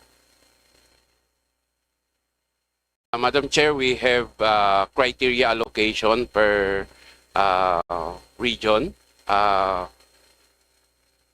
Depending on the number of fire trucks, the number of business establishment, and the classification of cities or municipalities, Your Honor. So we have a equitable criteria for allocation of its region, Your Honor. And same for same question for BJMP, Mr. Chair. Yes, Mr. Chair. On the part of the BJP, same. We have distributed in 18 regions nationwide, Your Honor. It seems so big, Mr. Chair.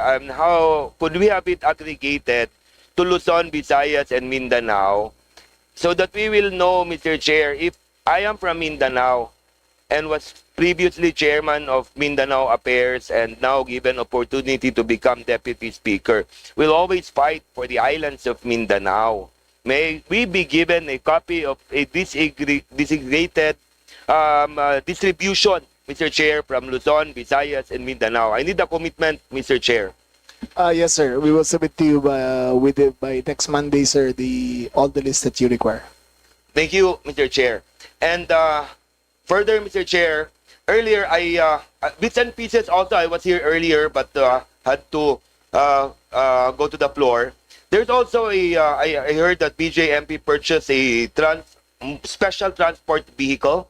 I did not get it, Mr. Chair. Was it BJMP or Bureau of Fire? Bureau of Fire. Yung special, you call special transport vehicle. We have a special rescue vehicle, Your Honor. Special rescue vehicle, may we know how many you purchased for 2024 to 2025? For 2020, for Your Honor, we have 3. You have three. Yeah. For 2025, are they purchasing again, Mr. Chair? Yes, Your Honor, we have 12. 12. To the tune of how much per vehicle, Mr. Chair? For the CSSR, Your Honor, we have 25 million per. No, per vehicle, Mr. Chair. Each, 25 million each vehicle? It's a collapse structure vehicle, Your Honor. So how much, Mr. Chair? Still not the answer, Mr. Chair. It's 25 million per vehicle, Your Honor. 25 million per vehicle and you purchased 3 vehicles, meaning you paid 75 million Yes, Your for Honor. 2024. Yes, Your Honor. And the same amount or price you will be purchasing for 2025, 12 pieces at 25 million each again, Mr. Chair. Yes, Your Honor. And do you have a picture or something that we can browse or see if that vehicle is worth 25 million, Mr. Chair? We will furnish May we know the make, the brand, the model, Mr. Chair? It composed of different special equipment that would give the special rescue for rescue operations, Your Honor. Yeah. A hydraulic cutting machine. There are several equipment that is inside the vehicle, Your Honor. Can we get the picture, Mr. Chair, or the documents of the said vehicles, Mr. Chair? You are directed to submit to this committee, Director Fernandez. Yes, Your Honor. By when? By Monday, Your Honor. Monday. Or even tomorrow, Hopefully, Your Mr. Chair, before plenary. So 1 yes, week, Your Honor. you can submit that Yes, Your Honor. for a picture, but 1 week. For the technical specification, Your Honor, including the But pictures. You purchased it already, so you must have it. Yes, Your Honor. I cannot allow siguro 1 week. Tomorrow, Your Honor. You can do it. Yes, Your Yung pala, kaya nyo naman pala bukas mag- Wag kang kumain kay Secretary de Yes, Mulya. Your- Sa kanya pwede yun, sa iyo hindi. Yes, sir. So, tomorrow, Yes, Your what Honor. time? 10 o'clock, Your Honor. 10 o'clock. Would it be possible, Mr. Chair, that this representation be given a copy of the said purchase of Yes, vehicle? we will Mr. Chair? ask the Secretariat to give it to you. Yeah, okay. And may we know, Mr. Chair, if they were able to purchase fire trucks for 2024 and how many they will be again purchasing? I'm sorry if it was asked earlier for 2025. And 26. For 2025, Your Honor, we're still on the process of procuring the. For 2025, we're still in the process of procuring the fire truck, Your Honor. And we have one bid, but it was unsuccessfully. It was unsuccessful, Your Honor. For 2026 NEP, we have 10 units of 500 gallons, Your Honor. 10 units. Yes, Your Honor. May we know if it has been allocated or it has target beneficiaries already, Mr. Chair? We're still on the process of proposing, Your Honor, for 2026. Yeah, Mr. Chair, I asked that question because I actually have a very short timeline presentation because I was hoping that, of course, under Bureau of Fire, was hoping that they're not a promising department, Mr. Chair. Promising ng promise lang, tapos hindi natutupad yung mga pinangako nila, especially during the previous budget hearing. Halimbawa, ito, Mr. Chair, I think if we can present a timeline. Ito, very fast lang, Mr. Chair. If I still have time, Still Mr. have Chair. time. Right. Actually, we wrote them on August 15. And they committed that a fire truck will be delivered to the municipality of Libertad in Misamis Oriental, a town very near, actually, Lagindingan Airport, which and they received the letter and they committed that they will be allocating for Libertad. Ito yung timeline. See, all those letters received. I have evidence, Mr. Chair. September 16, 2024, last year, we sent out a follow-up letter to our request and we inquired if there had been any developments of the matter. It was duly received by the office. Sadly, I'm sorry to say this, no reply, Mr. Chair. May 30, 2025, just this year, we sent another letter. you did not reply. The DILG did not reply. Mr. Chair, let me remind them again that RA 713 under Code of Conduct and Ethical Standards for Public Official, 15 working days you should have replied. May I know why they did not reply, Mr. Chair? BFP.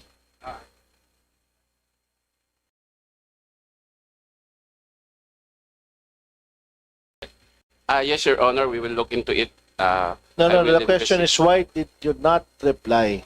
What do you mean you will look into it? I still have to look at the letter at the office, Your That's the Honor. letter is right in front of you. I will let my Chief of Staff explain, Your Honor, because I have not yet received the letter at my office. Kailan po ba kayo nag-assume ng office? Last March 11, Your Honor. And the letter was sent March August 15, we wrote Yes. them, they received To the follow letter, up. Mr. Chair. September 16, 2024. We made a follow-up letter. They did not reply. And March? 15 days lang sana, Mr. Chair. Yes, and pero you wrote kasi again wala. March. Then we sent them a letter again, July 7, Mr. Chair. July 7. Wala of pa ring response. July 2024. 7. So, 25. So by July 7, 2025, have you assumed office already? Yes, Your Honor. Yes, Why Your Honor. did you not reply? I will have to look. I will trace the letter, Your Honor. They trace, Okay. Mr. Chair, they will trace the letter. And then, After they trace the letter, then they will reply. Then after replying, how many days, how many weeks, Mr. Chair? Then after that, then they're in the plenary. After the plenary, Mr. Chair, we approve the budget. Then how will we be able to talk to this fellow? Sir, for your indulgence, sir, after we bid the fire trucks, I will make sure, sir, that your needs are met. There has been a delay because we expanded the pool of suppliers from 2 to 10, and it'll take 290 days to deliver the fire trucks after we bid it. And that's the I thought it was just like buying a car, but apparently you buy it and then they assemble it, then it is delivered. As soon as it is delivered, sir, we will fulfill what you have asked for, and you have my word on it, and I will act on it personally. Thank you for the assurance from the good secretary, Mr. Chair, but would it be possible that my letter will be answered in the way that the good secretary answered us today, this afternoon, Mr. Chair? Yes, sir. We will do it, sir. Thank you, Mr. Chair, and I'll reserve my right for the second round, Mr. Chair. Maraming Thank you. salamat po. When do you plan to answer the July? Today? Okay. Na-trace yun na bale, yung sulat, o nabasa mo lang? Yes. Kindly fix it, no? This is what we see. This is what I even told you before, before the budget briefing. You have to be ready when you come here. All we are asking is not the promises. Dapat may timeline, may timetable. That's why I also asked for the data. Data of all municipalities na meron fire station na walang fire truck, yung fire truck na walang fire station. All I was asking was the data. And when I asked you today during the budget briefing, akala ko nasa amin na, so wala pa rin. Ngayon nyo lang binigay. Okay? So I think you have to fix your department kasi nakakaya rin sa buong DILG, although under supervision ng good secretary, but BFP, kindly fix it.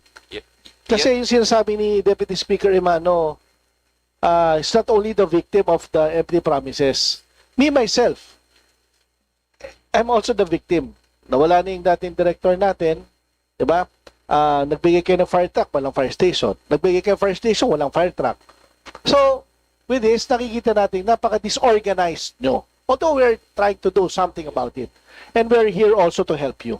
Kaya lang ganito nangyayari kasi mismo kayo, ang gulo-gulo nyo, even just a simple letter, ititrace nyo pa, hindi kayo sumasagot, actually pwede kayong kasuhan ng ARTA. Yes, Your Honor, about the letter that, about the instruction last week, we forwarded to your office at 3/11 September 5, Your Honor. I've sent the receipt copy at your WhatsApp, sir.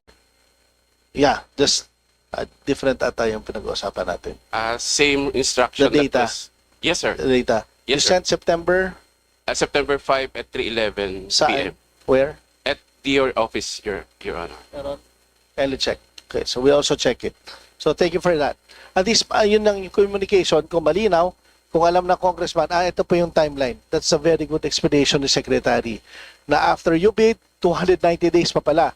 So, ang nangyayari kasi, pangako yung kayo ng pangako, walang nangyayari, mas lalo tuloy na iinis. But kung mangangako kayo by this date, sasabihin namin, darating na po yan kasi na-bid na, may constant communication, hindi po mangyayari itong klase misunderstanding. Do you get what I'm saying? So, okay. Thank you, Director. Di po ako nagagalit ha. Pero wag niyong hintayin magalit ako. Mr. Chair, I'm Okay. also not mad. I'm just pointing out. Yes. I'm also just pointing out the timeline. Yes. And even just the respect ng sa office mo is to respond to your letter. Yes, Mr. Chair. Okay. Kindly fix it. Thank you. Kaya mo? Very good. Thank you. Di ba? So, for our second round,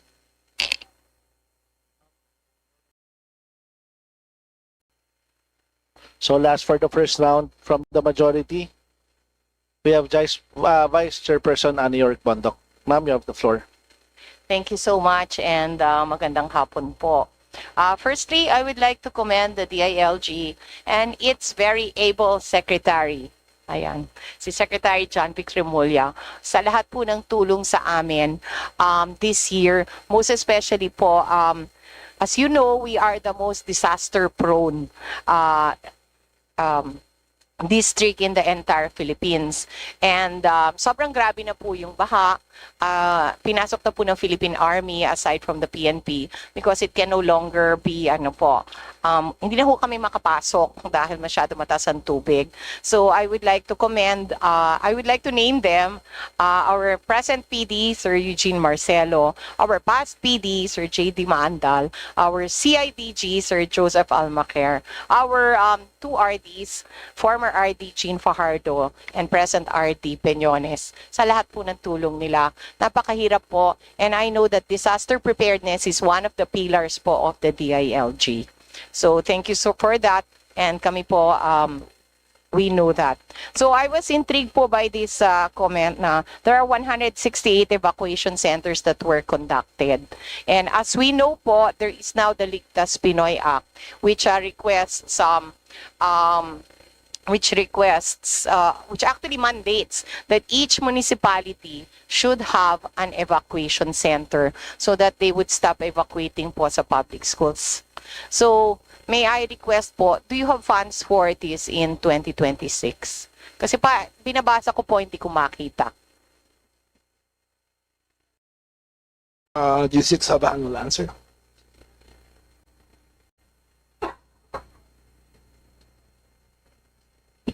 Actually, yes, Madam Chair, we have a program for the construction of evacuation centers through the SAFPB program of the department. It will be allocated directly to the LGUs, Madam Chair. Okay. Just like the flood control projects po, sana i-allocate po natin yung ating pong evacuation centers sa lugar na kailangan mag-evacuate. So, do we have a study on kasi kami were forever evacuated eh. So, do we have a study or how are we going to prioritize these evacuation centers? Kasi baka gumawa tayo sa evacuation center ng lugar na wala naman nag-evacuate because the law said that we should put in every municipality. Siguro, but no, maybe we're thinking of fire. Pero let's think about the Project NOAA, RED also, para makapagtugon na tayo ng immediate issues. Ma'am, in our data bank database is the most disaster prone barangays, and we will prioritize according to that. Ay, salamat ng marami. So, thank you for that. And that's just a reassurance. Another thing that I read with much interest is that 70% of the cyber crimes were solved. Totoo po ba yun? At bakit ang dami-dami pa pong umiikot na cyber crimes everyday? Dun sa, mag-scroll ka lang ng Facebook, araw-araw po may cybercrime na nagaganap. Or baka yun lang yung na-report? No, I would like, first of all, kung totoo talagang 70%, I would like to commend you because that is a very good rate. Kaya lang, parang hindi po namin nakikita kasi everyday may cybercrime na nakikita po namin sa Facebook daily. Siguro there's a cybercrime every minute na po. And today, I think the cybercrimes just went through the roof. That's true, Your Honor. The data shows that a large number is committed over the cyberspace. And so, those are the reported only. And for as long as for the data, we're ensuring that yung data po tama. Nang na-report. Reported because of the complaint, Your Honor. Apo. So, kailangan can we report this cybercrime to the 1 billion 911s po na itatayo ninyo? Pagka ang report is we need immediate response committed over the cyberspace, then we can. You can refer it. And somebody from the police station or somebody, it will be referred to the police. So, thank you so much po for that. Na-intriga lang po ako that you solved 70%. And if that is indeed true, then congratulations po and keep it up. And sana po matuloy-tuloy ito. And lastly, I would like to commend our secretary. I have known him since kababata ko po yan. And I just wanted to say he comes from a very distinguished family from his dad to his brothers, but kakaiba din po si John Vic. So, I have full confidence in him. Mabait po yan, very charming. Yung mga nahuli ng fire trucks, I'm sure gagawa niya ng paraan. And I have full faith in him, and Mr. Secretary, you can expect the support and thanks of the 4th District of Pampanga sa inyong budget. At sana po, mas palakihin pa. Congratulations po and Thank you very much. mabuhay. Salamat po. Thank you, Congressman Eric Bondoc. And for our second round, meron ka? Wala na. For the first round, sorry, we have Congressman Jeffrey Ferrer. Thank you. Hey, boss, you have the floor. Good afternoon, and then thank you very much for this time. Ito, short lang to because this coming to my attention. I go direct to the point na lang, no? That there's a case in Negros Oriental that yung nagtanong din sa atin yung isang mayor doon because may case siya, decision for suspension sa ombudsman. Now here comes the DILG who will implement that. Pero yung tanong ko lang because naka-MR siya. Ano po? Naka-MR. So it might be that the MR will be reversed or will not. So yung DILG family natin hindi nagbibigay ng allowance or time for that the finance Sir, decision. it depends on the dispositive portion of the decision of the ombudsman. If it directs us to enforce immediately, the MR, the primacy of the ombudsman's order comes first. Yes, but thank you for that. If the word, sir, in the dispositive portion says immediately executory, then we will execute. We have no choice but to do okay, so. but the thing is, there's an invitation for a meeting. But the point that I will raise today is that naka-include yung sa meeting, this is a case, naka-include sa meeting, the attend meeting without legal counsel. Ito ba yung natin sa... Who did the letter come from, sir?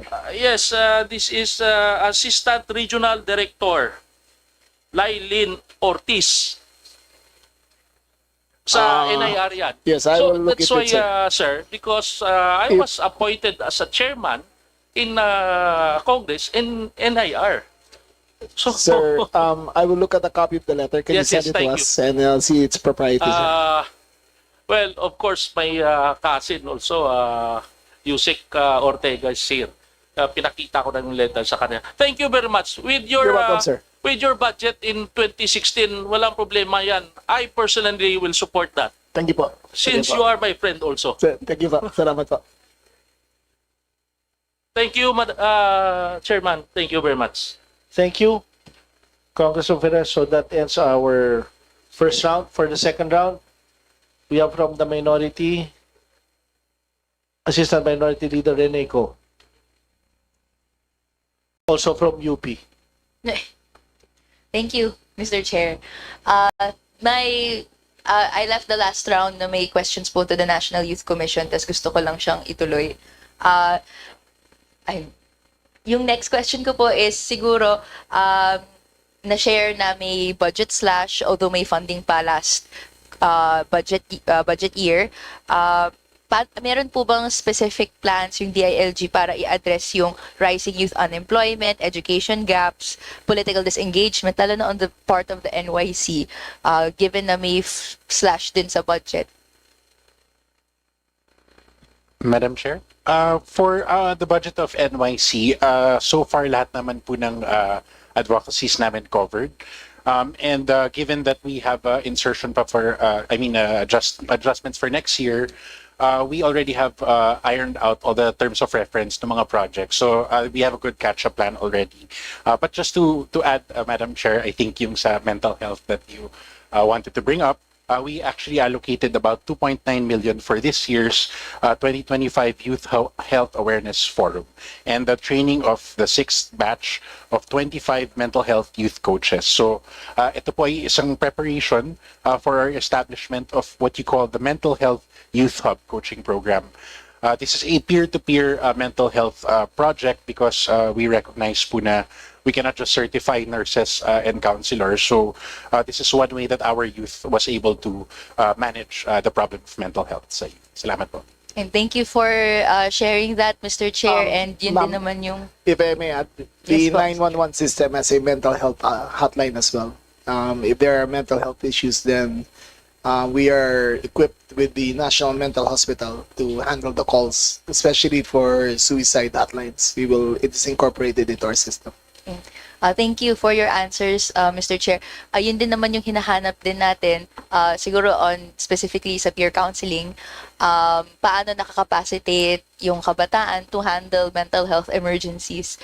This representation would like to endorse, hindi lang yung funding for that program, pero greater funding sana for other mental health initiatives na pinaplano po in relation sa kung paano na-address yung mental health crisis ng kabataan. On the National Youth Parliament flagship program po, may I clarify how much of the budget is earmarked for convening the National Youth Parliament?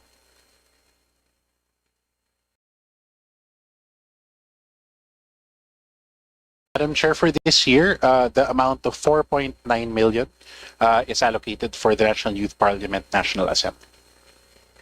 Can we ask din kung, syempre tinetrain ito yung kabataan on parliamentary procedure and on the different aspects of lawmaking.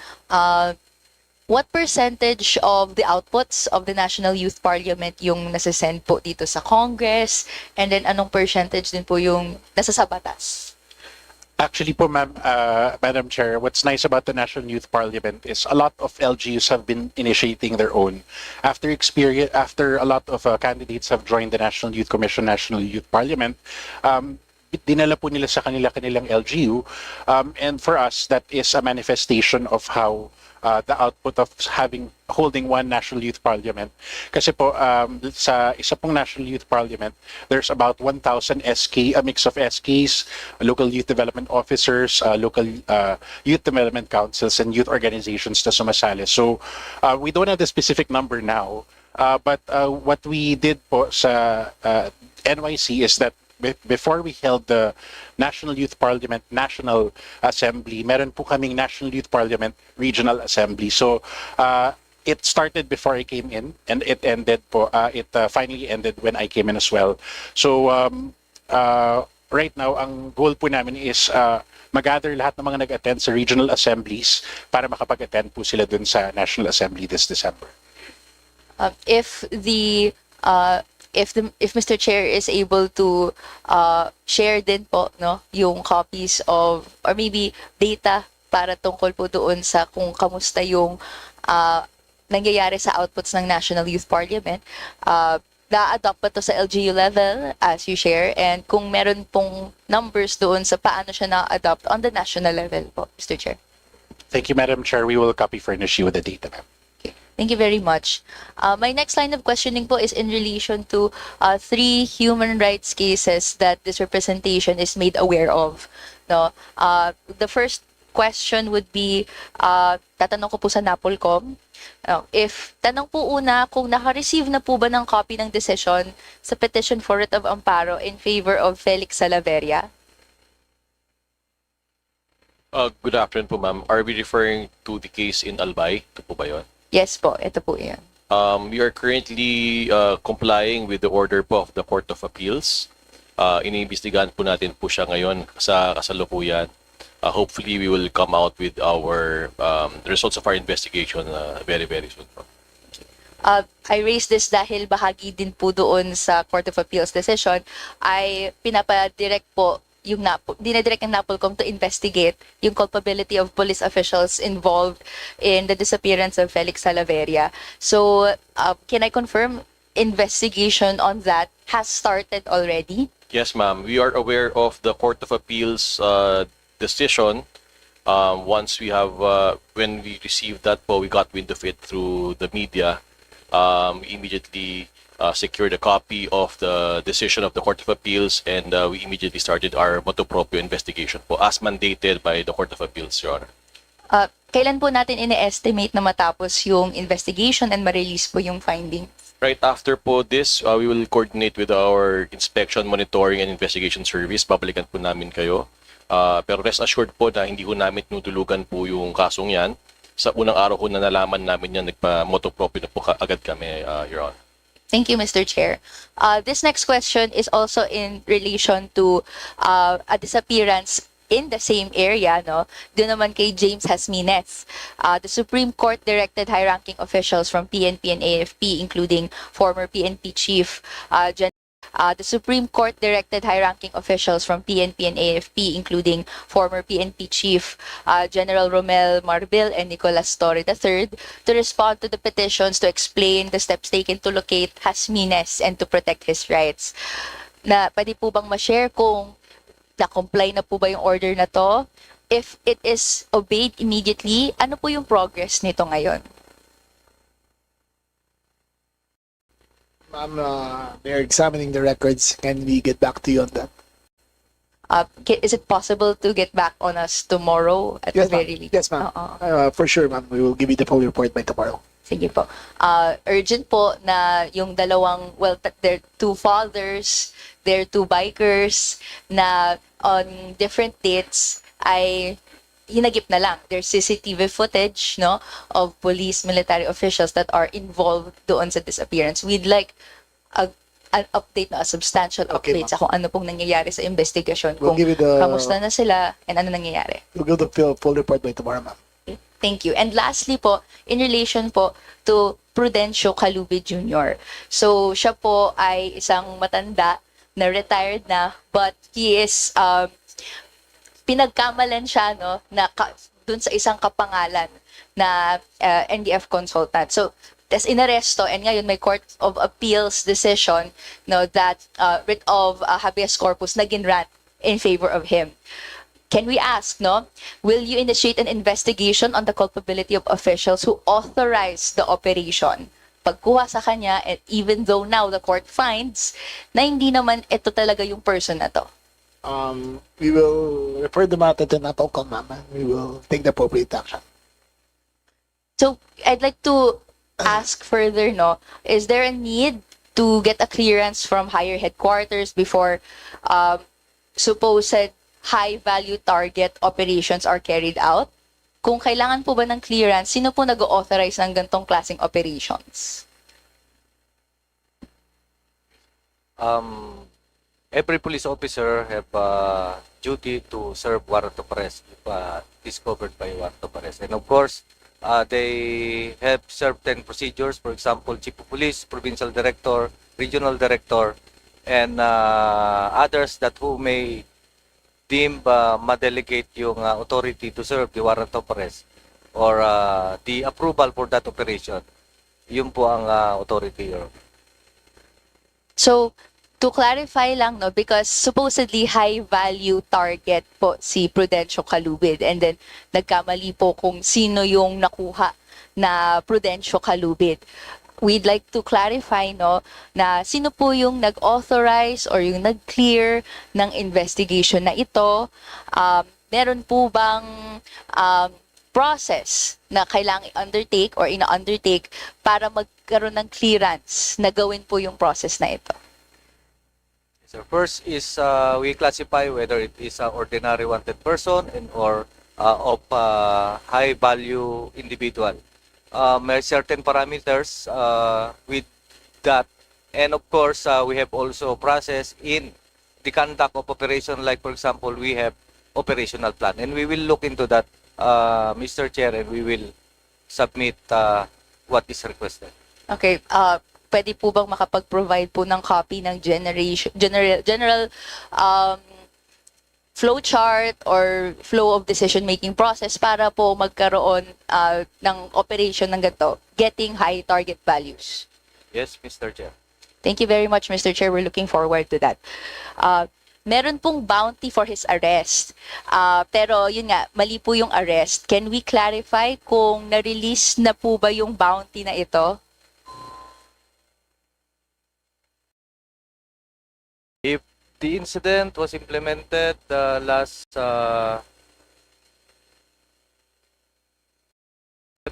December 7, 2024, last year, I suppose na-release na kung if this was December 2012. We will check on the record.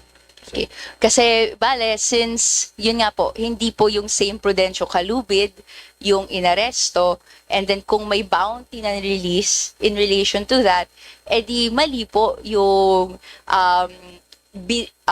mali yung basis ng pag-award ng bounty, if ever. So, can I ask po again, ano yung update dito sa bounty na to? Are you saying po na na-release na siya? Wala po bang plano na kunin to pabalik? Ganyan? It will be part of the report, Your Honor. Okay. Thank you very much. We're looking forward sa ganung report. Pero dapat hindi, no? Ganon.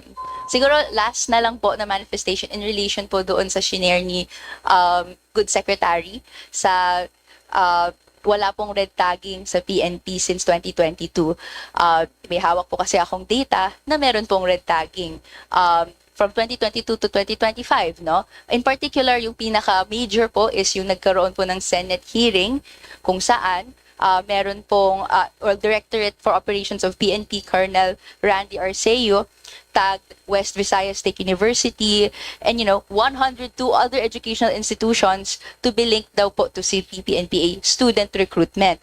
Now, since nagkaroon ng ganong statement in the Senate hearing, many universities have since denounced yung allegations na yon as false. No, so that is a clear case of red tagging. And other than this po, meron pong mga instances of official Facebook pages or Facebook pages ng mga PNP regional offices that would put out materials red tagging either individuals or organizations. So we can provide this data to you, Mr. Chair. Yes, ma'am. My version, my understanding of red tagging is specifying the person. As far as the universities are concerned, even my province is affected by that, Cavite State University. And when I was governor, I personally warned the NDF LCAC chair, then General, I forgot his name, that if he tries that in my province, I will make sure that he is ejected from physically from my province for doing so. I don't believe in red tagging. I don't believe that mere allegations are enough. So, if there are instances that individuals are tagged, then I will make sure that they are charged because it's against the protocols of the DLG to do so. Okay. Mr. Chair, I can give the data, no? Meron kami hawak na instance na may ni-report yung PNP Isabela na incident tagging 2 individuals, but later these 2 individuals would come out to say na hindi po sila miyembro, actually pinagsuot lang sila ng maduming t-shirt, pinicturan, pinahawakan ng placard, pero hindi sila allowed na basahin yung laman na yon.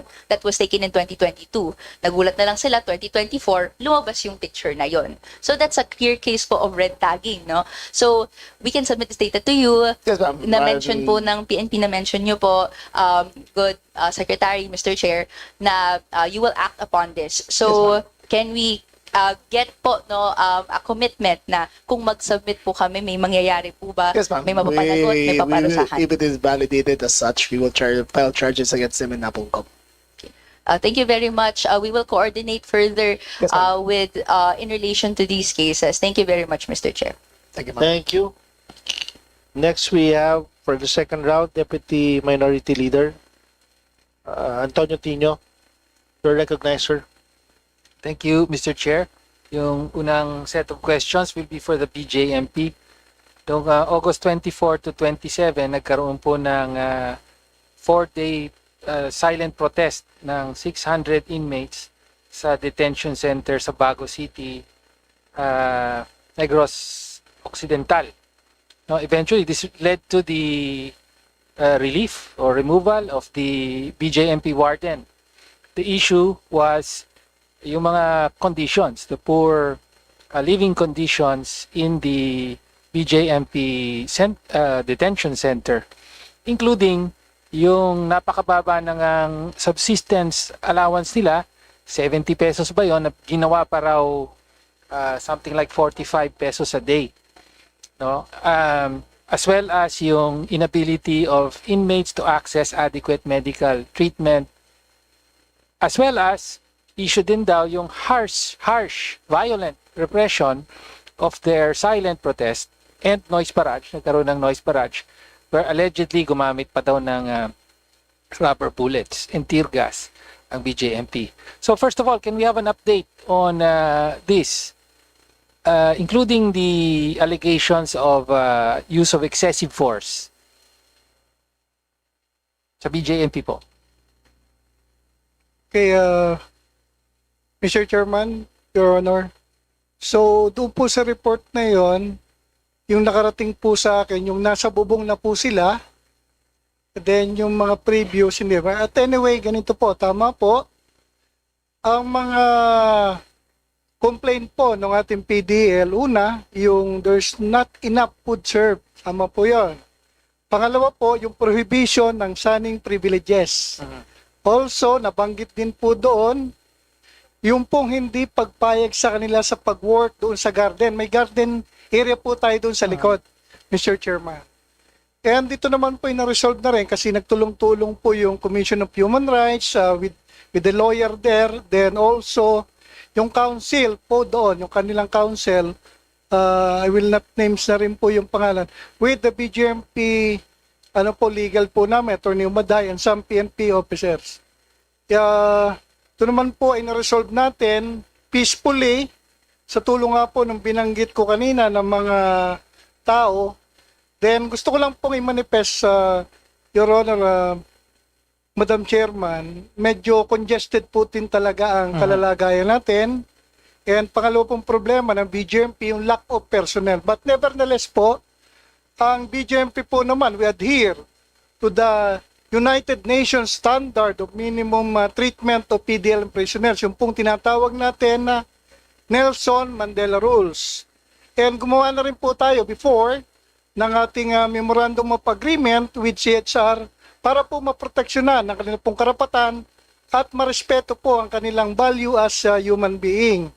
Alam nyo po, yun po ang una nating talagang sinasabi with also with una po yung binanggit sa akin ng Good Secretary na protection of human rights but with security considerations po. But nevertheless po, yung pangyayari po naman na yun, we implement a maximum tolerance and wala po namang nasaktan doon. Yung po sa paggamit ng mga tear gas at yung pong bagay, hindi po nangyari po yun, Your Honor. Okay. Mr. Chairman. Thank you for that update. So punta na po ako dun sa pinaka-issue nila, no, which is yung nabanggit nyo ng iba, no, congestion Pero yung ano rin, mababang o kapos na budget para sa araw-araw na pagkain tsaka even for medicine. Ilan po ba ang PDLs ngayon? What is the latest figure for number of PDLs in BJMP facilities?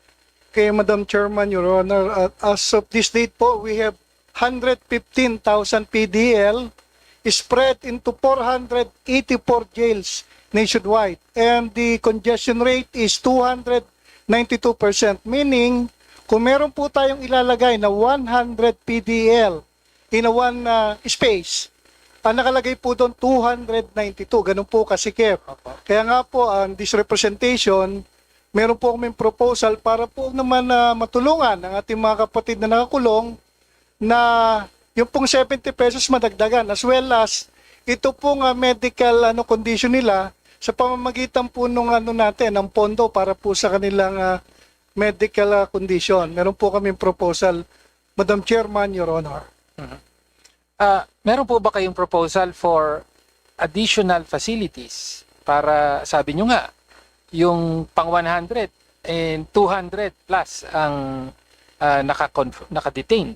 So, meron po bang proposal? Madam Chairman, Your Honor, meron po kaming proposal. Magkano po ang kailangan doon?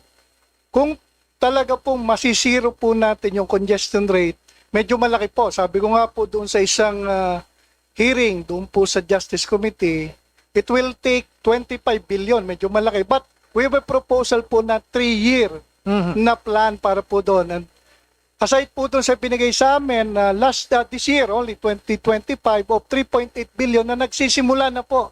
Sisimula na po yung mangyari. May mga nakapag-bid na po tayo doon. And nagsisimula na po lahat halos yung mga programa po ng BJMP.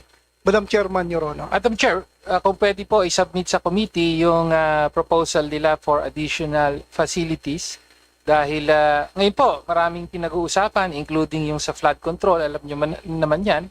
So may you know, everything is possible. Ako ganun ang tingin ko sa budget na ito ngayon. Okay. Of course, ang objective nito ay magkaroon ng makataong kondisyon ang mga persons deprived of liberty. They are innocent until proven guilty, no? Nabanggit nyo yung in the current budget, medyo kakaiba po yung budget ng BJMP kasi in special provision number 2 of your budget, nakaspecify talaga doon that there will be 141,843 assumed number of persons deprived of liberty. So very specific. Kaya the budget for subsistence will be 100 pesos a day and for medical will be 15 pesos a day. So medyo nanibago lang ako na napaka-precise nung numero, no? Although it is a projection. No? Pero ibig po ba sabihin nito magiging mas mataas? May pagtaas sa proposed budget nyo para sa subsistence and medical allowance? Madam Chairman, Your Honor, nagpa-conduct po tayo ng study kaya po nagkaroon po ng numero na yan. And doon po sa UP, kasi po meron po kaming ARIMA, that is a statistical tool. ARIMA po ang tawag doon. Hindi naman po ako masyadong but yun po ang ginamit namin para po maka-come up nitong 141,843. Also, it was presented doon po sa DBM during po doon sa aming budget presentation po. Kaya po nag-come up po kami dito sa mga figure po na ito, Madam Chairman, Your Honor. Magkano po ang subsistence allowance ngayon? Ang proposal po ng BJMP ngayon po is 70 pesos, Madam Chairman, Your Honor. In the NEP, it is 100 pesos a day. Yes, Madam Chairman, Your Honor. Dapat po, pag na-aprobahan ito, magkakaroon ng pagtaas to 100 pesos a day. So, positive na po yan. It's a 30%, well, tama ba yun? No, more than 30% increase. Okay? And yung medical po, magkano ngayon? Same pa rin po, 15 pesos. Pero binigyan po kami ng additional fund para po dun sa hygienic kit. Meaning po yung toiletries in layman's term po. So, bukod po yon, so makakadagdag po yon. Also, meron po kaming medical support for PDL. Ito po yung mga pagkuha ng dugo. Hindi po yung kasali dun sa dati kasi purely yung pong release po sa amin is para po sa gamot. So we need also test para po naman ma-alleviate yung kalalagayan nung plight ng po ng ating mga kapatid na nakapage sa ating mga kulungan. Madam Chairman, Your Honor. Madam Chair, request lang, Mr. Chair, may request lang po na magsabit po ng kompletong datos ang BJMP para sa, one, yung capital outlay requirements, tsaka yung pag-increase sa, meron na kayong proposal from 70 magiging 100 pesos, pero yung medical po na 15 pesos a day, baka kulang na kulang po yan para sa maraming mga may sakit. So kung pwede po mag-submit tayo ng possible increase, no? Kasi handa po tayong suportahan yon. Okay po ba? Madam Chairman, Your Honor, we will do, okay, sir. We will submit to this committee our proposal. Okay. Ngayon, ibang topic naman po. Usapin naman po ng sweldo ng mga LGU employees. No? Ang umiiral po dyan yung salary standardization law. At pag sinabing LGU employees, meron dyan yung regular at saka mas marami pa yung mga job order and contract of service. In fact, sa buong gobyerno, ang pinakamalaking bilang ng job order and contract of service, over 600,000 are in LGUs. No, but yung meron ding mga regular sa LGUs, numbering all in all over 500,000 according to data from the Civil Service Commission. Ngayon, sa ating salary standardization law po, alam natin na kapag cities and municipalities, may porsyentuhan po ng sweldo ng national government, yung rate ng national government. So for cities, it's from 100% to 75% of the national rate. Samantalang sa municipalities po, from 90%, ito yung masaklap, 65% lang for 6-class municipalities. So kung sa ngayon, ang salary grade 1 po, yung pinakamababa ay 14,061 pesos a month. Sa mga first 6th class municipalities, ang pinaka entry level salary is only 9,139, something like that, no? Or pumapatak po sa 365 pesos a day, na mas mababa po sa minimum wage sa mayorya ng mga rehiyon sa Pilipinas. Regionalized po ang ating mga wage board, ang minimum wage natin. So, to the Secretary, to the DILG, paano po natin tutugunan ang ganitong kalagayan na yung maraming mga salary grade 1 natin sa mga LGU na they have employer-employee relationship, hindi pa nga sila yung mga job order and contract of service. Below minimum wage po ang natatanggap nila. What solutions pwede nating pagtulungan ito? Paano matutuganan na yung salary grade 1 sa LGU dapat naman umabot man lang sa minimum wage, na kapos nga yung minimum wage, di ba? I agree, Your Honor. The problem is that the budgetary constraints of an LGU are really the ones driving the salaries of the positions. If we adjust the maximum PS of a 6-class municipality and make the salary grade according to minimum wage, wala na pong matitira para sa MOE. We understand po na kaya syempre lalo na for 6-class municipalities, napaka-limited ng available na sariling pondo nito. Kaya nga po actually, baka kailangan na pong pumasok dito ang national government. Hindi po. I would rather po reform the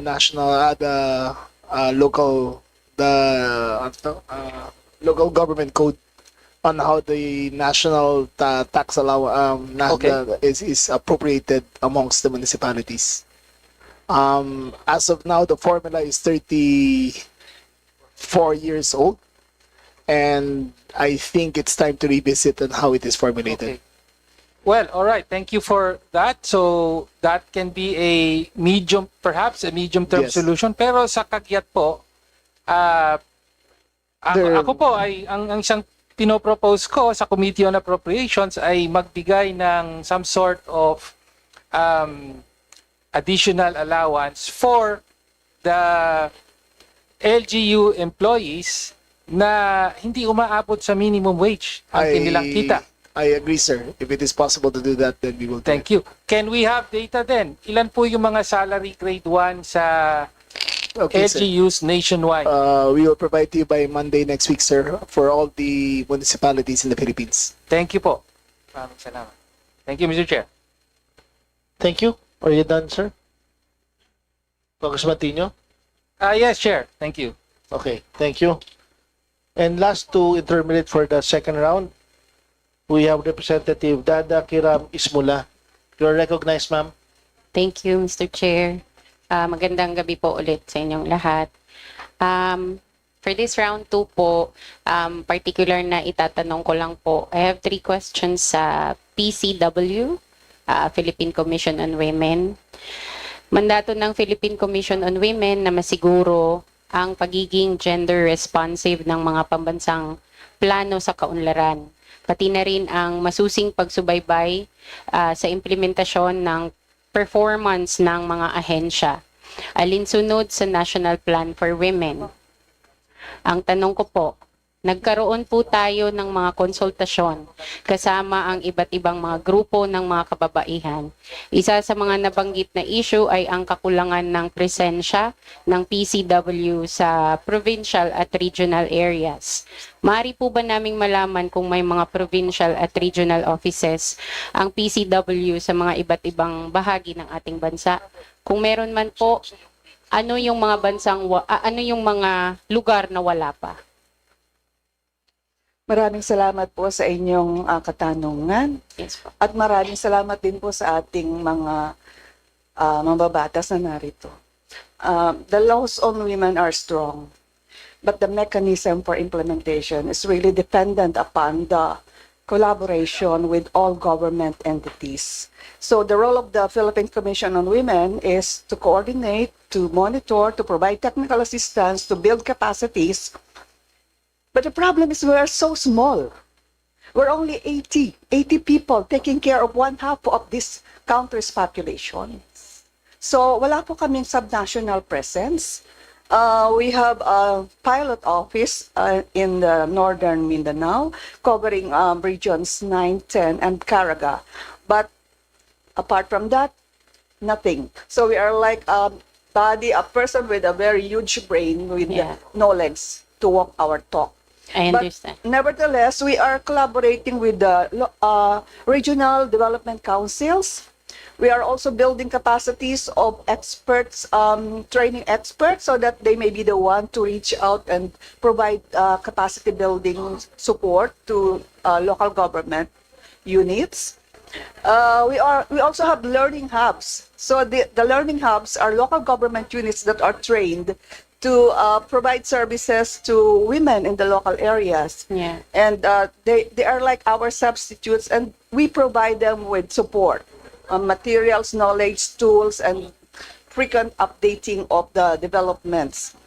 So wala po, and I would really, we have submitted an executive order to the Office of the President asking for five regional offices. Yes. It was not turned down, but it was transferred to the Department of Budget and Management, and the DBM asked us to conduct an OD, an organizational development study, so that we can back up our request with a sound assessment and more or less grounded recommendations. Yeah, Mr. Chair. Ang susunod sanang ang follow-up question ko sana doon is kung paano natin natitiyak yung ating mandato na para maging epektibo. Ngunit sa naging sagot nyo po, dahil sa laki ng kakulangan ng komisyon, ay ibig sabihin hindi po ito nagiging epektibo. Tama po ba? Sa Mindanao po kasi may BARM. Okay. So that is an autonomous body, and we collaborate with them, we support them. But we also have this mechanism of God budgeting. God budgeting is our main machinery for implementing the Magna Carta of Women. I'm sure you are familiar with the Magna Carta of Women. So, 300 plus national government agencies have submitted their reports on the GAD budget this year. And if you include the local government units and the BARM, the total allocation of the national government agencies, SUCs, JOCCs, and the BARM total to 2.1 trillion. And this 2.1 trillion is huge, but the implementation is only 11% of the 2.1 trillion. So for that 11%, we make them to account on how they used their GAD budget. Because it's not enough that we know how much they are allocating and how much they are spending if we don't know what changes are happening on the lives of women. Correct. So this year, because I'm only 1 year, I have just been appointed in June 21 last year, but we are introducing result-based monitoring, which means that we will be revising our gender mainstreaming monitoring system so that it can absorb data from the government agencies that can account for how they use the GAD budget. Yes. For example, for the Coast Guard, for example, just to give you an example of how we are able to support agencies to change and focus on the needs of women, they have the Angels of the Sea. These are women. Whenever there are tensions, then they utilize the women angels of the sea, of the Coast Guard, to negotiate with the Chinese. Correct. Yeah. I understand, Mr. Chair. Ganito na lamang po. So, dahil doon sa naging statement mo kanina na napakalaki yung kakulangan sa inyong komisyon and may request ka pong 5 regional offices, I'd like to manifest po sana, Mr. Chair, if we can actually help the PCW on this request para naman po mabigyan pa nila ng agaran pang implementasyon ng kanilang komisyon para naman po sa karapatan ng mga kababaihan. On the other hand po, Mr. Chair, may another question po ako, ma'am. Marami na rin po tayong mga batas na nagtataguyod sa karapatan ng kababaihan, kagaya ng VAUSI, Safe Spaces Act at Expanded Maternity Leave Law. Subalit marami pa rin po sa ating kababaihan ang hindi nakakaramdam ng ganap na proteksyon at benepisyo mula sa mga nasabing batas. Paano po ina-assess ng PCW ang lawak ng implementasyon ng ating bansa? Meron po kaming pag-uulat. We have a reporting mechanism that we are undertaking in consultation with various government agencies, such as the implementation of the Beijing Platform for Action and even the Magna Carta of Women and the UN Convention on the Elimination of All Forms of Discrimination Against Women. So, because this is a whole of government approach and all of society collaboration. Yeah. So, this is not accomplishment of the PCW, it's accomplishment of the Philippine government. And just to tell you a bit of our achievements, because we are not a line agency, we don't go direct to the women, but just to share with you, we are internationally recognized. We are the only country in the world with the 2 legislated GAD budget. We are number 1 in Asia in gender equality, and that has never changed since then. We have been in the top 10 of the Global Gender Index. For 13 years, we were in the top 10. We were number 5 in 2023, but we dropped during the presidency of one of our former presidents. Yeah. Last year, we were number 25, but now we are already number 20. And I intend to mobilize the support of everybody so that we can climb up again to the top 10. Okay. So, marami na po tayong mga achievements.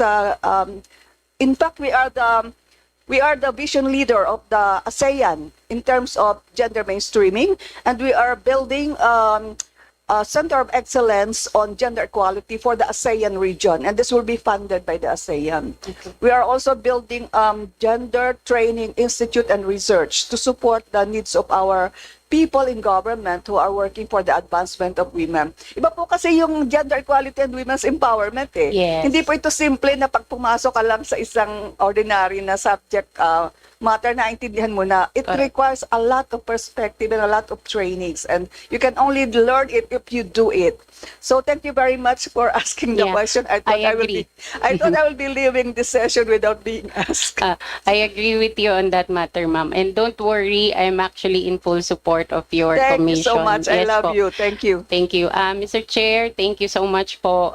With that, imamanifest ko lang po ulit na sana po ay pansinin din po natin yung PCW sa Opo. kanilang naging request po. Salamat Opo. po. Thank you so very much. Ang Thank- amin pong budget is only 0.06 of the total budget of the DILG, and our increase is only 0.14%. So that is how small it is. Yes, thank you. And I know you're not asking for an additional budget. Maraming salamat po. That has been the statement kanina pa. Before I yield the chair to our chairman, Mika Swansing, first I would like to apologize sa BFP, Director Fernandez, for my previous statement regarding the submission. Actually, it was submitted by your office. Pumunta ka sa akin yung mga pinapunta mo mga angels mo dito eh. Pagbabae, malambot po ang puso natin. Inspector Dolioso, Bakay, and Sabado. They submitted September 5. Okay? So I apologize for the previous statement. It was a shortcoming of my staff, and we have, my office admits it. So pasensya na po. But regarding yung mga ibang submission na pinabish to tomorrow, yeah, para kay Congressman DS, Deputy Speaker Bambi Imano. And for the next Monday, sa promise also by the Secretary, yung kalat pong hiningi ng ating mga kasama. And I would like to thank you personally, Secretary Rimulya, for your patience. Yes. Yield ko na sa'yo, ma'am.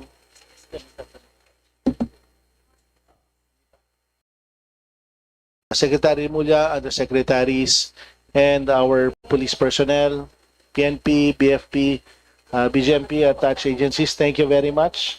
Actually, yung promise ko 12 midnight, kinalahati po natin.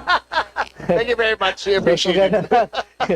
Maganda in-expect natin na 12 midnight, so earlier po tayo. Thank you very much. So now I would like to yield the chair. Okay. So before that, I would not yield first. Sobrang bilis nga eh. Sobrang bilis. Ganyan ka namin kamahal. Sige pa. Sige pa. Huwag ka na. And we have questions from our CSOs. So it's not only the congressmen, civil society organization. So for transparency, and even accountability, so we have CSOs. So it's not only from the congressmen, but they are not allowed to participate. But they gave us some questions that they want to be clarified. Okay. So for Task Force Papalad National Peasant Federation, TFM on the ILG. Yan po yung pangalan ng CSO natin. On ECLIP, Civicus Global Monitor has categorized Philippine democracy as repressed due precisely to red tagging. There are several reports stating that anti-insurgency programs, especially the Enhanced Comprehensive Local Integration Program or the ECLIP, are being used to justify heavy-hand approaches against CSOs, civil society organizations, particularly through former rebels' testimonies held in duress to red tag CSOs and their leaders. Multi-awarded CSOs such as Leyte Development Center were red tagged, their leaders harassed with trumped-up charges, and their bank accounts shut down, rendering them inoperational. What are the safeguards in place to prevent undue red tagging against CSOs? B, to foster enabling environment for collaboration between CSOs and local governments. Yes, sir. We are cognizant of the report, but what is not specific is who is carrying out the red tagging. if it is a member of the DILG family who is involved in the red tagging, then I will make sure to personally prosecute the matter and make sure that it doesn't happen again. But if it is in the other branches of the armed services, then that question is better propounded to them. But as far as the DILG is concerned, as a matter of policy, we do not allow or do we not encourage nor condone any red tagging. Thank you for your response. Next question on social accountability. Given the President's directive on strengthening transparency and accountability in light of the recent flood control projects controversy, can social accountability programs under the DILG, such as the Support to Local Government Program and Bantay Corruption, be used to mobilize CSOs to conduct independent monitoring of our public work projects? Are these programs adequately funded? Yes, sir. As of now, we're actively discussing putting up our own Bantay Corruption website where they can report to, and it should be up pretty soon as soon as we come up with the parameters of how to do it. Yes, and the question is, are you going to tap CSOs also? Of course, it will be open, sir, and the policy making shall be open to the public. And the program is funded? Yes, we have 10 million now set for that, and we will use it at as soon as possible time. Okay, thank you, Sec. And lastly, climate and disaster preparedness. It is unlikely that target for LGUs with climate and disaster informed plans will be reached of 100% by 2028, with only 23% of such informed plans by 2024. What will be done by the DILG and the whole of government to accelerate this, especially given national attention on flood control? Those numbers, sir, are hazy at best. I don't know what metrics they're using, but I am sure it is higher than that. But rest assured that we will continue to. That part of our agenda is disaster resiliency as a matter of recognizing the local governments. So I can only speak for the DILG, and we are actively promoting disaster resiliency, sir. Thank you, Sec. And with that, those are the questions of our CSOs. So once again, I would like to thank everyone. Just last reminder, before the plenary, maybe I will call directly the heads lang. So if there are questions from our colleagues, siguro I can directly call you. Okay, so expect a call from me. Wag po kayong magugulat. BFP, pasensya na. Sumali yung opisina ko. Mamaya pag-akit namin, sila po yung yari sa akin. They did not report that September 5 nagbigay na po kayo. Okay, so pasensya na po sa BFP. Okay, so now I would like to yield the chair to our chairwoman, Mika Swansing, ma'am. Thank you very much, Vice Chair Arnie Pandabella, and to our Vice Chair for the NYC, Vice Chair Jerry Boy Espina.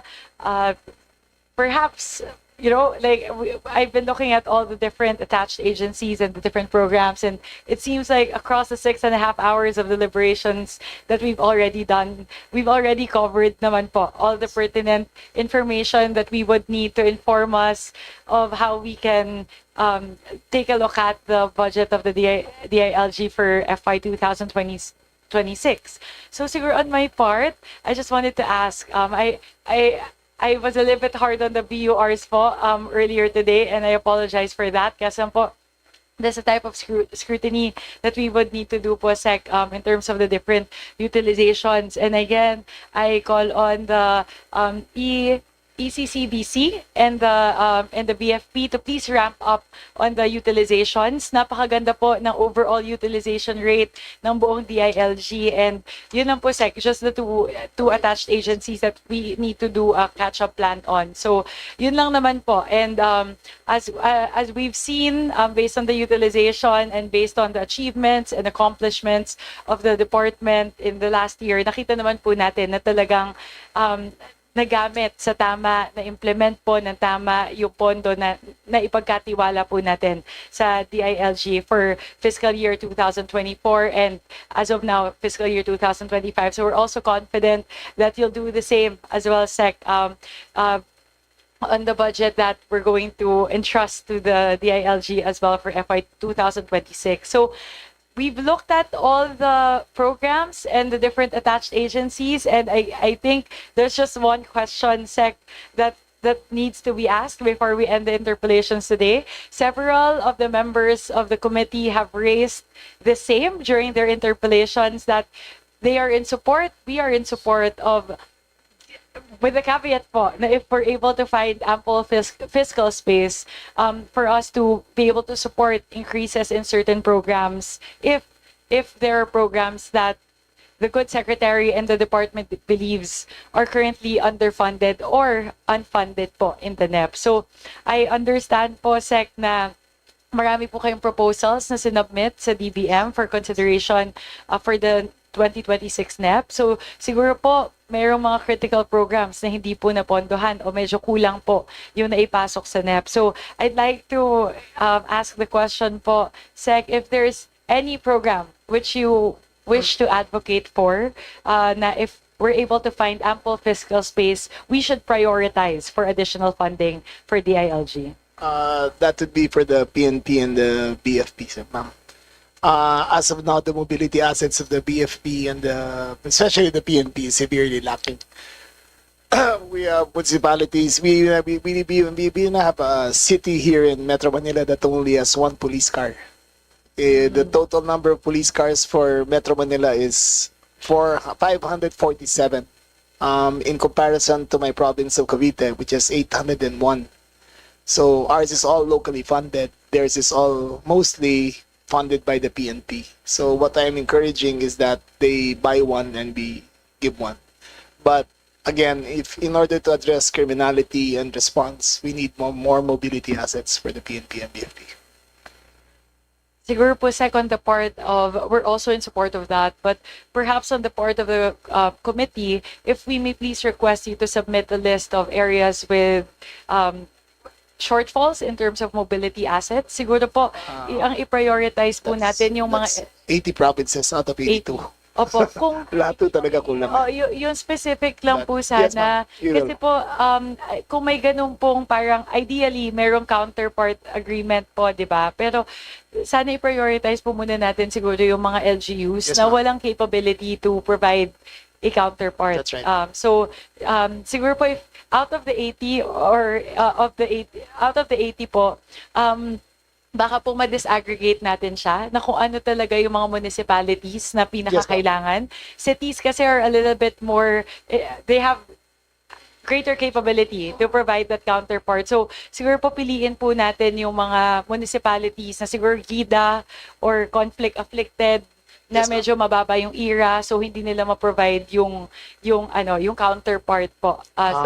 Kung pwede po natin ma-prioritize in that way po, Sec, would be very happy to support if we're able to find if I may also, ma'am, in order to fight crime in the city and to deter crime, Metro Manila is an area of 620 square kilometers, and we only have less than 12,000 cameras.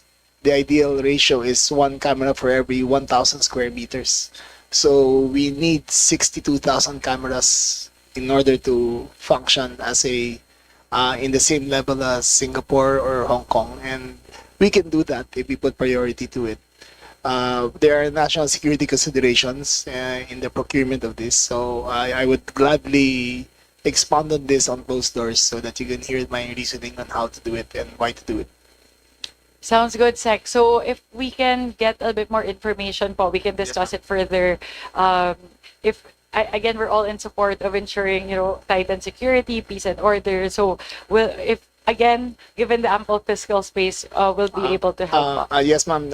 Especially next year that we are hosting the ASEAN, we need to ramp up our security apparatus and we need your help. Apo. Thank you, Sec. So, siguro, again, for the mobility assets, let's please prioritize siguro the areas that are geographically isolated and also historically conflict afflicted or currently conflict afflicted, and then we can discuss more po on the security cameras. Okay. You also mentioned SEC, the BFP, ma'am. requiring additional funding. Is there a particular program lodged within the BFP that would require additional funding? What we don't have, ma'am, are marine fireboats. We only have two that are in Metro Manila, but we don't have one in Batangas, we don't have one in Matnog, we don't have one in Haiduran, we don't have one in Cebu. So if there is a ship that catches fire, we have very little assets to combat it, and those are the things. It is quite expensive, but necessary for us to have. If I may ask po, Sec, how many do we have currently? Dalawa lang yata, no? Marine, no? Three, ma'am. But we have 16 major ports, and we only have 3 of them. So if a ship catches fire in the Visayas, no one will respond to the fire. Mataas po ba yung incidents ng fires? Hindi naman, ma'am, but that is the biggest nightmare for a ship, for it to catch fire. They hardly sink, but when it catches fire, it is the most deadly form of disaster we can have. That's actually a really important point kasi syempre po ipoposition nyo lang That's sila in limited areas kung tatlo lang. That's Then how long would it take for the ship to respond right. to something in the different island group altogether? So if That's right. that's a really good point as well, Sec. So if you may please give us information on how much, like what's the potential funding requirement for Okay, ma'am. the additional fire Okay, ma'am. ships? Okay, ma'am. Fireboats. Fireboats. Fireboats. Yes po. Okay. I think those two very important points, Sec, and that if we're able to get more information on that, we'll be able to see how we can navigate through. Thank you, ma'am. Again, if we find ample Very much fiscal appreciated, space. ma'am. Okay. Thank you very much. All right. We're good. Anything else? Okay na tayo. Okay. Isasara ko na. It's been 6.5 hours po. Madam Chairperson. Yes. Sorry, one second po. Just wanted to make sure that there are no other member who wishes to interpolate. So after 6.5 hours of interpolations, given that there are no other member who wishes to interpolate, may I solicit a motion from the members? Madam Chairperson, Yes, Representative Mercado. I move that we terminate the budget hearing of the proposed budget of the Department of Interior and Local Government, including its attached agency. I so move, Madam Chair. Any second? There is a motion to terminate the budget hearing for the Department of the Interior and Local Government, including its attached agencies. Wala pa pong motion. Wala Hindi pang pa ruling. nabubutuhan. Huwag muna kayo pumalakpak. Huwag muna. The motion has, there is a motion and it has been seconded. The motion is carried. The budget hearing of the Department of the Interior and Local Government, including its attached agencies, is hereby terminated. Madam Chairperson. Thank you very much po. We're not done yet. Madam Chairperson. Oh, one more Mr. Secretary. motion po pala. Meron pa. Kindly sit down. Thank you very much Anyway, po to our Honorable kindly take your seat. Secretary John Vic Remulla, to our undersecretaries and assistant secretaries, of course, to our Chief PNP, General Nartates, to our generals in the BFP, and to all the commissioners of the different attached agencies. Thank you very much po for invaluable inputs. And again, we look forward to collaborating with you to ensure that the department is well funded to deliver the services to the Filipino people. Maraming salamat po. Madam Chairperson. Yes, Representative Mercado. May I move that we suspend the hearing and resume tomorrow, September 9, 2025 at 9 a.m. So moved, Madam Chair. Seconded. It has been moved and seconded. The motion is carried. The hearing is hereby suspended until tomorrow, September 9 at 9 o'clock in the morning.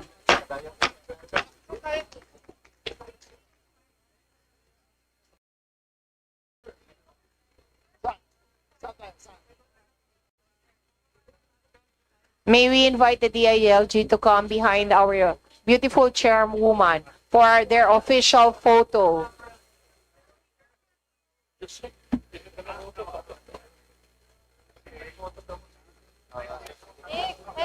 May we request the DILG to come behind our beautiful chairwoman for the official photo.